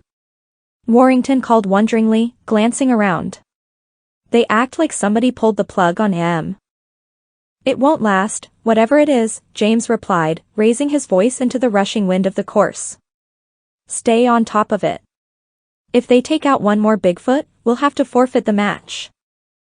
Warrington nodded grimly as James spun around on his scrim, lobbing the clutch toward the goal ring. Dunkel, the werewolf keeper, wasn't even watching. The clutch sailed through the goal and James glanced toward the scoreboard as he flew on, watching the numbers change. With only 90 seconds left in tonight's incredible matchup, Cheshire Chatterley cried exuberantly, "Team Bigfoot closes within 3 points of the reigning champions. What a match, folks." James sped on. He sensed the werewolves recovering from the mysterious confusion that had overtaken them.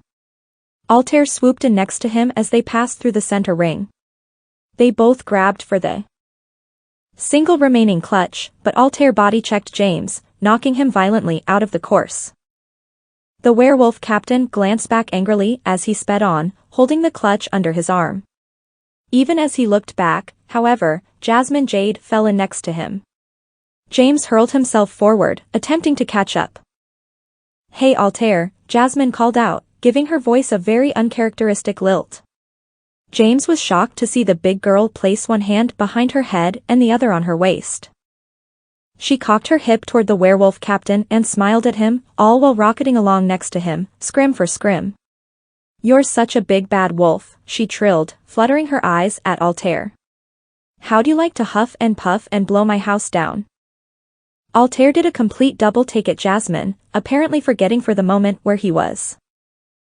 A split second later, he spanged headlong into one of the passing rings, dropping the clutch as his scrim squirted away into the night. Jasmine caught the clutch easily, tucked it beneath her arm, and hunkered over her scrim. "Wow," James called to her, his eyes wide with disbelief. "That Vila thing is pretty amazing when you turn it on." He glanced back and saw Altair dangling gamely from the ring he'd crashed into. "If you've got it," Jasmine called, grinning sheepishly, "flaunt it." As Jasmine scored, James saw that the werewolves were only ahead by 2 points. 10 seconds later, Victor Crumb socked home another goal, hurling the clutch so hard that it knocked the cudgel clean out of Dunkel's hand. The crowd exploded into deafening cheers, stomping their feet and waving banners wildly against the night. 2 more and we win. Gobbins shouted, grinning with disbelief. We're gonna do it. James nodded. The werewolves had been merciless in their attack on Team Bigfoot, and had apparently been infuriated by the line of players from other houses gathering to play reserve for the underdog team. Only minutes earlier, Wentworth had gotten forced into a collision with a werewolf bully, jamming most of the fingers on his right hand. He had sworn loudly and even bared his teeth at the werewolf bully before being pulled away by Jasmine and Gobbins. By the time Pixie Captain Ophelia Wright subbed in for Wentworth, nearly half of the team had become comprised of players from other houses. If only one more native player got removed from the match, Team Bigfoot would have to forfeit. James tried not to worry about it. The last thing the team could afford right now was to be careful. Thinking this, James rammed through the center ring, collecting the clutch that Crumb had just scored with. He tossed it aside to Gobbins and fell in behind him, meaning to escort him through his laps. 2. Werewolf bullies dropped instantly alongside, moving to flank Gobbins. Now's as good a time as ever, James thought, pressing his lips together tightly. He leaned severely into the wind, driving his scrim wildly forward, and reached toward the button the Igors had installed on the end of his scrim. He pounded it with the flat of his hand. Beneath his scrim, a small box popped open. James knew what was in the box, a tiny photograph of a babblethrush spore and a curled length of bamboozle vine that James had asked Professor Longbottom to send to him. As the box opened, the bamboozle transformed into a cloud of fat pink babblethrush spores. The werewolf bullies flew through the spores, which peppered their goggles and chests. Immediately, the bullies corkscrewed off course, swiping at their goggles and dissolving into fits of sneezes. That's the last of our tricks, James thought as Gobbins lobbed the clutch through the goal ring, tying the match. From here on out, it's just us. The crowd roared constantly now as the final seconds of the match ticked away. James heard Cheshire Chatterley's voice echoing wildly from the announcer's booth, but he couldn't make out any of her actual words. He leaned completely sideways on his scrim as he powered through the figure-8 course, passing werewolves and Bigfoots on both sides. As he ripped through the center ring, he managed to grab 2 clutches, one in each hand. Amazingly, there were no werewolves challenging him for them. He tucked one under each arm, leaned over his scrim, and grimaced into the oncoming wind. He completed the first lap easily, almost effortlessly, and was halfway through his second when a voice cried out. James. Crumb called distantly. James barely stopped to look. When he did, he saw Crumb waving wildly at him, pointing. Behind you. James peered back over his shoulder. The entirety of Team Werewolf was stacked up behind him, gaining on him, their faces set into grim lines of resolve. Most of them had their wands out, aiming at him. They're going to take me out. James thought, and panic ripped through him. They don't care if their whole team gets penalized. If they knock me out of the match, there won't be enough native Bigfoots left on the team and we'll have to forfeit. Team Werewolf will get a technical victory. Even as this realization formed in James' mind, a blast of red sparks sizzled over his shoulder, barely missing him. It hadn't been a lanyard charm or a gravity well. The werewolves were using dueling spells. James, look out. Jasmine cried from somewhere far behind, but it was no use. James ducked and swooped back and forth, struggling to stay inside the rings while simultaneously avoiding being struck. More magical bolts lit the air all around. Sanyi was blowing his whistle repeatedly, but the wolves weren't stopping. They were desperate, and in their desperation, they were willing to do anything. James felt a sudden wriggle of real fright. It spread through him like ice, freezing him. He scrambled for his wand, fumbling one of the clutches. He stripped the thin wooden shaft out of his gauntlet and then dropped it as well. It spun away into the darkness and he stared after it, petrified. Something thumped against his chest as he leaned over. He scrambled at it, worried that it was a lanyard charm or worse. With some amazement, he realized that it was a small cloth pouch, both soft and dense to the touch. It hung around his neck on a length of rawhide string, the vampire's game curse. He had been so intent on getting the rest of the team to take the vampire's potion powders off before the match, that he had completely forgotten to remove his own. Without thinking, he grabbed at the short fluttering ripcord. He pulled it, and felt the pouch pop open. Black powder exploded from it, streaming backwards instantly into his wake. It engulfed the trailing werewolves, covering them in writhing black tendrils.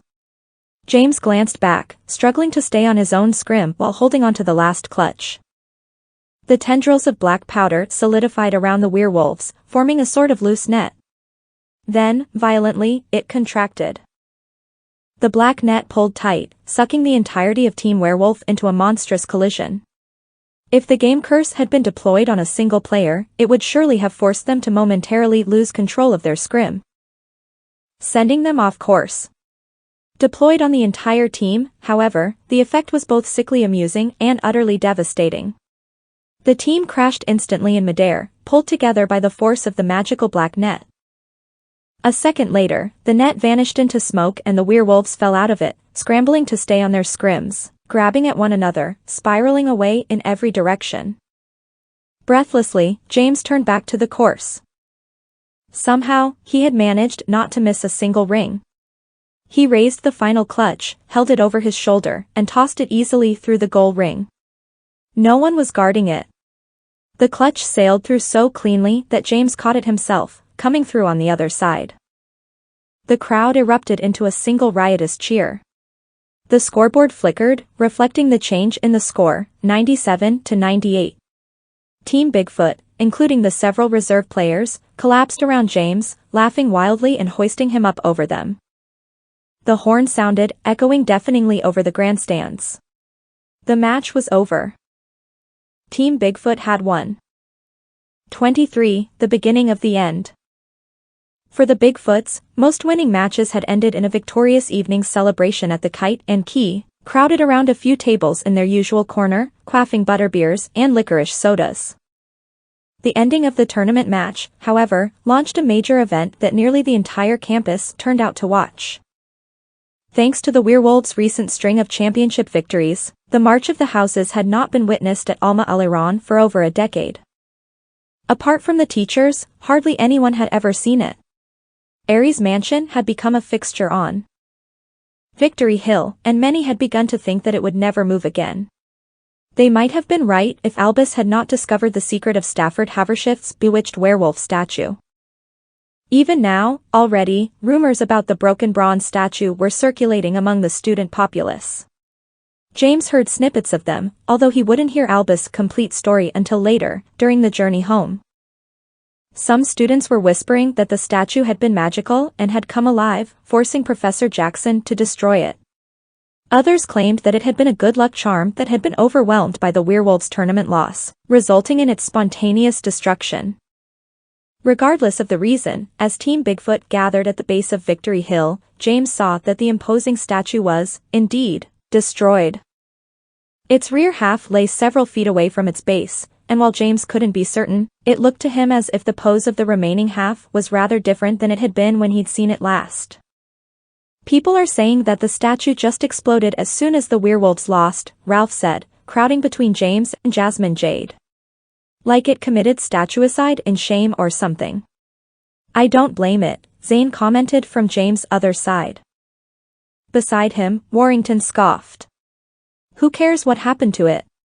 If it was me, I'd leave it there like a trophy even after Ares Mansion scampered off with its tail between its legs.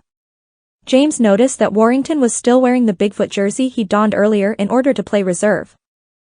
Behind the team, the crowd from Pepperpock Down was still milling around, congregating noisily in the quad between Administration Hall and Victory Hill, packing the lawns in excited anticipation. Team Werewolf was nowhere in sight, and James assumed that they were simply waiting it out in their locker cellar, refusing to watch the moving of the houses. Victor Crumb, unfortunately, had left immediately after the match along with James' mum and sister.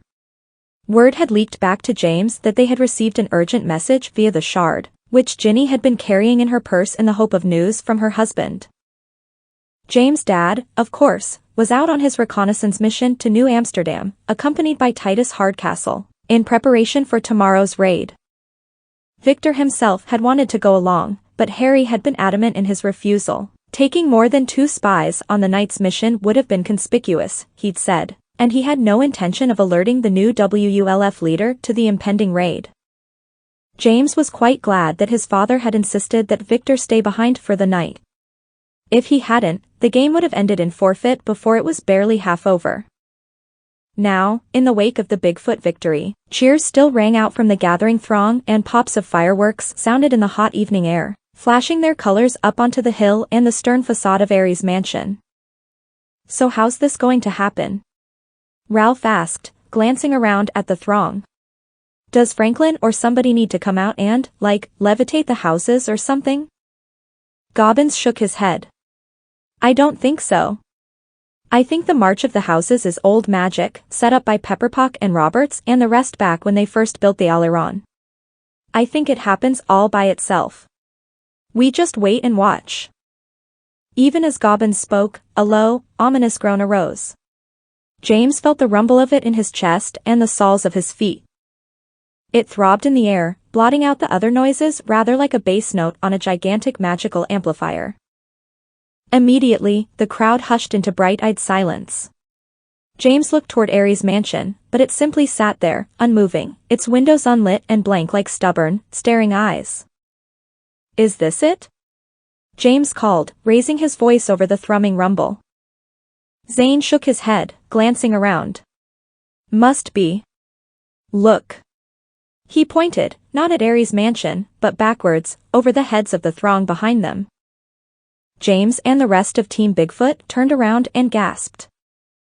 Hovering over the crowd, casting its humongous blocky shadow onto the upturned faces, was Apollo Mansion. It looked exactly the same as always except that you could see inside the dark footprint of its foundation, a square of heavy bricks, surrounding what was, unmistakably, the ceiling of the erstwhile basement game room. Clods of dirt and mortar pattered down over the crowd as the structure drifted overhead, moving like a giant parade balloon. A round white shape peered from one of the upper windows and James saw that it was Jeffrey Kleinschmidt, the Bigfoot reserve player who'd been too sick to make it to the match. He waved gamely, grinning, his hair poking up in an unruly strew. "We won," he hollered down, both as a question and a statement, and the crowd roared back, laughing and cheering. Slowly, ponderously, Apollo Mansion approached Victory Hill, passing over the crowd and emitting that deep, throbbing rumble. As it swept over James' head, he almost thought he could reach up and touch the rafters of the basement ceiling. He laughed out loud as he saw the disarmadillo hunkered on top of one of those rafters, crouched in a sort of alert ball, eyes blinking down at the crowd below. As the house passed over the lawn of Victory Hill, casting its shadow over the broken werewolf statue, James was surprised to see that Ares Mansion was still there, sitting stubbornly on the hill's foundation. "Go on," Zane called, grinning. "Beat it, house." Yeah, the members of Team Bigfoot joined in, raising their fists. Soon, the entire crowd rallied the cry, cheering and jeering raucously. Ares Mansion did not budge, however, even as the shadow of Apollo Mansion crept up its front, casting its reflection onto the tall staring windows. Finally, gently, Apollo Mansion nudged the front corner of its counterpart. The sound of it was a soft, rattling crunch. In response, Ares Mansion shuddered slightly and seemed almost to let out a resigned sigh. A moment later, it arose from the foundation of Victory Hill, producing a long, crumbling, ripping noise. The crowd erupted into cheers again as the houses traded places, moving like elephantine dancers. Slowly, almost sheepishly, Ares Mansion began its long march down Victory Hill and toward the empty foundation on the opposite end of the mall. In its place, Apollo Mansion settled slowly atop Victory Hill, its footprint meeting perfectly with the gaping foundation beneath it. The ground shook as the weight of the house settled and a puff of masonry dust arose all around it, pale in the moonlight. The crowd redoubled its cheers, and the members of Team Bigfoot looked around at each other in amazement. Wentworth was there by then, his fingers wrapped in white bandages. Next to him, also wearing various bandages and braces, were Norick, Muckthach, Troy Covington, and the rest of the disabled players.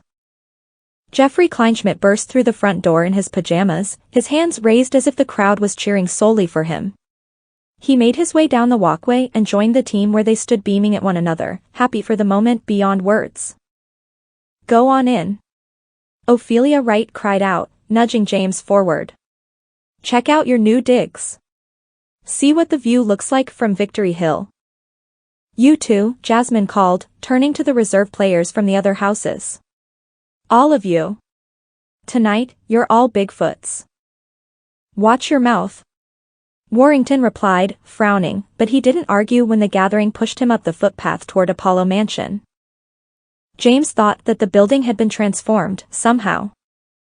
It looked exactly the same as it always had, just a big blocky mansion, perhaps a little too symmetrical and rather lacking in embellishment, but now, seated atop Victory Hill, the things that had once made it boring now made it regal. "It's the angle," he thought, looking up at it as he approached, smiling with pride and triumph.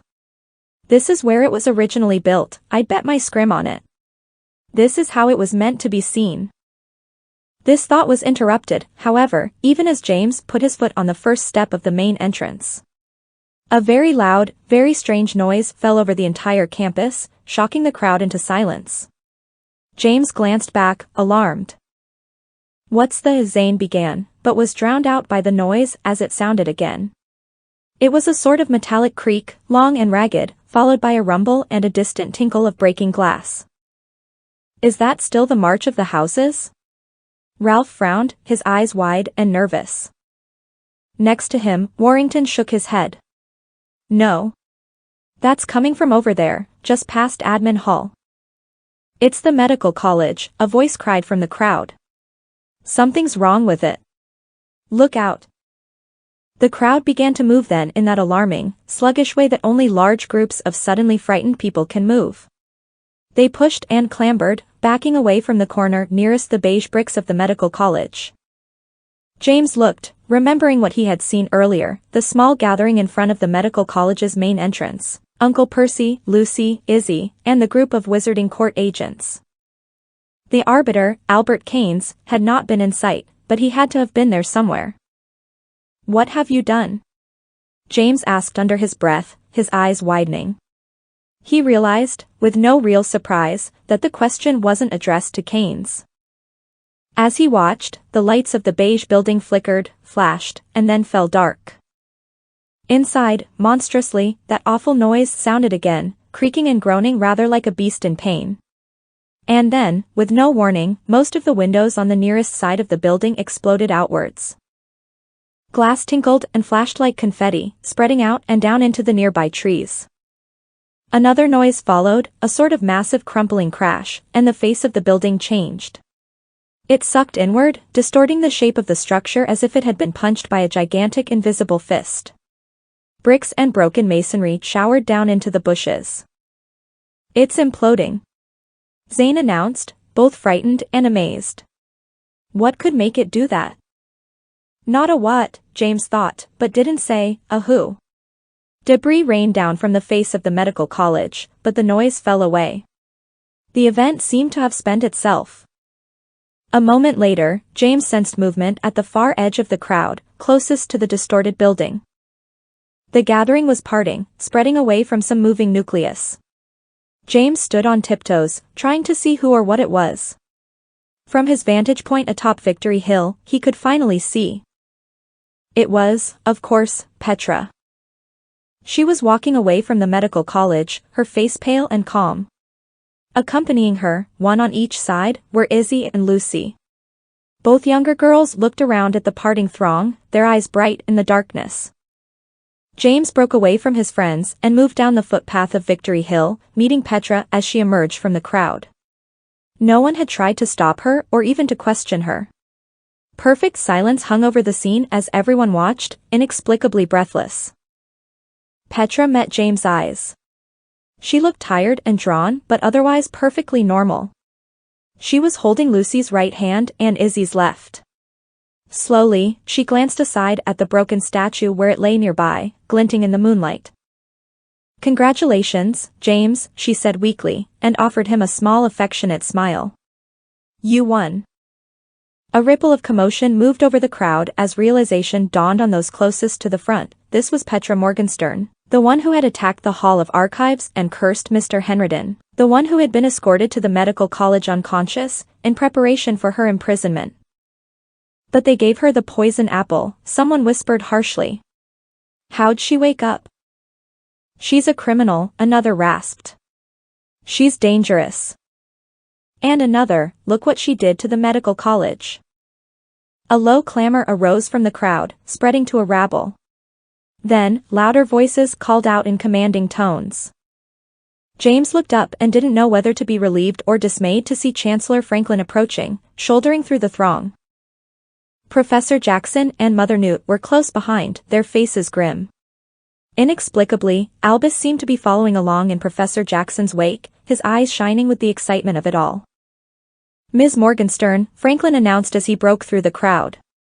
"What are you doing?" "Return to the medical college at once." "Where are your guards?"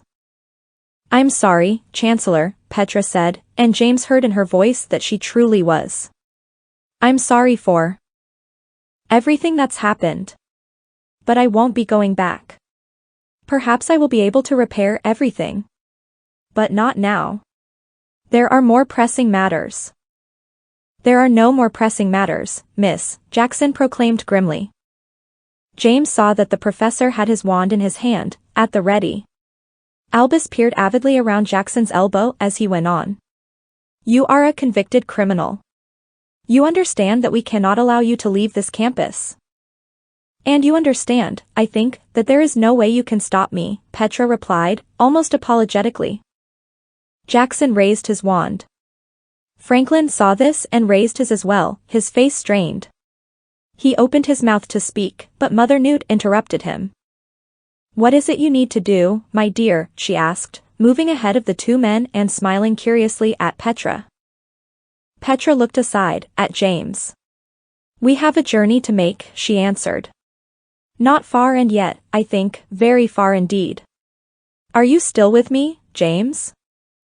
James nodded. "But how do you know about that?" "I never got a chance to tell you." "I know because you know," she said, and James understood, the silver thread. It ran both ways. She may not have understood the plan before her arrest, but she did now. James could see it in her eyes as she looked at him. "And what, if I may be so bold," Mother Newt asked, still smiling faintly, "is the purpose of this journey?" James answered this time. "To find out the truth, ma'am." Franklin shook his head firmly. "No. I cannot allow this. Professor Newton, you do not understand what it is they intend to do. They mean to open the Nexus curtain. You see that Apollo Mansion once again stands atop Victory Hill. Given the proper key, they may succeed in passing through into another dimension. The young lady means to escape into a realm where none will be able to follow her." "That's not true," James called out, moving to get in front of Petra. "Petra doesn't need to escape because she's not guilty." He stopped and then glanced back over his shoulder, his brow knitted. Are you?" Petra met his gaze but didn't respond. At least, not with words. "Chancellor," Mother Newt said, "as a matter of fact, I am inclined to disagree with you. I do not believe that Ms. Morgenstern means to escape.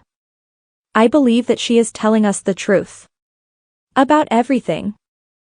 "All evidence to the contrary, Professor," Jackson said, his wand still raised and pointed at Petra. "How could you possibly know this?" Mother Newt's smile broadened as she continued to stare at Petra. "Call it woman's intuition," she said with low emphasis. "Besides, I suspect that she is right about one more thing. I don't believe we can stop her even if we wish to." "She is," Mother Newt paused and narrowed her eyes. "Unique." "Professor Newton," Franklin said, shaking his head again, making his square spectacles flash in the moonlight, "we cannot simply allow this woman to leave. She is a convicted prisoner of the Wizarding Court of the United States." "But she isn't leaving, not technically," Mother Newt replied lightly. "If you are right, Chancellor, then Miss Morgenstern will simply be entering Apollo Mansion. She can still be said to be confined to the campus. None would deny that fact. Thus, I believe, we can be honestly said to have performed our duties as well as could be expected under the circumstances. Madam, Jackson began, but Mother Newt stopped him with a quick backward glare.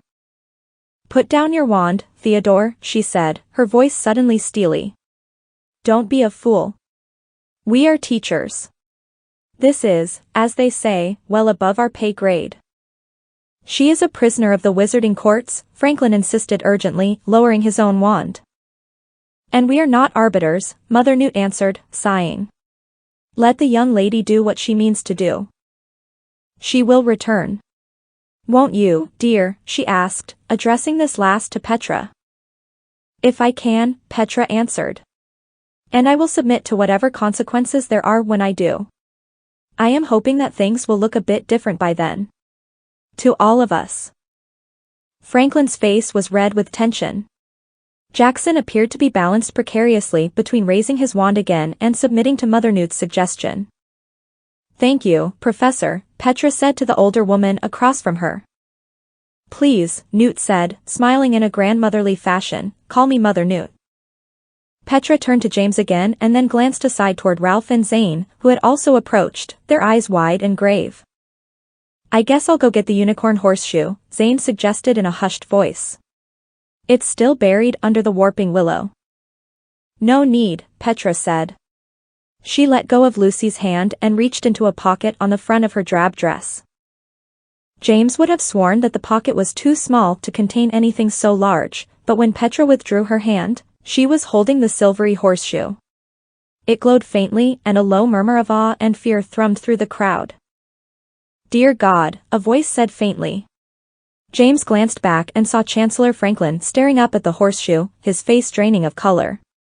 He's figured it all out, James thought. Just like that. He is one smart fellow. I didn't expect we'd be doing this in front of the entire school, Ralph muttered, accepting the horseshoe as Petra handed it to him. It doesn't matter, Petra said, smiling wanly. She turned to Lucy and Izzy. You both stay here. There's no need for you to come. Izzy made no effort to let go of Petra's hand and James understood that Petra's suggestion was merely perfunctory. There was no way Izzy would consent to staying behind. I want to come, Lucy said, looking from Petra to James. I want to see. I don't know anything about what's going to happen, but I'm in on it now, no matter what. James expected Petra to forbid Lucy, but the older girl merely nodded. She looked back at Ralph, who still held the faintly glowing horseshoe. Let's do it, Zane announced stoically. Let's get it over with. Together, the 3 boys and 3 girls turned and walked up Victory Hill, approaching the corner of Apollo Mansion. The remainder of Team Bigfoot gathered silently around them, but at a careful distance. All of them could see the horseshoe shape engraved in the building's cornerstone, divided by the crack between the main house and the permanent foundation. What's this all about, James? Jasmine asked quietly. James glanced back at her. It's a long story, he answered after a moment. But it's not a bad story. Petra is my friend. I have to try to help her. You'll tell us all about it when you get back, right? Wentworth suggested, frowning slightly. Definitely, Ralph nodded, producing his large wand. Its lime green tip glowed dimly in the moonlight. You want us to come too? Gobbins asked. Because we could, you know. The rest of the team, even the reserve players, murmured agreement.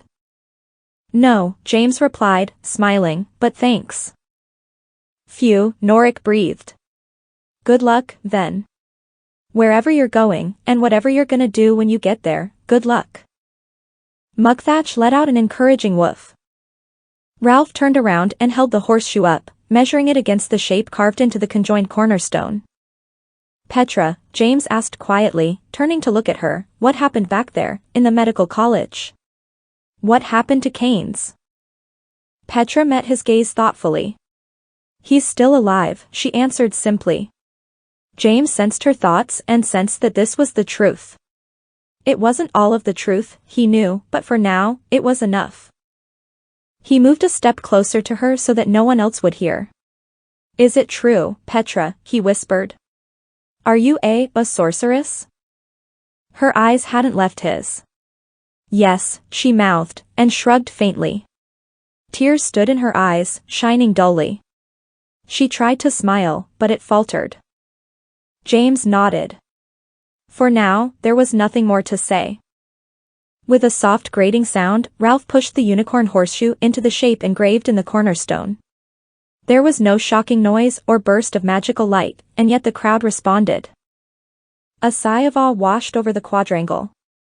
James looked up, as did the rest.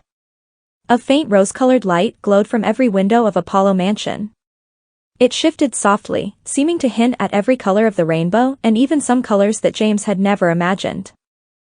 "I guess we go inside," Lucy suggested, her voice an octave higher than usual. "Is that it?" James nodded. He reached out, took Lucy's hand in his right and Petra's in his left. Slowly, the group began to walk toward the main entrance of Apollo Mansion. "Boys," a voice called suddenly. James paused again with one foot on the first step. He looked back and saw Chancellor Franklin peering up at him, his face lit with the soft, rosy light. "If you see Ignatius Magnuson," Franklin said earnestly, tell him. Tell him to stay away. Tell him not to come back. Will you do that?"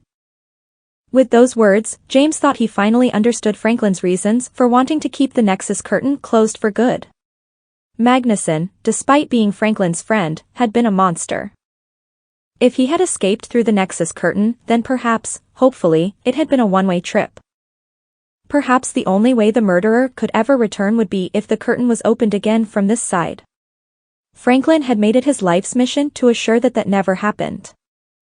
"He won't be coming back, Chancellor," Ralph answered stolidly, raising his voice just enough to be heard. "Trust us." Franklin studied Ralph's face for a moment and then nodded slowly. A moment later, Zane reached for the door handle atop the short stoop of Apollo Mansion. He gripped it, thumbed the latch, and pushed it open. The mysterious pulsing light covered every surface inside, shifting hypnotically. "All of us together," Petra said, squeezing James' hand. "Everyone hold on to someone else. I think the moment we cross over the threshold, we'll go through. I think the whole house is the portal. Ready?" James gulped. Ralph shuddered. Zane said, "You all go on ahead. I'm just gonna pop back to Hermes' house for my camera. 'Kay?" Ralph grabbed the blonde boy's hand and Zane gripped it, tittering nervously. As one, the six stepped through the doorway into the faint rosy light, and vanished. James' first step into the world between the worlds nearly tumbled him headlong over a rocky black cliff. Petra and Lucy were still holding his hands on either side and they pulled him back even as his foot dipped into empty space. He gasped as he drew his foot back and wobbled on the ledge. The six travelers peered carefully down into the misty distance. They seemed to be standing on the lip of a shallow cave worn into a cliff of sharp black stone. 100 feet below, monstrous waves slammed against the face of the cliff, sending up explosions of white water as if in slow motion. Beyond this, steely gray ocean stretched off toward the horizon, heaving beneath a low, white sky. James shuddered. "I nearly fell into that," he commented, wide-eyed. "This isn't the most convenient place to put a portal," Zane nodded. "Even if you survived the drop, who knows what kind of monsters swim around in an ocean like that?" "None at all," Petra answered, her voice calm but emphatic. "There's nothing alive in that water. Nothing at all. You can sort of feel it, can't you?" Lucy frowned. It was almost a grimace of disgust. "Yes," she answered. "It's like this isn't really a place at all. It's more like a kind of window dressing, something just to take up the space. There's no taste to it. No life or color at all. It's like chewing on cardboard. Or like taking a peek behind the curtain of reality," Ralph agreed, his face tense. Like it's here just because something has to be, but it's not meant to be seen by anyone. I think it makes sense, Izzy said, still holding Petra's hand. Petra agreed. It's not really a world after all, she mused. It's just the world between the worlds. Look, Zane suddenly pointed, raising his arm toward the distant horizon. It isn't all just water. There's something out there. James followed Zane's pointing finger. Very faint and distant, a dark shape clung to the horizon. Is it a boat? Lucy asked doubtfully. Ralph shook his head. It's an island, I think. But not like any island I've ever seen. It looks almost like a big giant footstool. It's a plateau, Petra said. Just like this one, I think. Look over to the right. There's another one. There's more on this side, Zane added, peering around the boulders of the cave's left edge. James leaned carefully out over the rocks of the cave's mouth, scanning the length of the watery horizon. The shapes were gray in the ocean mist, so far off as to be almost invisible, but once you began looking for them, more and more of them seemed to appear. They were eerily similar, rocky plateaus, oddly flat on top, rising like giant stepping stones out of the monstrous ocean. What are they? Izzy asked in a hushed voice. They're portals, Petra answered, and James did not doubt her. Like this one. Each one leads to a different universe, or dimension, or reality. Some of them would be almost exactly like our own. Others would be so different, so alien, that we could barely look at them. They're awful, Lucy proclaimed with a shiver, hugging herself. No, Petra countered. They're just themselves. They aren't good or bad. They just are. Ralph asked, do you think this whole world is covered with them? Petra shook her head. It isn't a world. It isn't round, and it doesn't have an end. But yes. I think all of it is like this. On and on, infinitely. If one had a boat, just think of the places they could go, the things they could see. James shuddered again at the thought. The idea of taking a boat out onto that strangely disastrous, unnaturally flat ocean was horrible. Looking out over all that distance and those endless bland islands, James wanted nothing more than to crawl back into the shallow of the cave and huddle into a ball. He turned around and was both amazed and relieved to see a door standing in the shadows of the cave. It was framed with wood and James recognized it immediately as the front entrance of Apollo Mansion, seen from the inside.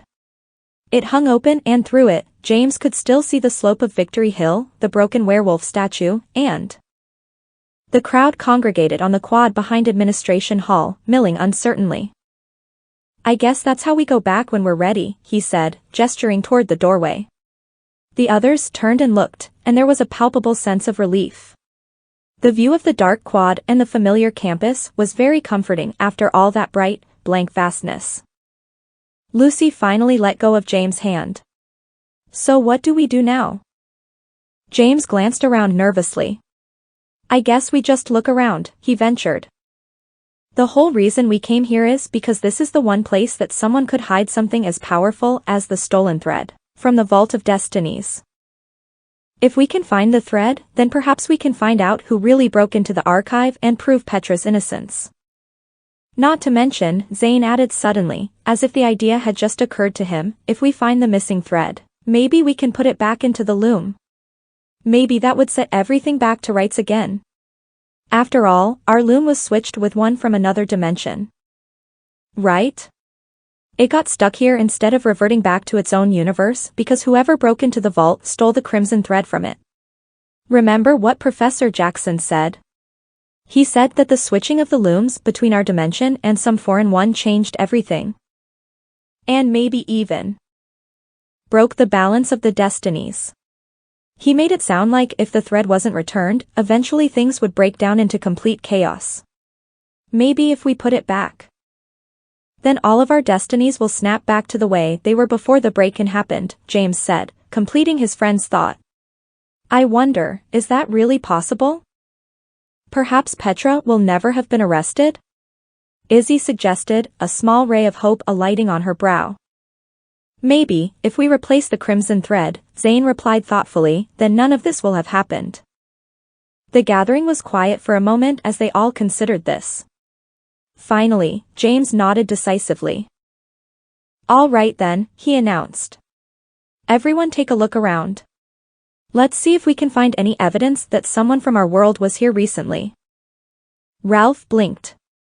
Like, maybe, a candy wrapper or something? Why? Zane asked, do you see one? No, Ralph shook his head, and then pointed. But there are some stairs carved into the rocks by the ledge over there. Maybe somebody dropped something there. James peered around the larger boy, looking toward the right corner of the cave's mouth. Just as Ralph had said, a series of worn, narrow steps curved around a boulder, leading out into the dull light. Lucy asked, where do you think they go?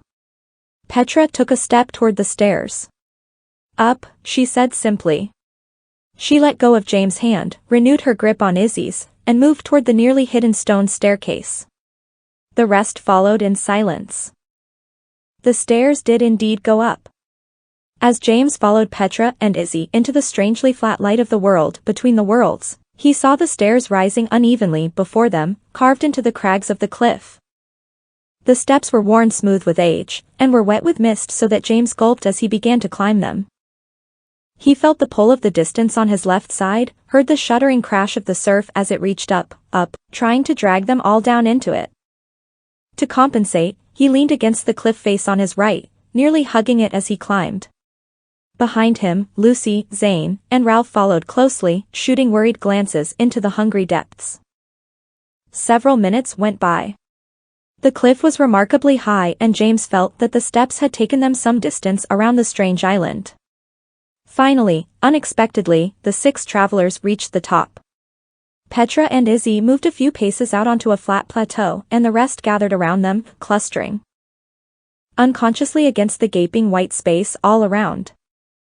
James realized where they were even before he saw the black castle. He remembered the hissing shush of the yellow grass and the march of the clouds as the wind pushed them.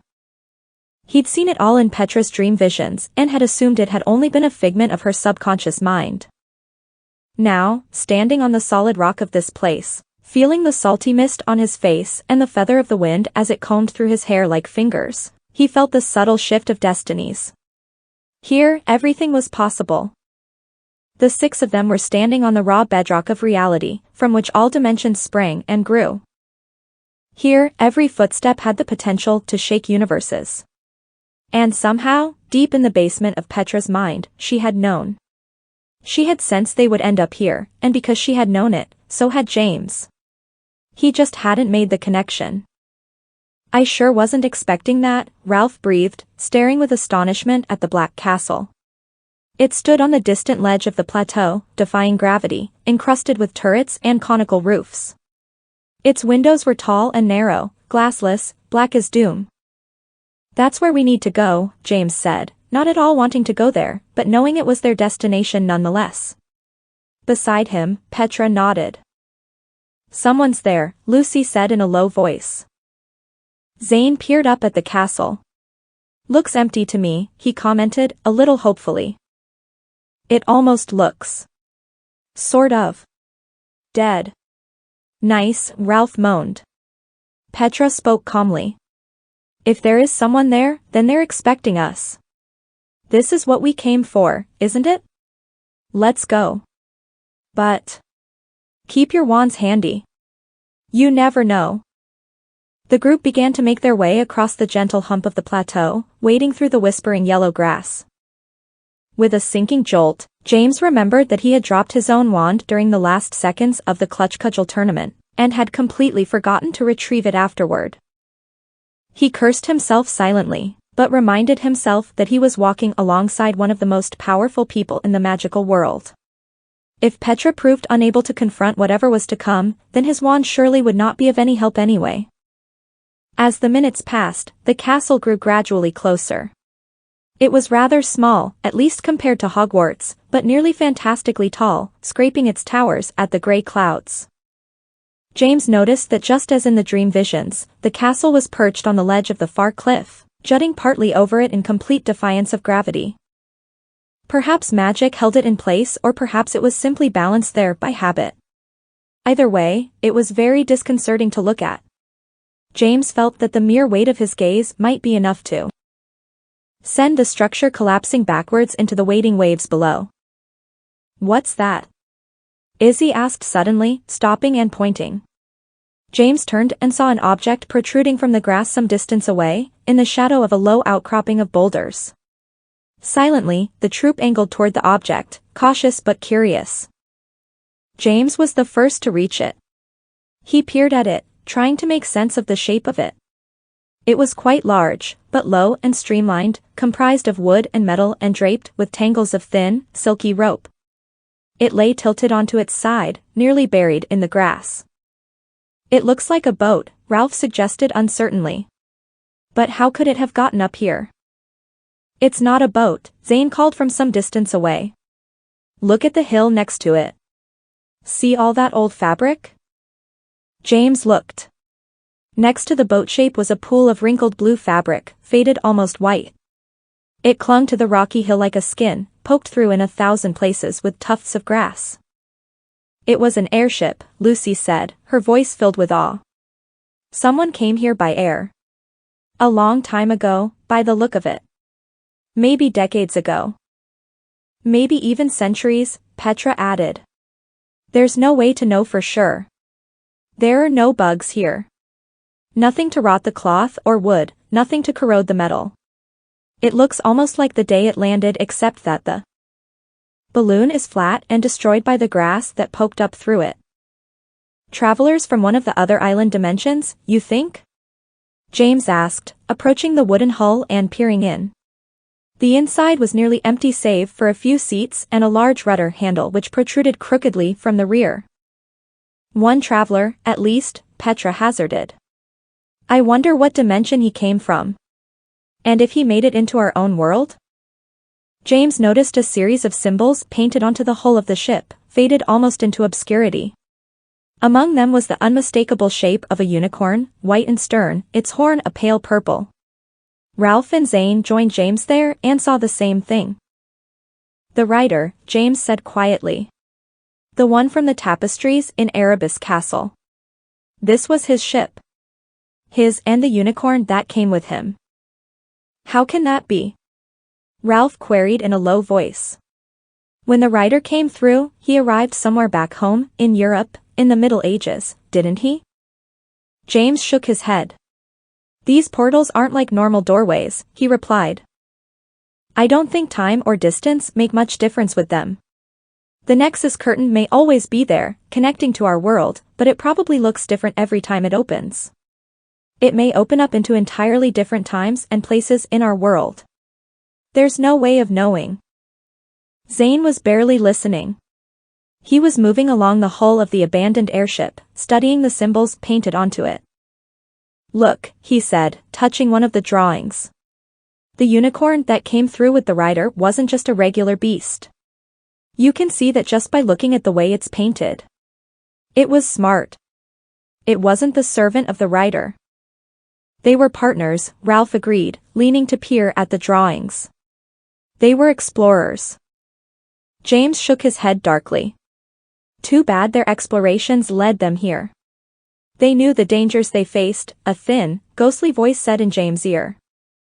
The three boys startled and spun around, their eyes bulging. Behind them, staring at them with sad curiosity, was a wispy gray shape, almost invisible in the flat light of the plateau. It was the figure of a woman, young and moderately pretty, with huge eyes and a small, sad mouth. "Sorry," she said faintly. "I didn't mean to frighten you." "Are you a GHGH?" Ralph stammered, his face going white. "A ghost?" "Oh good grief, Ralph," Lucy said, approaching and shaking her head. "You had a ghost teacher for the last 2 years at Hogwarts." "Yeah," Ralph admitted a little defensively. "Well, it's one thing to have a scheduled class with one. It's another thing to have one whisper in your ear when you're exploring some weird dead island." "Sorry," the ghost said again, drifting backwards. "It's been so long since I've seen anyone. I forget what it's like to deal with the living." "Who are you, miss?" Petra asked, tilting her head thoughtfully. My name is Frederica, the ghost answered, and made a dutiful curtsy with her transparent hands. Frederica Staples. I've been here ever since She paused before finishing, as if she was embarrassed or reluctant to admit it. Ever since I died. Frederica Staples, James said, his eyes widening. You're the one who? The woman that Magnuson.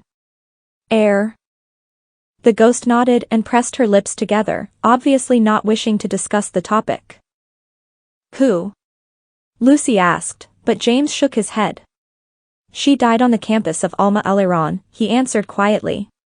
She was a muggle and she got mixed up with the wrong dark wizard. I'll tell you the rest later if you really want to know.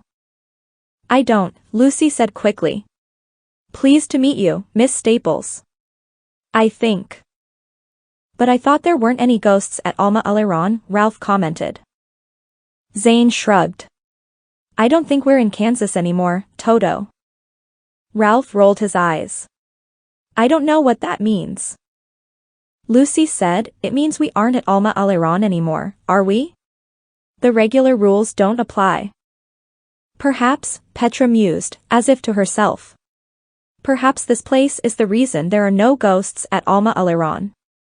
Perhaps the portal into the world between the worlds is like a ghostly magnet, sucking them in or driving them away, or even both at the same time. But that can't be right, James said. Nobody can get through the Nexus curtain without the proper key. I think that's only true for the living, Izzy commented thoughtfully. The dead can get through all kinds of doorways that were closed while they were alive. The ghost of Frederica Staples nodded. When I died, there was a huge white light. I knew I was supposed to go to it, but I didn't want to. I wasn't ready to leave yet. I was engaged to be married, you see. My life had barely just begun and I didn't really know then that I had died. Not really. The light drew me to it, but I resisted it. And then, as I pushed back from the white light, something else began to pull at me. It was like the opposite of the white light. It was a black hole, sort of. It was strong and I couldn't control it. It pulled me in, and then, suddenly, I was here. At first, I thought this was the afterlife, but not for very long. It wasn't either heaven or hell. It was just here. And there were people here, sometimes. James blinked.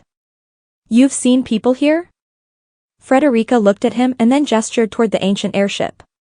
More of the ships came once, a long time ago, she said in her thin, far-off voice. They looked just like that one, only bigger. They saw me and spoke to me. They'd traced the journey of the ones who came in that ship and asked me about them. I told them I was sorry, that I didn't know anything about their missing friends. Then they used their tools to learn the truth, that evil magical people had captured the man and the unicorn and killed them, and then they discovered that the same had happened to me. They learned more, though. They learned that not all of the people from our world are like the ones who committed those acts.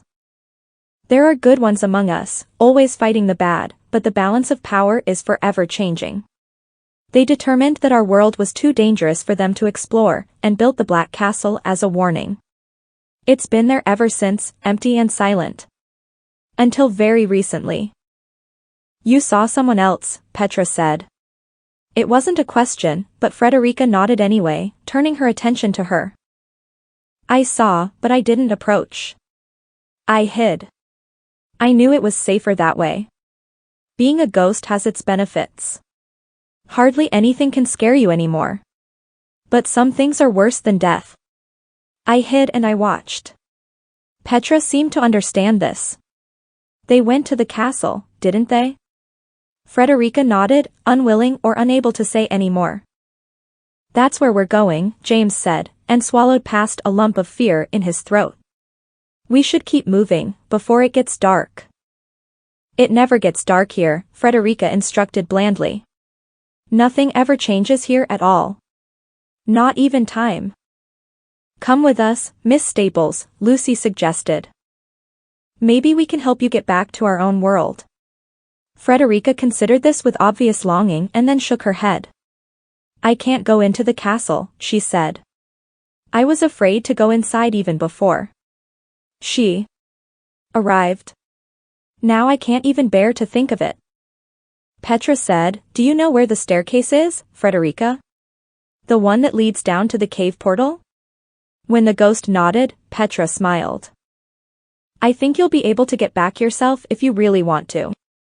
As long as we are here, the portal is open and it'll take you back to our time and place. Perhaps you can get through and stay there if you try very hard. Frederica looked heartbreakingly hopeful. Do you really think so? I don't know, Petra answered, but James thought she did. Either way, it's worth a try. Good luck, Frederica. Good luck, James added, and the others joined in. Thank you, Frederica said faintly. I think I'm ready to go on now. Into the light, if I can, and whatever is beyond it. Maybe I'll see you all again on the other side. Later rather than sooner, Ralph said quickly, and the ghost smiled her understanding. A moment later, she turned and seemed to fade from view as she drifted across the plateau. The gathering watched the ghost of Frederica Staples vanish and then stood in the constantly shushing grass for a long moment, silent and thoughtful. Finally, still wordlessly, James turned back toward the castle. It stood tall and ominous on the near horizon, casting virtually no shadow in the diffuse light of the world between the worlds. The others turned around as well and looked up at the stark shape, weighing their own secret thoughts and fears. Slowly but surely, the 6 travelers resumed their journey. 24. Through the curtains. As they neared the castle, the silence seemed to develop its own strange inertia. At first, James merely felt that there was nothing to say. And then, as the minutes passed, he began to feel as if spoken words would somehow spoil the moment, not because the moment was beautiful, of course, for it certainly was not, but because there was a brittleness in the air, a tension that spun out like spider's silk. That James was loath to break. As the gathering finally approached the cliff's edge upon which the Black Castle stood, James finally realized the truth of why everyone had grown so quiet. They were all afraid that there really was someone inside the castle, someone powerful and terrifying, who might hear even the softest whisper and come out to greet them. When they stood before the massive open gates of the castle, however, speech became necessary. James rasped, Do we just go in? Should we knock, like? We just go in, Petra replied, her own voice hushed. But keep a sharp eye out. Someone's watching, Lucy nearly moaned, peering up at the overhanging balconies. Petra nodded. I know. They're waiting for us. James stepped alongside her as they moved into the shadow of the entryway. Do you know who it is? Petra shook her head and pressed her lips together. The inside of the castle was almost entirely empty. One enormous room yawned before the travelers, leaping up into shadowy vaults and stretching off toward pillared archways on the far side. The group's footsteps echoed loudly in the darkness, making stealth impossible. The stone floor was covered with decades of blown grit and drifts of dead grass. As the troop crept into the center of the space, moving in a nervous huddle, James caught a hint of movement on the far wall. He peered into the darkness, squinting without his glasses, and made out a large framed shape. It was much larger than a man and filled with shifting shadows, a gently billowing curtain. I have a bad feeling about this, Zane muttered, looking in the same direction as James. Ralph nodded. There are more of them. All around the room. I see at least a dozen. They're escape routes, Petra said in a low voice. Placed here by those who built the castle for those unfortunate adventurers who might end up marooned here. Each curtain will take the stranded traveler back to the dimension from which they came, although the where and when might be a bit touchy. Nervously, Lucy asked, How do you know these things, Petra? Petra shrugged. I don't know. So they're all like mini Nexus curtains, James said, looking around wonderingly at the gently billowing portals. Ralph seemed heartened by this news. So all of these will take us back to our own world? I'd beware of them, Petra warned. They're under the influence of she who has taken this castle. They will do what they were made for, but not without her capricious tricks. You may find yourself in the bottom of the Dead Sea, or 100 feet over a live volcano. Beware of these portals unless there is no other hope. Good advice indeed, a woman's voice said brightly. The sound of it echoed all around, rendering it huge and directionless. James startled, as did the rest of the group. All eyes scanned the dark space, seeking the speaker, but no one was evident. Who are you? Petra called out. And why have you attacked our world? That's not the question you really want answered, the voice replied, still echoing broadly around the cavernous room. Here, time may not mean much, but I assure you, in the world from which you come, it is still marching along as always, and there are things we must attend to, you and I. Let us not waste precious minutes on trivialities. James raised his voice and ventured, where's the crimson thread? A better question, the woman's voice answered, smiling, and a thin beam of light came into view, cutting through the heights of the room and alighting on a previously unnoticed scene. James turned toward it and was surprised at what he saw. A collection of utterly prosaic furniture was laid out in the unmistakable arrangement of a bedroom. There was a narrow bed and side table, a chest, a desk, and a high-backed chair, turned so that it faced away from the travelers. Petra's hand squeezed James suddenly, nearly hard enough to hurt. The thread is there, the woman's voice echoed in answer. James squinted toward the light. A small silver jewelry box sat open upon the desk. Visible just inside it was an opal brooch. Spooled around this, glinting in the light, was a length of metallic red thread. Zane gasped. The missing thread. Petra moaned, my father's brooch. James broke away from the group. Steeling himself, he approached the desk, which stood nearest of all the furnishings. When he reached for the brooch, however, his hand froze. He felt the veins of his fingers go brittle a moment before the flesh crackled white all the way up to his wrist. Tendrils of icy vapor trailed behind as he yanked his hand away and hugged it to his chest, crying out in shock and fear. That was unwise, the woman's voice said, smugly amused. But instructive, I am quite sure. Only she who owns the brooch may approach it. Why are you doing this? Petra demanded, striding toward James and taking his hand into both of her own. After a moment, James cried out again as the feeling returned to it. He flexed his fingers experimentally and then glanced thankfully at Petra. I am not doing any of it, the woman answered, and James finally thought he saw her. A figure stood disguised in the shadows beyond the beam of light. Even in the darkness, he recognized the shape of her. The hooded robe, framing that beautiful, arrogant face. It was the woman he had first met in the halls of the Aquapolis back at the beginning of their journey. It was Judith, the Lady of the Lake. You are right, James, the woman said, as if reading his thoughts. She stepped forward slightly so that the light reflected up onto her features. But only a little. I have taken the form of the woman that Merlinus once loved, but I have also adopted a trace of the woman your sorceress friend bargained for. If she looks at me closely, she will see it. Petra peered past the beam of light toward the woman on the other side. Her face paled. Mother, she whispered. I am both and I am neither, the woman answered lightly, waving a hand. I have borrowed from the shape of Merlin's Judith and your own mother, my dear, partly because it amuses me and partly because it was the condition of the bargain. The bargain, Petra said, still whispering. But I didn't kill Izzy. The dreams I had at the beginning of our journey were wrong. Izzy didn't die in the lake on that night. I called it off. The bargain was never completed. You didn't kill Isabella, the woman corrected, but you did kill. You sent your stepmother into the lake in your sister's place. By doing so, you only changed the conditions. The bargain itself was fulfilled. Your destiny insisted upon it. Thus, rather than recalling your beloved mother from the afterlife, you got me. I arose from the lake on the night that you murdered your stepmother. You recalled me from the mists of the netherworld, my dear, in the place of your mother. I wish I could say that I was sorry, but alas, I am not. Who are you? Petra asked again. This is still not the question that begs to be asked, the woman replied impatiently, but if you must know, I am a fate. There are 3 of us, although not in the way that you might think. The other 2 fates do not know their own identities, and for now that suits me just fine.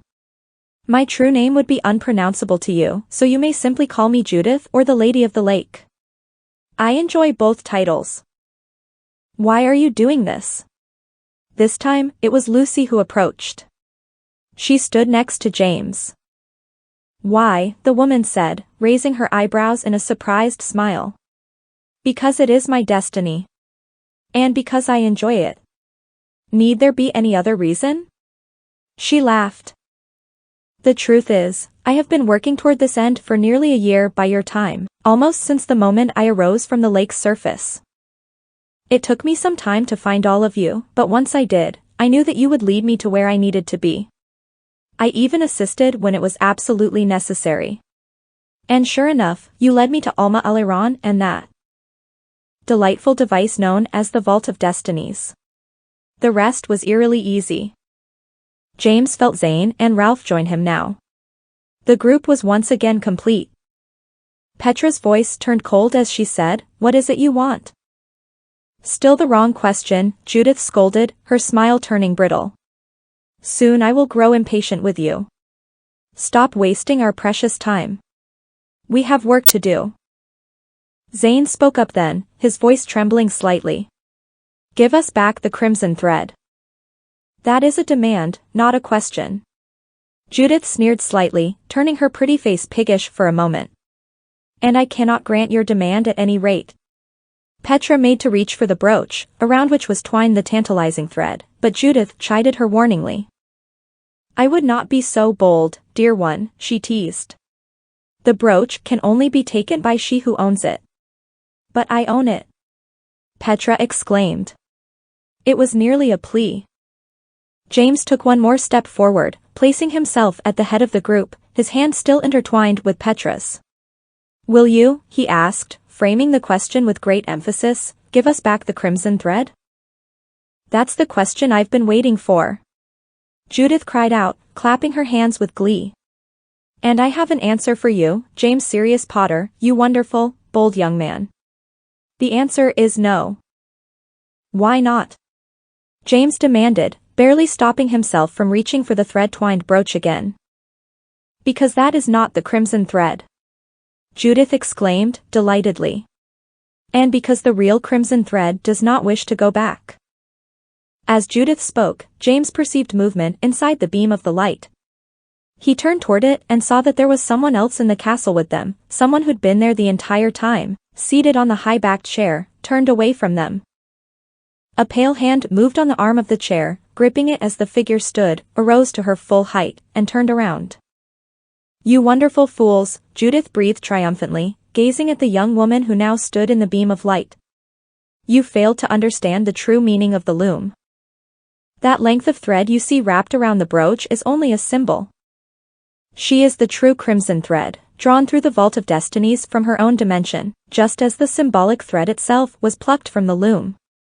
As long as the symbolic thread stays here with us, so does she. James was speechless. He stared into the beam of light, unable to take his eyes from the young woman standing there, smiling weakly. Her hair was long and dark, framing a face he knew very well except for the eyes. There, he saw only a hollow deadness, lurking just under a pall of misery.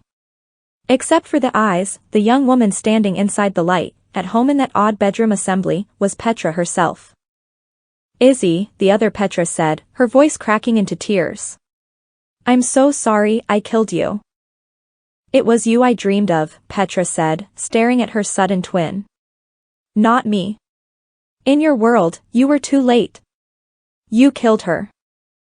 The other Petra nodded slowly, not taking her eyes from the Izzy that stood just outside the light. So that's your brooch, James said, nodding toward the jewelry box. You never went on the ocean journey with us, so you never lost it. This is not the Petra you know, James, Judith replied, finally moving into the light. In her world, she never came to your home seeking refuge. Instead, she gave herself over to the destiny that claimed her on the night she killed her sister. She has abandoned good and forsaken love. She has nothing left, which is why she was so willing to join me. And after all, why wouldn't she? I am her mother. She paid for me. She paid very dearly. The other Petra responded to this by leaning her cheek onto Judith's shoulder. Petra, James called out sharply, speaking to the young woman in the light. That isn't really your mother. Haven't you been listening? She's some evil beast from the netherworld, bent on creating chaos. Petra, she's not even really human. Don't call me that name anymore, James, the young woman in the light said sadly. Petra is no more. Now there's just me, Morgan. Judith nodded slowly and smiled. My's daughter and I have been very busy ever since I drew her into your world. You see, the rules of the Nexus Curtain do not apply to either of us. She is not of your dimension and I am not human. We may pass through as we wish, although doing so does have its consequences. Dimensions don't respond well to two of one person occupying them at the same time. Whenever my Morgan passed into your world, your Petra fell asleep. In truth, I suspect she even faded from your world, and slept here, on this very bed, trading places with Morgan. I suppose they could exist at the same time in the same world, for a time, at least, but it would not be without its own strange consequences. The fabric of existence would reject such a duality, and would strive to annihilate one of the dimensional twins, all in the name of balance. But this is neither here nor there. The fact is, we have passed through into your reality. On several important occasions. We have, in fact, had quite the busy little lives in your world. James suddenly thought he understood. He narrowed his eyes angrily. You, he exclaimed, pointing. You killed the leader of the WULF and took over. You're their new leader. Oh my, no, Judith laughed again, delightedly. No, no, no, you silly boy. I'm not the leader of the WULF. She gestured affectionately toward Morgan. She is. She killed Edgar Tarantus. Frankly, she was doing the man a favor. He'd grown so very political in his old age that he was very nearly a joke. More importantly, she killed the Muggle politician. They'd had other plans for him, of course, but Morgan here can be quite persuasive. In death, Senator Fillmore will serve a much greater purpose. And besides, American politicians are, as they say, a dime a dozen. She laughed as if she'd made a small joke at a party. Why couldn't you just stay in your own dimension? Lucy called out suddenly to Morgan, her face pale but stern. I'm sorry that you bollocksed it all up and killed your own version of Izzy, but why do you want to go spreading your misery around to somebody else's dimension? Why, that's simple, Morgan said, raising her cheek from Judith's shoulder. She shook her head, as if amazed that the answer wasn't completely obvious. Because in your world, Izzy is still alive. Mother told me so. Here, I can get her back. And then, with horrible suddenness, Morgan made a beckoning motion with her right hand.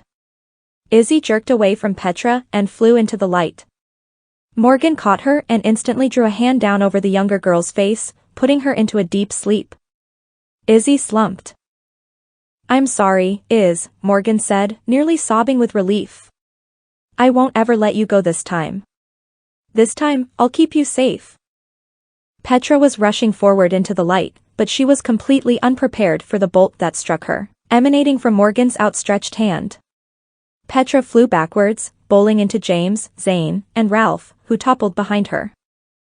Stop this! Lucy cried, running forward with her wand in her hand, pointing wildly ahead of her. She had nearly made it to Izzy, was reaching for the younger girl's limp hand, when Judith acted. James saw it, but was helpless to stop it. He opened his mouth to cry out, but it happened even before he'd drawn the breath to scream. Die, little one, Judith laughed, and flicked a finger at Lucy, as if she was merely a fly. A bolt of green exploded against Lucy's side. Her head jolted sideways as her body flew into the air, turning almost gracefully. Lucy flew out of the light, dead in midair. Her wand fell from her hand and clattered to the rug, making no noise. There was a rolling thump as the girl herself dropped onto the shadowy stone floor 15 feet away. There was a pause of completely shocked horror. For one long, terrible moment, James refused to believe what he had just seen. Then, with perfect finality, the reality of it fell upon him and he cried out, using the very breath that he had drawn to warn his now dead cousin.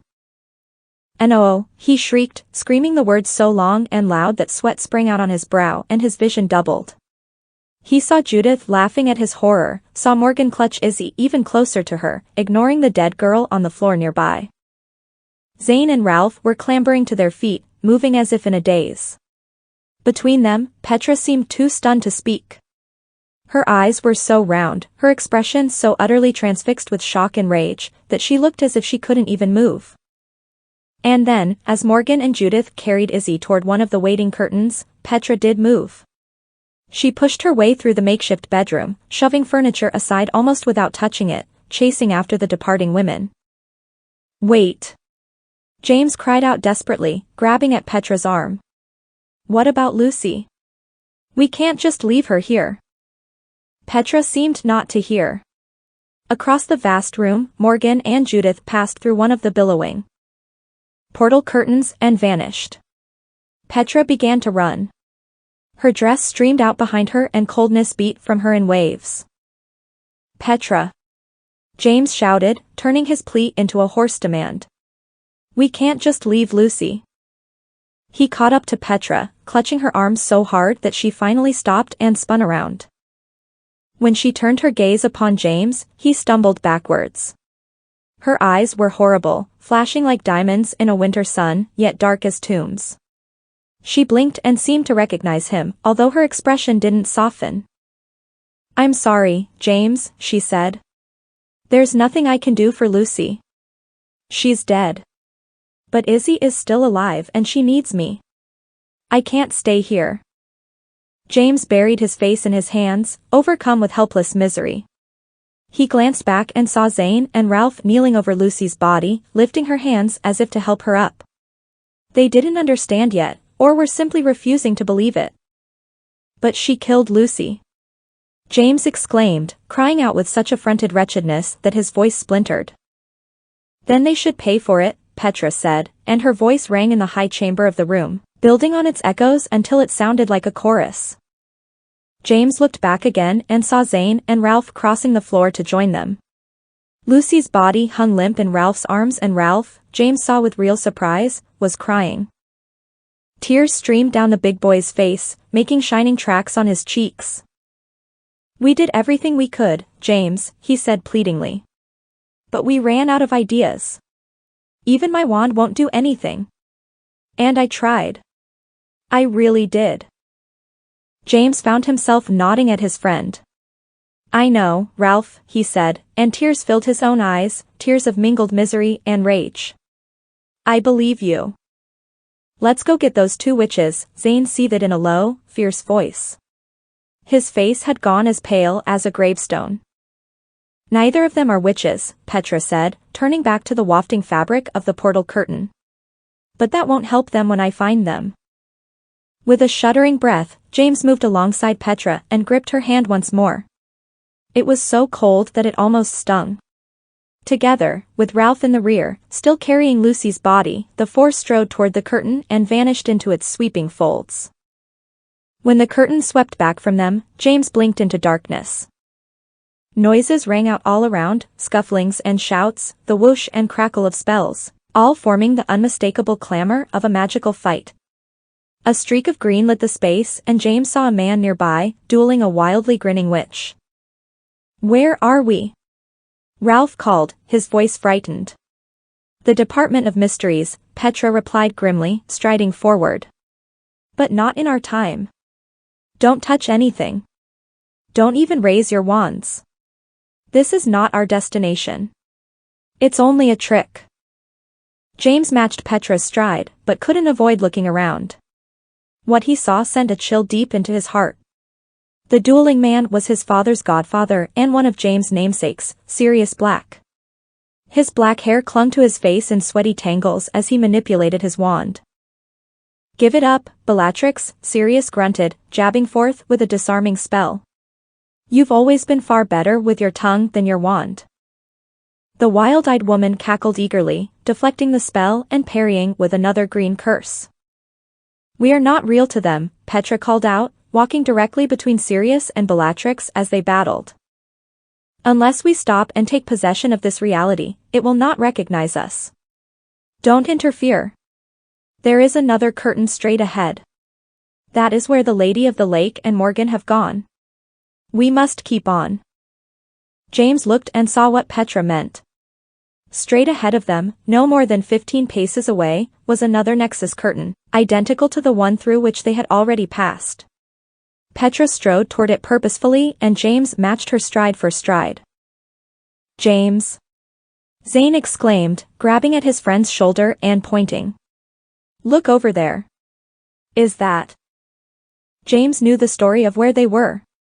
He knew what the battle was about and what was about to happen.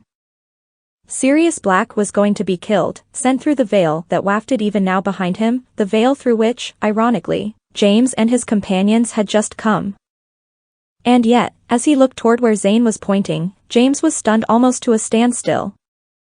His father moved at the perimeter of the battle, engaged in his own struggle. His glasses were crooked on his face, the famous scar marked his forehead. He appeared to be almost exactly the same age as James himself. "We could stop it," he said, reaching out to grasp Petra's arm.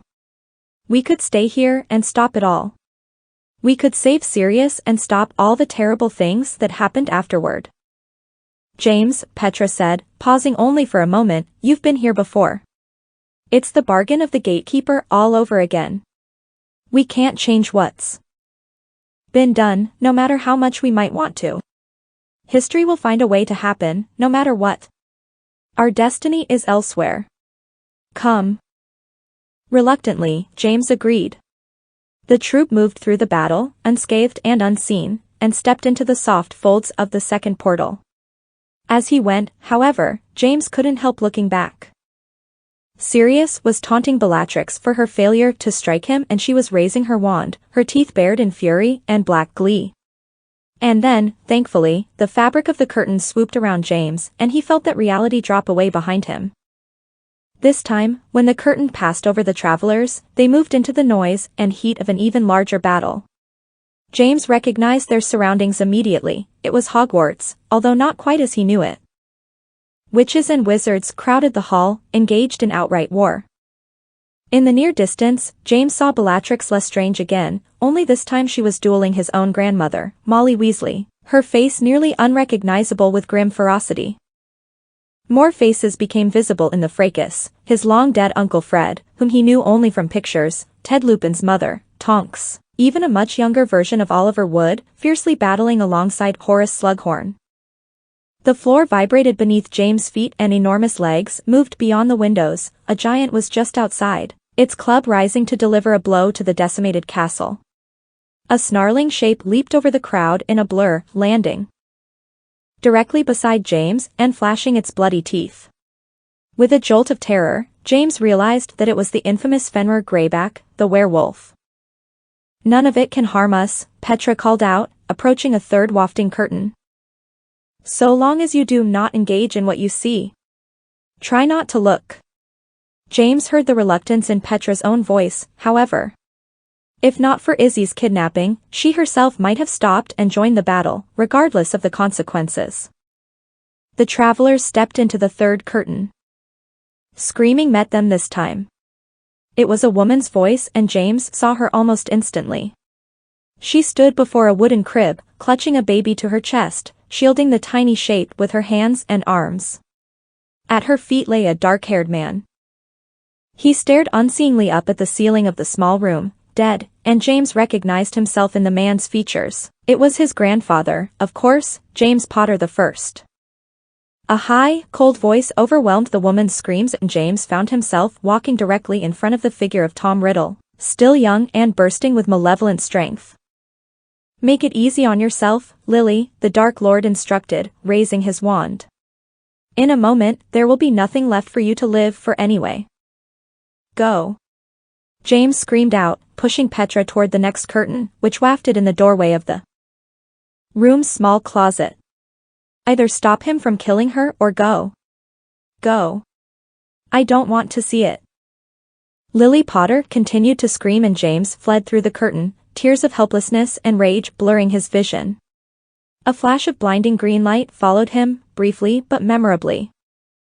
And then they were in a small dingy kitchen. A woman was seated at a rickety table across from a man James recognized, Lucius Malfoy, although much younger than James had last seen him. He was drawing a cloth-wrapped object from his robes, placing it onto the table next to his empty teacup. Unwrap it, Mrs. Agnellis, he said quietly. It is for you. She did, and it was a singularly ugly dagger, its blade tarnished nearly black, as if it had been rubbed with soot. No. Petra moaned this time, pausing. No, Mum. Don't do it. He's lying. James touched her shoulder, drawing her back.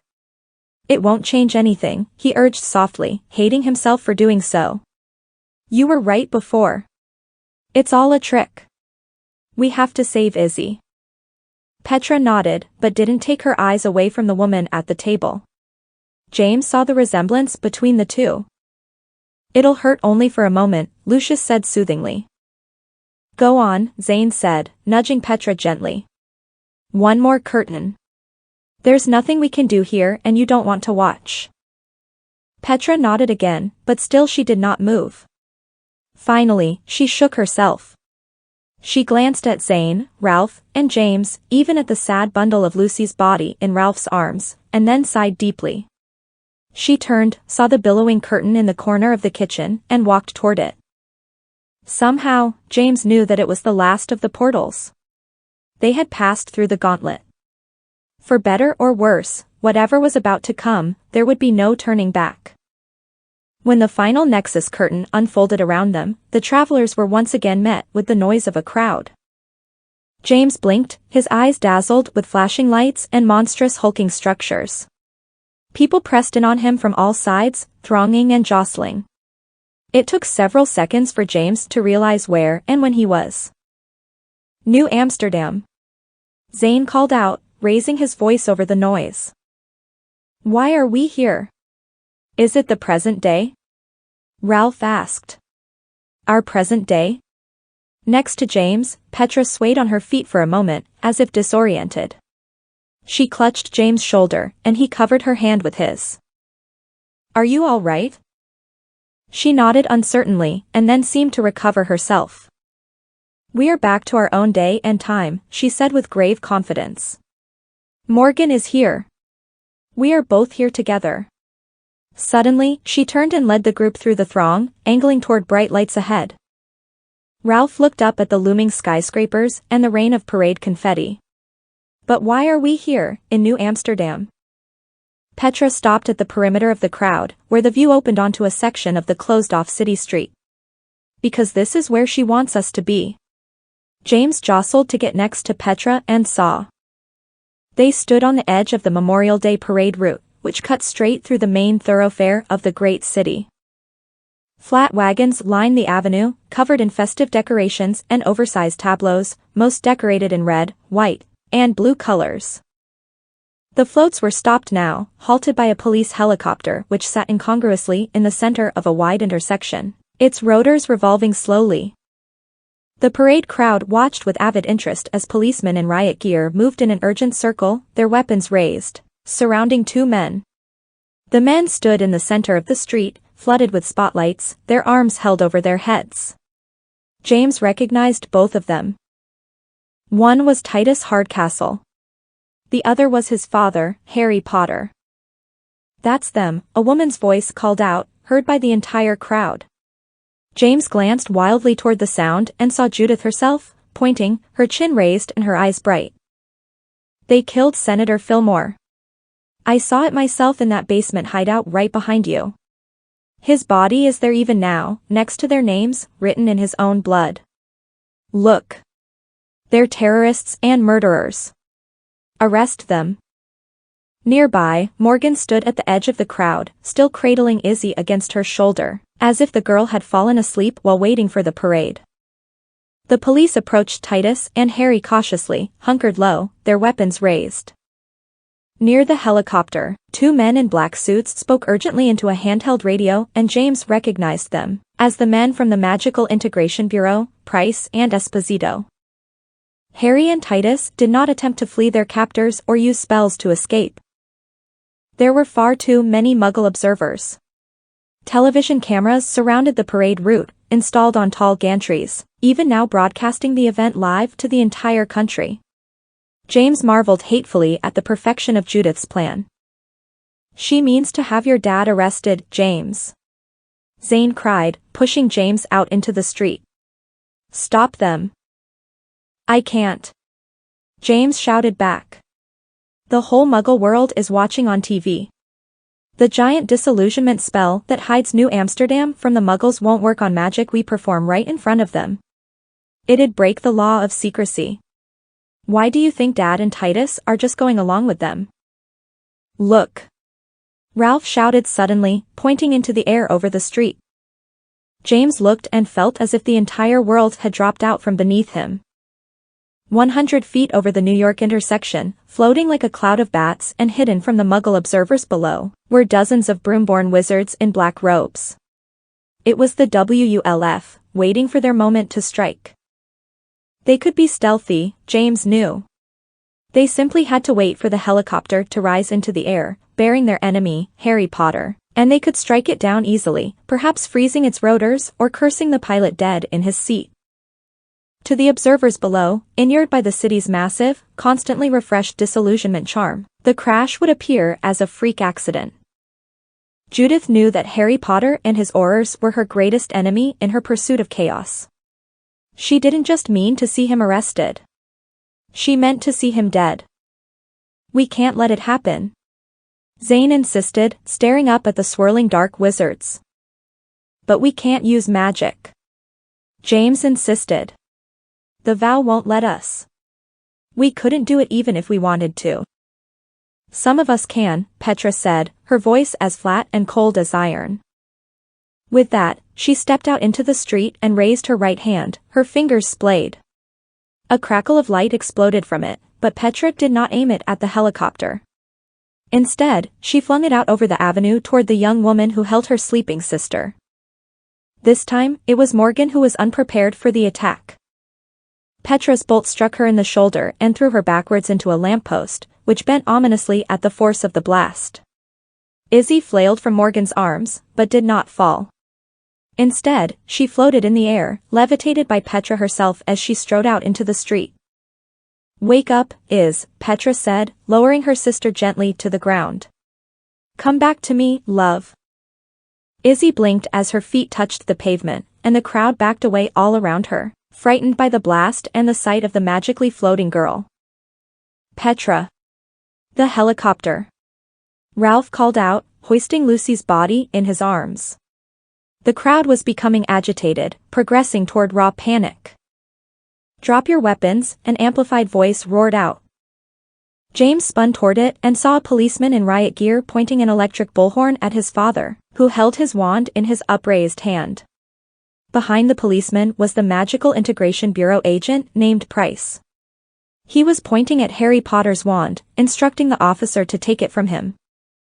"Ms. Morgenstern," a man's voice declared suddenly, coming from directly next to James. He glanced up and was shocked to see Merlinus Ambrosius. The big man stood at the edge of the crowd, his eyes locked onto Petra as Izzy rejoined her in the middle of the street. "Headmaster," Petra said, taking Izzy's hand in her own. Strangely, she didn't seem terribly surprised to see him there. "I know what you are thinking, Ms. Morgenstern," Merlin said. "And I understand. I have been following your progress, all of you, very closely. I applaud your ingenuity and spirit, but this must end here." "You big sneak!" Zane suddenly exclaimed, glaring up at Merlin. "You kept the third shard of the Amzera Surth, didn't you? You've been using it to listen in on all of us." Merlin ignored him. To Petra, he called, "Come back, my dear. Join us. We cannot stop what is about to happen, but we do not have to watch it. We have all seen enough terrible things. But we have to stop it." James exclaimed, boggling up at Merlin. "They mean to kill my dad. You're Merlin. Stop the engine of the helicopter with your magic. Freeze it to the ground or something." "The woman who calls herself Judith has foreseen every possibility," Merlin answered, gravely apologetic. "Their combined magic is like a shield around the helicopter, preventing even myself from interfering with it. It will take off and it will have your father inside it, along with Mr. Hardcastle. What happens after that, I'm afraid, is beyond our control." "I am sorry, James." In the intersection, the whine of the helicopter began to cycle up. The rotors spun faster as Harry Potter and Titus Hardcastle were led to it, surrounded now by the police in their armored riot gear. Grit and confetti began to spiral up from the intersection under the force of the helicopter's backwash. Petra did not move to join Merlin at the edge of the crowd. "Ralph!" James cried suddenly, turning and grasping the bigger boy's shoulder. "Give me your wand." James expected Ralph to waste several seconds asking for an explanation, but to his credit, he simply hugged Lucy's body to him with one arm and dipped into his back pocket with the other. Wordlessly, he handed his oversized wand to James. It wasn't the first time that circumstances had required such an exchange. James gripped Ralph's wand and leapt into the street. He pointed the lime green tip toward the police helicopter even as the doors shuttled closed on its side, enclosing Titus Hardcastle and his father. "Protego," he shouted, putting as much force into the command as possible. Rather than the bolt of bluish light he had expected, enveloping the helicopter with a spell of protection, Ralph's wand merely emitted a muted flicker, hardly brighter than a Muggle camera flash. James stared at it furiously, and then leveled it again at the helicopter. Congelo. It was a freezing charm, meant to lock the helicopter onto the ground or seize up its engines. Instead, there came only a puff of cold air, which blew back into James' face. He tried again, crying out in frustration. Salvio Huscia. Stupefy. Confundo. He felt the magic of each spell snuff from the wand the moment it appeared. Nearby, parade watchers observed him with worried confusion, wondering at the odd boy with the green-tipped stick. "Let me try, James," Petra said firmly. She raised her hand again, fingers splayed. "Petra." Merlin warned sternly, but the bolt of light shot from her hand even as he spoke. It leapt toward the helicopter, but exploded after only a few feet, illuminating the street around Petra brilliantly but briefly. The crowd recoiled in alarm, but the scene around the helicopter remained unchanged. "Morgan's power is identical to yours," Merlin roared. "She is preventing you from interfering. There is no way to thwart their plan. If there were, I would do it myself." "Don't listen to him, my dear," Judith called out suddenly, cupping her hands to her smiling mouth. "He is weak. Only you know how weak he is." James glanced helplessly toward Judith. Next to her, Morgan had regained her feet. She had been hurt by her encounter with the lamppost, blood trickled from beneath her hair, staining her face, but her eyes were clear and cold, studying the scene before her. Petra narrowed her eyes thoughtfully at Merlin. "Don't let them hurt my dad," James cried, unable to contain himself. "Please, Petra." "I don't intend to," she answered immediately, her eyes still locked upon Merlin. "There is nothing that can be done, Ms. Morgenstern," the headmaster announced, raising his voice. He stepped into the street now, moving to get between Petra and the police helicopter. "Awful as this may be, Morgan's magic is far too great for us to defeat by subtle means, and the consequences would be disastrous if you intervened using overt methods. There are too many observers. You must recognize that." When Petra spoke again, her voice was calm yet unnaturally loud. "You're wrong," she said flatly. And then, to James' surprise and dismay, she turned around.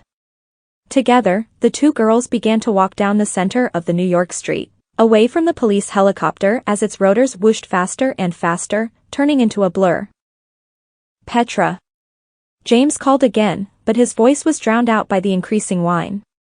Merlin's voice, however, rang out as clear as thunder over the packed, watching street. Petra Morgenstern, he called. Stop. Return to me. I think the lady is right, Petra declared without looking back. Your strength is in the vast expanses of nature. Here, in the deepest heart of the city, you are cut off from your powers. You are diminished almost to the point of helplessness. It would be a mistake to assume that, Ms. Morgenstern, Merlin warned, and yet Petra walked on, increasing her stride as purpose seemed to pour into her. At her side, Izzy matched her sister's pace, hand in hand. I am different from you, though, Petra called out. I am a sorceress. My power does not come from the wastes of nature. I sensed this truth the first time I set foot in New Amsterdam. My power comes from the web of the city, from the interconnected knot of humanity that lives and strives here. The thrum of their lives empowers me. I am a new kind of sorceress, and this is my element. Here, you are no match for me. Here, I will do what no one but me can do. I will protect those who have protected me using whatever means are necessary. Petra raised her hand and one of the halted parade floats jerked sideways, sliding out of her way.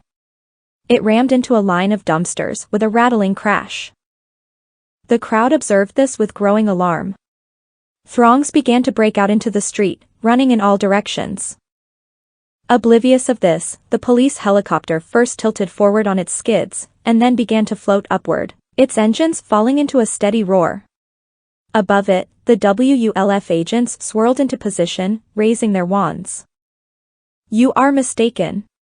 Merlin cried out, beginning to follow Petra down the broad thoroughfare. Petra. Remember the error of Eve. You will do far more harm than good.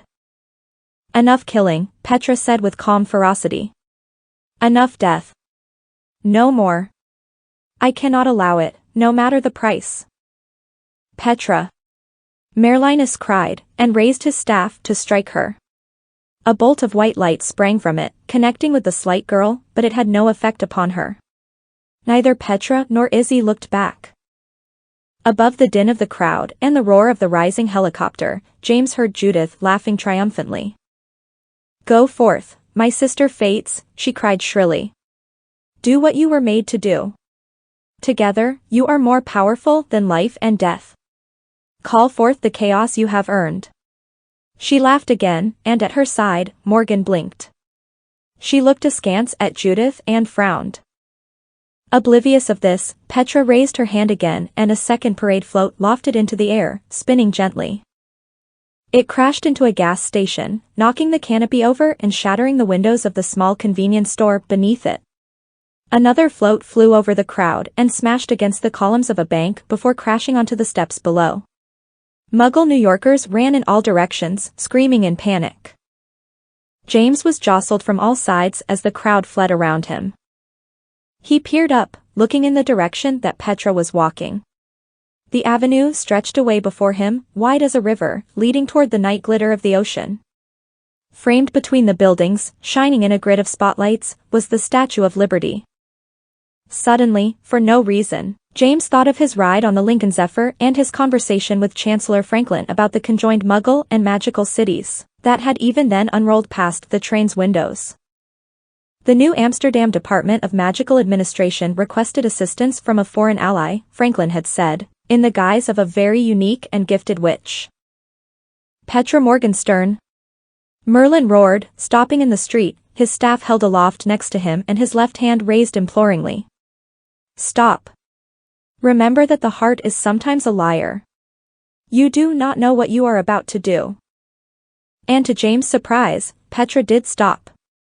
Next to her, hand in hand, Izzy stopped as well. They looked up at the huge shining statue in the distance.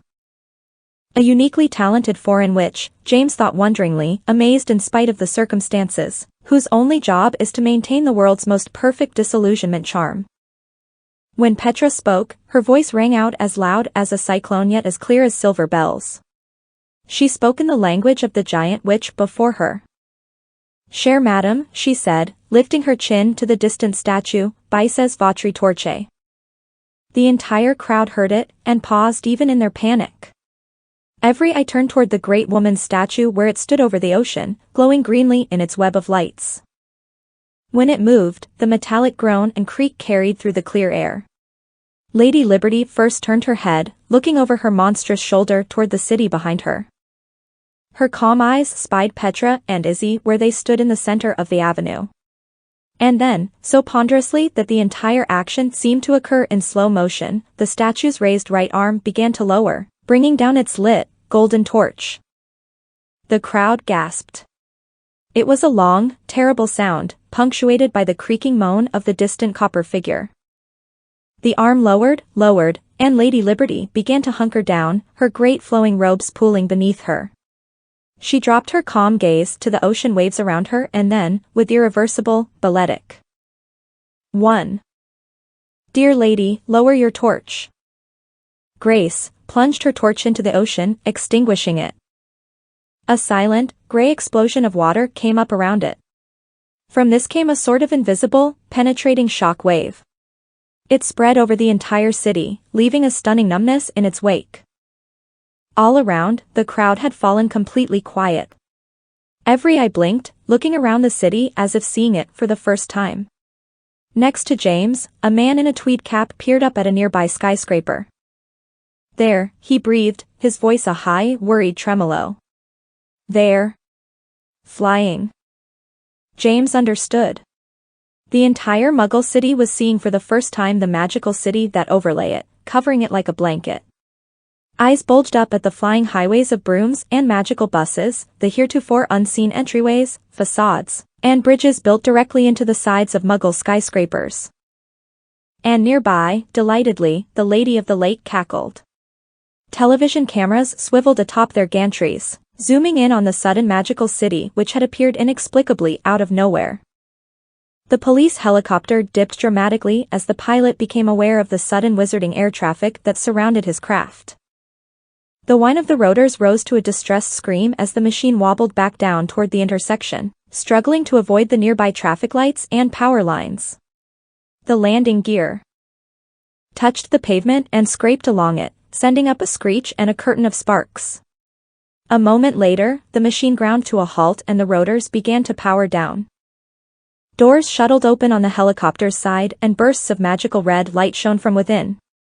Titus Hardcastle jumped out, brandishing his spare wand and firing it immediately into the WULF assassins above. They shot back with red and green curses, but were suddenly distracted by a spray of gunfire. Fortunately for Titus, the Muggle police below had recovered enough from their shock to remember their weapons. The officers scrambled behind a line of nearby vehicles, shooting randomly into the air at the swooping hooded figures. Harry Potter followed Titus out of the helicopter and strode purposefully toward Price, the Magical Integration Bureau agent, who shrank away from him. Harry reached for him, but only to pluck his own wand from the man's inner coat pocket. Pandemonium erupted throughout the street, echoing the clamor that arose throughout the entire city. In Times Square, traffic snarled to a messy halt around dozens of accidents.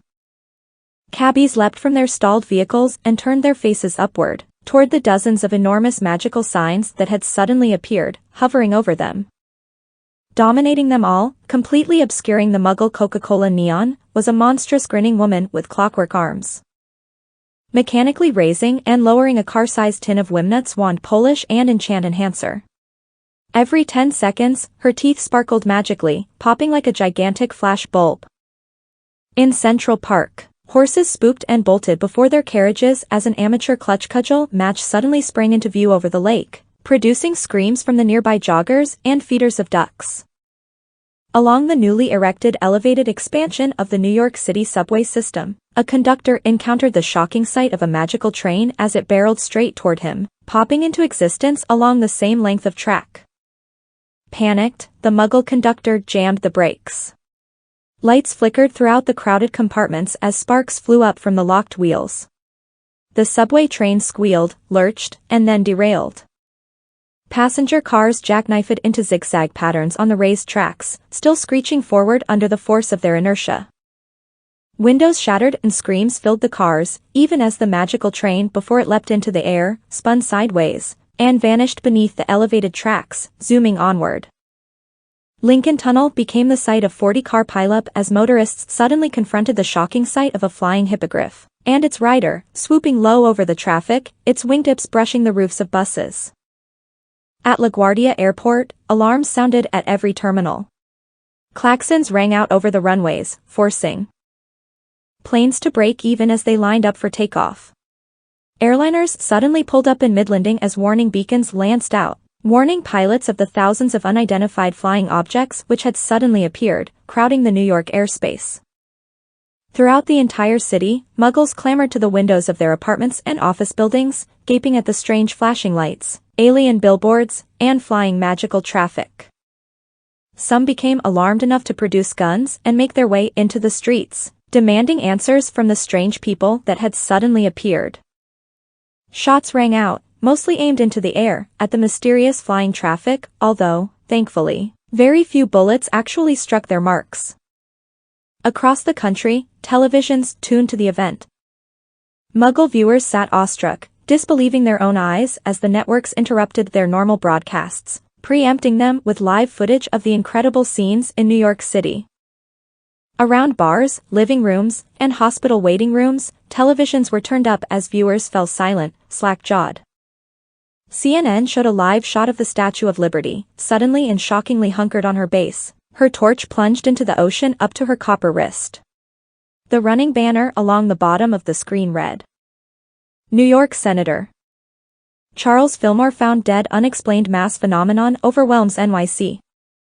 And in the center of the Memorial Day parade route, Mayor Linus Ambrosius moved through the rioting throng, gathering James, Zane, and Ralph close to him, looking down at the pathetic form of Lucy Weasley, dead in Ralph's strong arms. Harry Potter pushed toward them through the crowd, his face stern. Behind him, shooting stunning spells up at the swirling WULF assassins and the running looters that had suddenly appeared, stalked Titus Hardcastle. Merlin surveyed them all gravely and then turned his gaze to the pandemonium that was unfolding all around. What happened? Harry called out, surveying the rioting crowd. With grim composure, Merlin replied, Ms. Morgenstern has relieved the world of its ignorance. Just like Eve, James thought, frowning sadly. She isn't evil, just mistaken. She ate the forbidden fruit from the tree of knowledge, and then she gave it to the rest of the world. He shuddered as another thought occurred to him. Merlin glanced down at him and his face suddenly looked very old. What is it, James? What do you know? James sighed. I was just thinking about Petra and Eve, he replied, and then met the old man's eyes. I was thinking about how people have always called this city the Big Apple, he thought. Merlin nodded. The fruit of knowledge, he agreed morosely, offered to the rest of the world. From here, just as with Eve, there will be no turning back.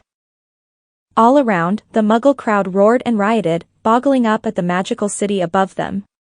Car alarms blared as people abandoned the footpaths and clambered over vehicles. Glass shattered as store windows were broken, inundated by people seeking refuge from the frightening sights all around. Harry Potter and Titus Hardcastle continued to fire their wands into the air, stunning the remaining WULF assassins or chasing them into hiding. Merlin spoke once more. Do you know what else they call this city? He asked. Without waiting for an answer, he went on. They call it the city that never sleeps. With that, he raised his staff in both of his hands, gripping it so tightly that his knuckles whitened. He coiled himself, uttered something incomprehensible in his ancient mother tongue, and plunged the staff back down again, driving it into the pavement like a spike. A massive flash blinded James. It seemed as large as the sun, but heatless and silent. When James blinked and looked around again, he saw the flash still, like a dome of light.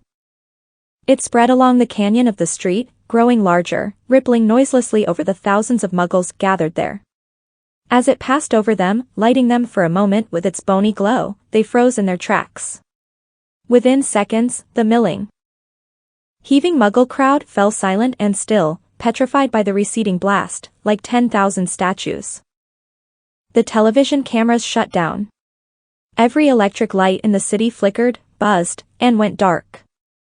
Stoplights winked out over intersections and cars rolled to gentle stops, knocking bumpers dully on the crowded streets. Silence fell over the city as wizarding New Amsterdam surveyed the suddenly inert body of its sister, Muggle New York, silent and dark as a crypt below it.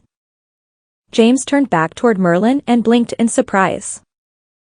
James, Ralph, Zane, Harry Potter, and Titus Hardcastle stood in a circle around the space where Merlin had been standing only moments earlier, but the big wizard himself was nowhere in sight.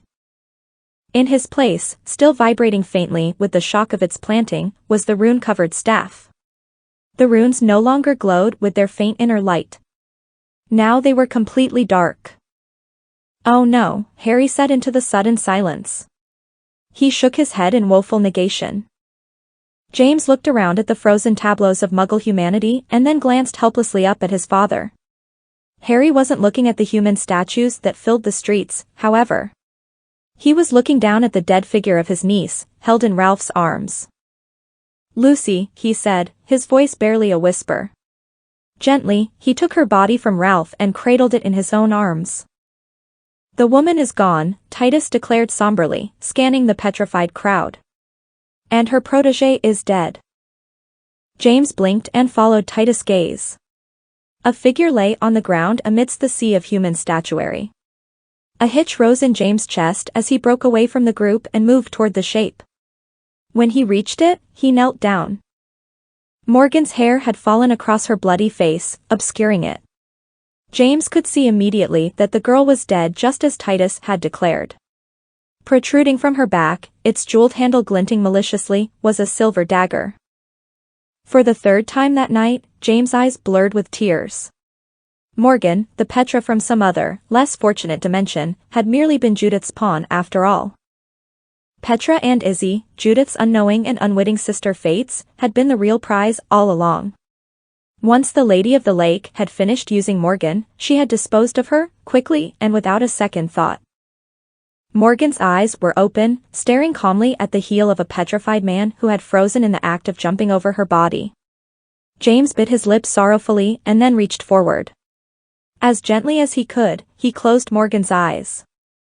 "We must go," Titus said from behind him, addressing the group. "Merlinus' petrification spell may only last a few hours."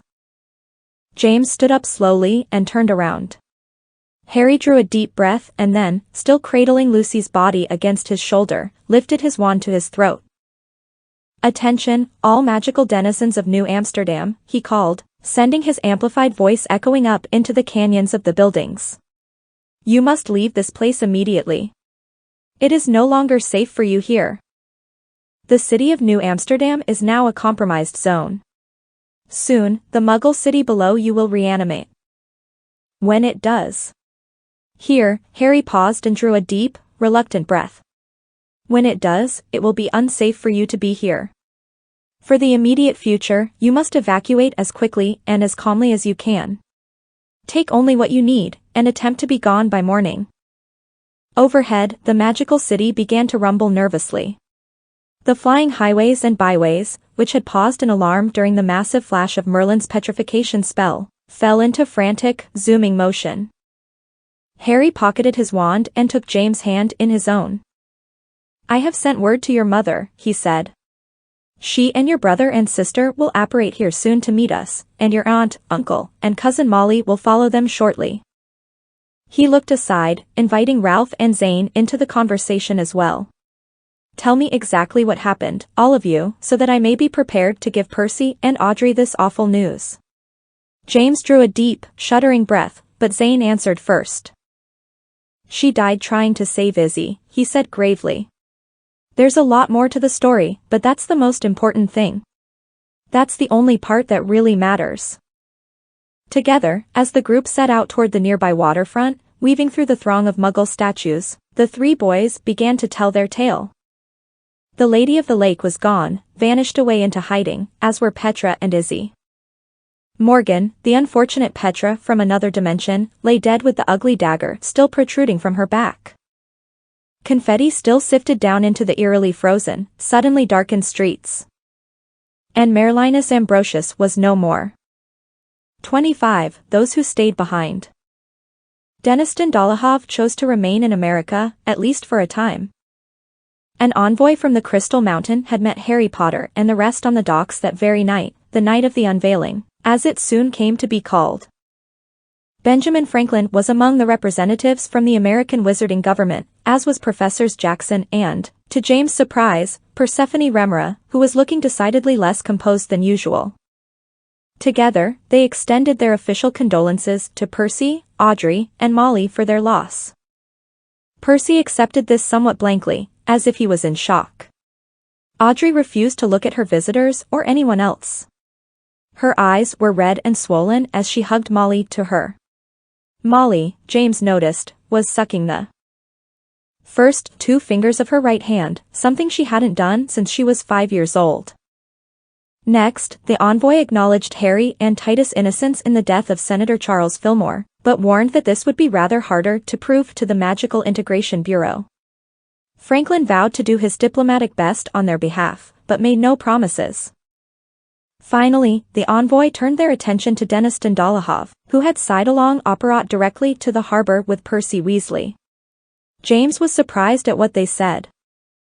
They officially requested that Dolohov remain with them for the immediate future to help with the security and ambassadorial demands of the coming days and weeks. Being an expert on Muggle magical security, as well as a squib who had been raised among Muggles, Dolohov was just the sort of individual to assist in the daunting task at hand, that of protecting the city of New Amsterdam and explaining its existence to the Muggle New Yorkers beneath it. Somewhat reluctantly, Dolohov agreed. James would have liked to have had more time to say goodbye to his friends, but it was an emergency situation and he understood. "Bye, Zane," he said, reaching to shake the boy's hand where they stood on the dark pier. "The ship will be here any moment, so." Zane threw an arm around James' shoulders and drew him into a fierce embrace. When he released his friend, Zane's face was pale and tense. "This changes everything, doesn't it?" James shrugged and then nodded.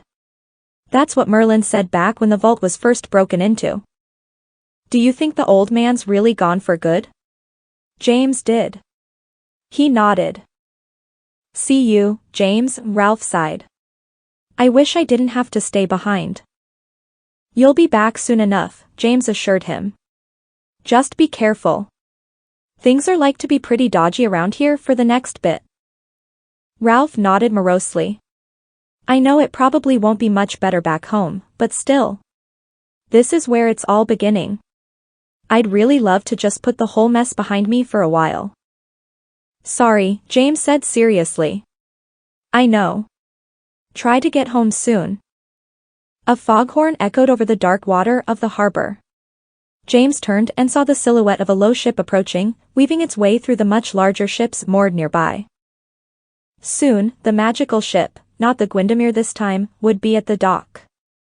He and his family would climb the gangplank to its deck, leaving the rest of his traveling companions behind.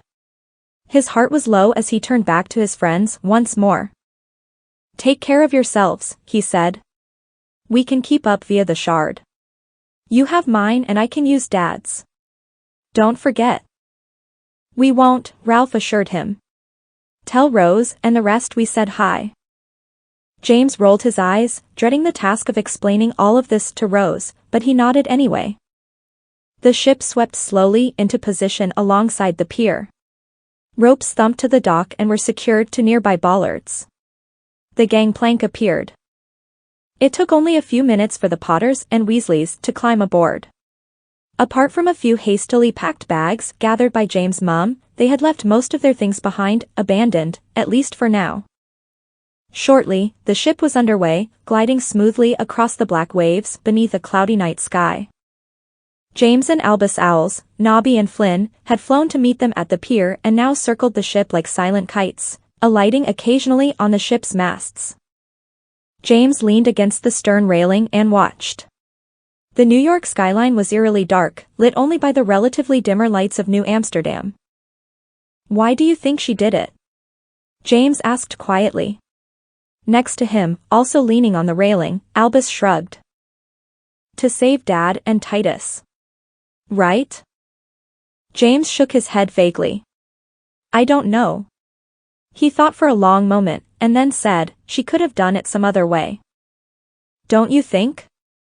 She could have. I don't know. Battled Morgan right there on the street and broken her spell over the helicopter. Or perhaps she could have just thought all those WULF killers to death. She can do that kind of thing, you know. She doesn't even need a wand. Albus nodded. Yeah, he agreed doubtfully. But I guess she'd just had enough with death. Don't you think? James sighed deeply. He thought of the journey Judith had forced them to take through the Nexus curtains, all the killings and mayhem she had made them witness, all the loved ones murdered for the sake of the struggle against evil. Even that had been part of Judith's plan, pushing Petra to make her final, ultimate decision. She wasn't just trying to save Dad, James finally said. She was trying to change it all. It was probably a huge mistake. And it'll probably end in even more death. But maybe she was just tired of things being the way they are. Maybe this was just her final act of rejection. Albus frowned. Rejection of what? James shook his head. Everything, he said grimly. Just everything. Albus considered this. After a minute, he stirred and dug his hand into his back pocket. Here, he said, holding something out to James. My wand, James said, taking the wooden shaft from his brother's hand. You found it down on the clutch field? Albus shrugged and leaned on the railing again. I thought you'd want it. I went looking for it after you lot went dimension hopping. James shook his head slowly. I'll never figure you out, little brother, he said appreciatively. Don't even try, Albus replied. James nodded and rejoined his brother, leaning on the railing and watching the oily black waves. Below decks, James knew, his mum was putting Lily to bed, probably singing a nighttime song to her just as if everything was normal. Elsewhere, possibly in the captain's quarters, his father and Titus Hardcastle were discussing what was to come. Uncle Percy and Aunt Audrey had gone down to their berth immediately, doomed to sleep in the same ship that bore their dead daughter. Molly had already been asleep by then, held in her mother's arms. James guessed that Aunt Audrey would probably not let go of her for the entire night, but would sleep sitting upright on the bed, leaning against the headboard, taking what comfort she could from the sleeping breath of her surviving child. Lucy was dead. It struck James as completely impossible and ridiculous. Reluctantly, he replayed the memory of her last moments, recalled the horrible helplessness of watching Judith raise her hand with murder in her eyes. Lucy had been trying to save Izzy, and had acted almost without thinking, rushing forward into the teeth of her own doom. With a shudder and a dry sob, James realized two things, that Lucy really was gone, and that he had loved her. It hadn't been the same sort of love that he felt for Petra, but it hadn't merely been the love of a cousin either. Could he have done something to save her? Should he have acted sooner? Or held her back somehow? Heat rushed to his cheeks as he considered this, and felt the first deep pangs of regret. I'm sorry, Lucy, he said in his thoughts, in the deepest depths of his heart, almost as if it were a prayer. I should have done something. I should have stopped her from hurting you. Forgive me. In response, he remembered Lucy on the day of the Valentine's dance, when he had almost kissed her for the first time. I forgave you that very night, she'd admitted shyly, I can't stay mad at you. But it was only a memory. Lucy's voice was stilled forever. Tears pricked James' eyes, but he refused them. He knew that if he let them come, they wouldn't stop coming for a long time, and he was just too tired to go through that now. He rubbed his eyes with his thumb and forefinger, pushing the tears away. Next to him, purposely not watching, Albus sighed sadly. Beneath them, the ship cut a smooth wake through the harbor, heading out into the ocean and leaving the half-dark twin cities behind. James felt terribly alone. Somewhere out there, falling further and further behind them, were Petra and Izzy. And what of Judith, the Lady of the Lake? Had she retreated back into the world between the worlds? James thought not. This was her world now, her chaos. She wouldn't miss it, no matter what. James had a strong, sinking feeling that none of them had seen the last of her. Eventually, the pressing darkness became too much for James and Albus. Without a word, they walked along the deck and found the doorway that led below. They followed the corridor until they discovered the berth that belonged to their parents. Harry was there now, along with Ginny, who was indeed singing to Lily as she drifted to sleep. At least they were still all together. That counted for a lot, if not everything. That night, the 5 of them stayed together in a single berth, piled like cats on the 2 large beds. The next morning, James unpacked what clothes he had. They had been hastily gathered by his own mum from his dormitory room before she disapparated to meet them at the pier, and she had forgotten his favorite pair of jeans. He sighed, reminding himself to ask Ralph or Zane to send them to him, and was about to toss his duffel bag beneath the bunk when he noticed something tumbling loosely in the bag's bottom. He raised it again and peered inside. In the darkness was a small bundle of parchment, closed so tightly that it didn't show the slightest seam. James recognized it immediately, and his heart trip-hammered. He touched the packet briefly, but nothing happened, no overwhelming visions or telepathic blasts. Carefully, he retrieved the packet and laid it on the small table of his room. Feeling a strange mixture of hope and trepidation, he tapped the packet with his wand, whispering the spell that would open it. The parchments unfurled, blooming, as before, like an origami flower, but the pages were no longer covered with Petra's handwriting. Now, there was only one line, written in the center of the top page. James leaned over the parchment, his brow furrowing as he read. Remember the silver thread. You didn't let go. For better or worse, I'll never forget that. She hadn't signed it, but then again, she hadn't needed to. James closed the parchment packet again and simply stared at it. Finally, after nearly a minute, he picked it up. He put his wand in his right back pocket and the parchment packet in the left. There, he carried it from then on, until the very last time he ever saw her. The end.